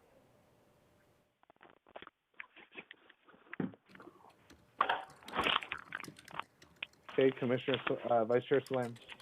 I'm curious if we got refunds on our canceled expenditures because of the COVID-19. Staff mentioned whether we did. Is our budget renewed from the cancellation? I'm sorry, is it reduced? I'm asking if we got refunds that returned to our budget for some of the allocated travel and expenses that were apparently canceled due to the stay-at-home. Oh, okay. So if we'd have to seek, I don't know if Kieran or Elizabeth know offhand whether we've sought I'm not aware of any refunds. expenses that we had that required refunds, but I will review that. Are you? But events that have been canceled, there are refunds or, yeah, there have been refunds granted. There was one very small one. Commissioner Jain was going to one conference. I don't have the details in front of me. It was a very small amount. I can review that and I could update you next meeting, but there wasn't very much that I'm aware of. I believe we also voted for Kelly to go on a trip. Commissioner Kelly had decided not to go, and an email was sent to all commissioners at that time, and nobody else expressed interest, so there were no expenses that were spent. Okay. We'll now move on to Director of Community Development reports, the Planning Commission budget updates. I believe, Rena, you emailed me with some comments. Yes, I did, we didn't have a budget prepared for today's meeting because we were just handling essential items, but I wanted to use the opportunity because we are moving toward the end of the fiscal year, and I know the Planning Commission, before the shelter in place, we had discussed and I had begun researching and bringing some things to fruition, but that sort of stalled a little bit related to some trainings for the Planning Commission. And so I did want to use this opportunity to share a few of those trainings, which I am still fleshing out, and to hopefully procedurally get your support to allow me to make whatever arrangements necessary to schedule those trainings, including expending funds. And I recognize that you don't actually have a budget in front of you. The total budget this year was for $28,000, and I'm certain we have at least, this is an underestimate, but we have at least $10,000 remaining, and that's not accurate, but I just wanted to give you some magnitude of the money that is remaining. And I've spoken to, and other staff have spoken to 2 different organizations. One is Watchery Design, which is located in downtown San Jose, to specifically do a training. These would all be virtual if they came to fruition, related to how to, they're leaders in parking design, and they are able to do a training on how to think about and build parking structures of the future that can be redesigned and repurposed, but also kind of ground truth the cost of doing that. So if we ask people to do that, what does that really mean for a project? So that's Watchery Design. The second one is the Urban Land Institute, specifically giving a training on the cost of development. So really drilling down on different key terms. How does a deal happen, what are the different costs that come into play about whether or not a deal folds or continues, topics like residual land value, things that would be really, I think, important for the commission in terms of how you understand the decisions that you're making and the requests that you're making. And then the third, Planning Commissioner Jain and I earlier this week spoke a little bit about a training perhaps on, sorry, it's escaping me right now, but it's, Opticos, form-based code? yeah, on form-based code. So I've done no research on that yet, so I don't have anything lined up yet, but that's something that I could do some further research on. And this is all, interested in getting support from you all, but it is also subject to staff time, the availability of the individuals to do the training. But it's more using today's meeting to get your nod to approve funds of maybe up to $10,000 to execute one of or more of these trainings, but likely just one of these trainings for the Planning Commission this fiscal year. Thank you, Rena. Commissioner Jain, you had a comment? Yeah, so as you recall, we had two experts come in, one on commercial office space, and then we had somebody come in and talk about TDM plans and so on, and I found those to be unbelievably valuable. And so recognizing that the city's budget is tight, I don't want to just use up this money, but I do find value in the experts that we have gotten. So, we have talked about maybe transportation management agencies, how somebody goes about doing traffic modeling, an expert on public art, or maybe an architect talking about what does it really cost to add some architectural features to a shell of a design. But anyway, so those are just things that I've been thinking of, but I do want to just not waste our city's money on, trying to use up all the money before the end of the year. I really like the ideas that Rena brought up. I think they're all really valuable. So I really like to see those happen. Okay, thank you, Commissioner Jain and Commissioner Ikezi. Commissioner Cherukuru, you have a comment? Yeah, I just wanted to clarify. I know budget is going to be tighter, so we won't probably have the same luxury. When staff was saying, is it up until June 2020 we are talking, or are we talking next fiscal year, FY21? We're discussing this fiscal year, which would end June 30th. Okay, that helps. So yeah, I'm appreciative. I just don't think we'll have the luxury in the next fiscal year. But if we can get a training going before June for this commission, albeit it's still, that's okay. We just need to be, when you say up to $10,000, I don't know how much that is of value before June 20. Okay, thank you, Commissioner Cherukuru. If no more, we will be moving on to item number 2, upcoming agenda items.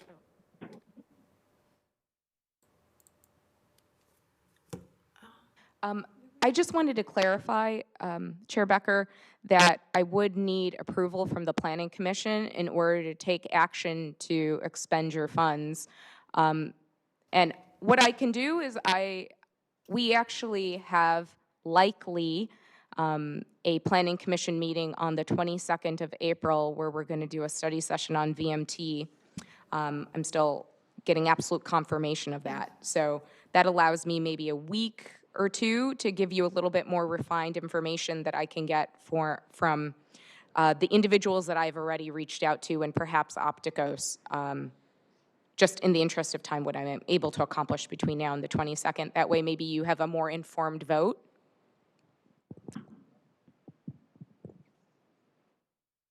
Clarification to the chair.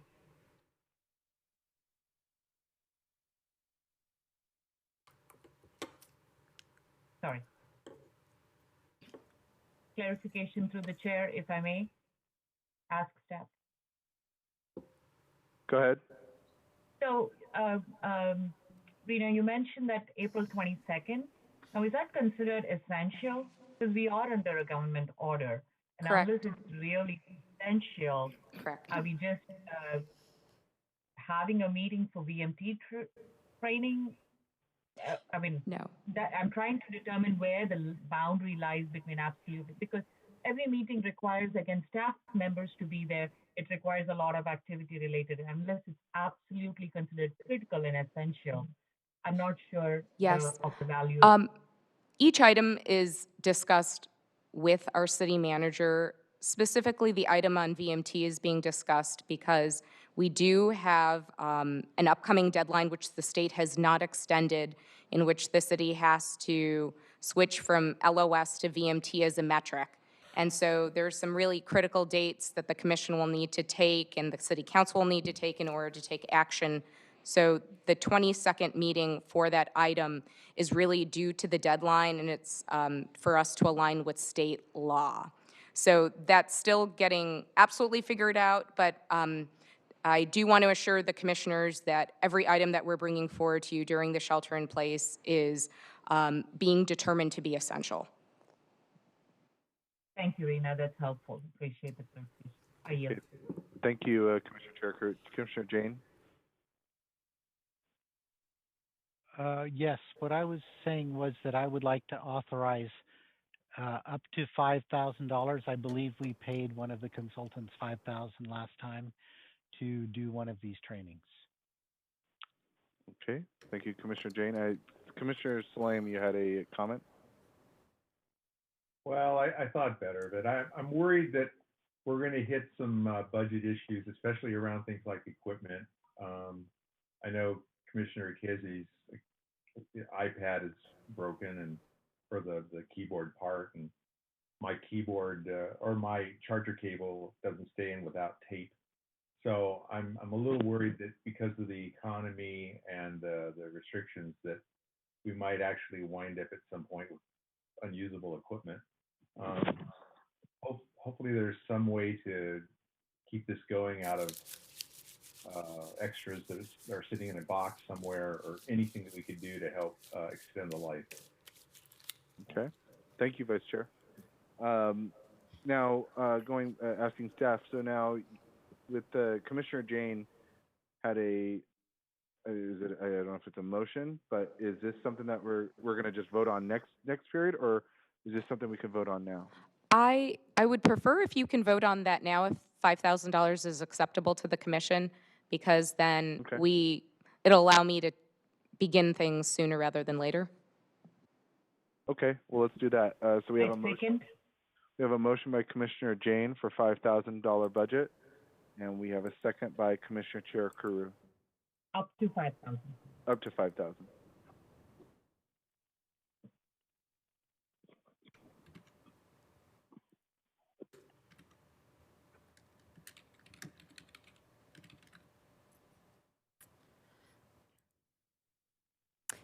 Commissioner Kelly?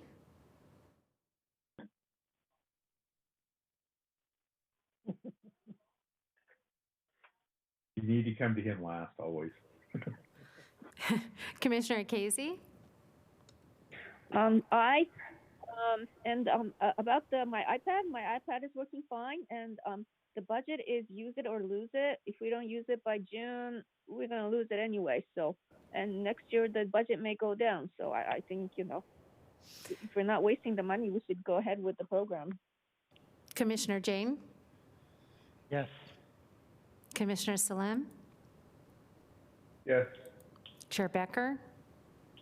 Yes. Commissioner Biagini? Yes. Commissioner Cherukuru? Yes. Commissioner Kelly? Yes. Thank you. Okay, the votes are being tabulated.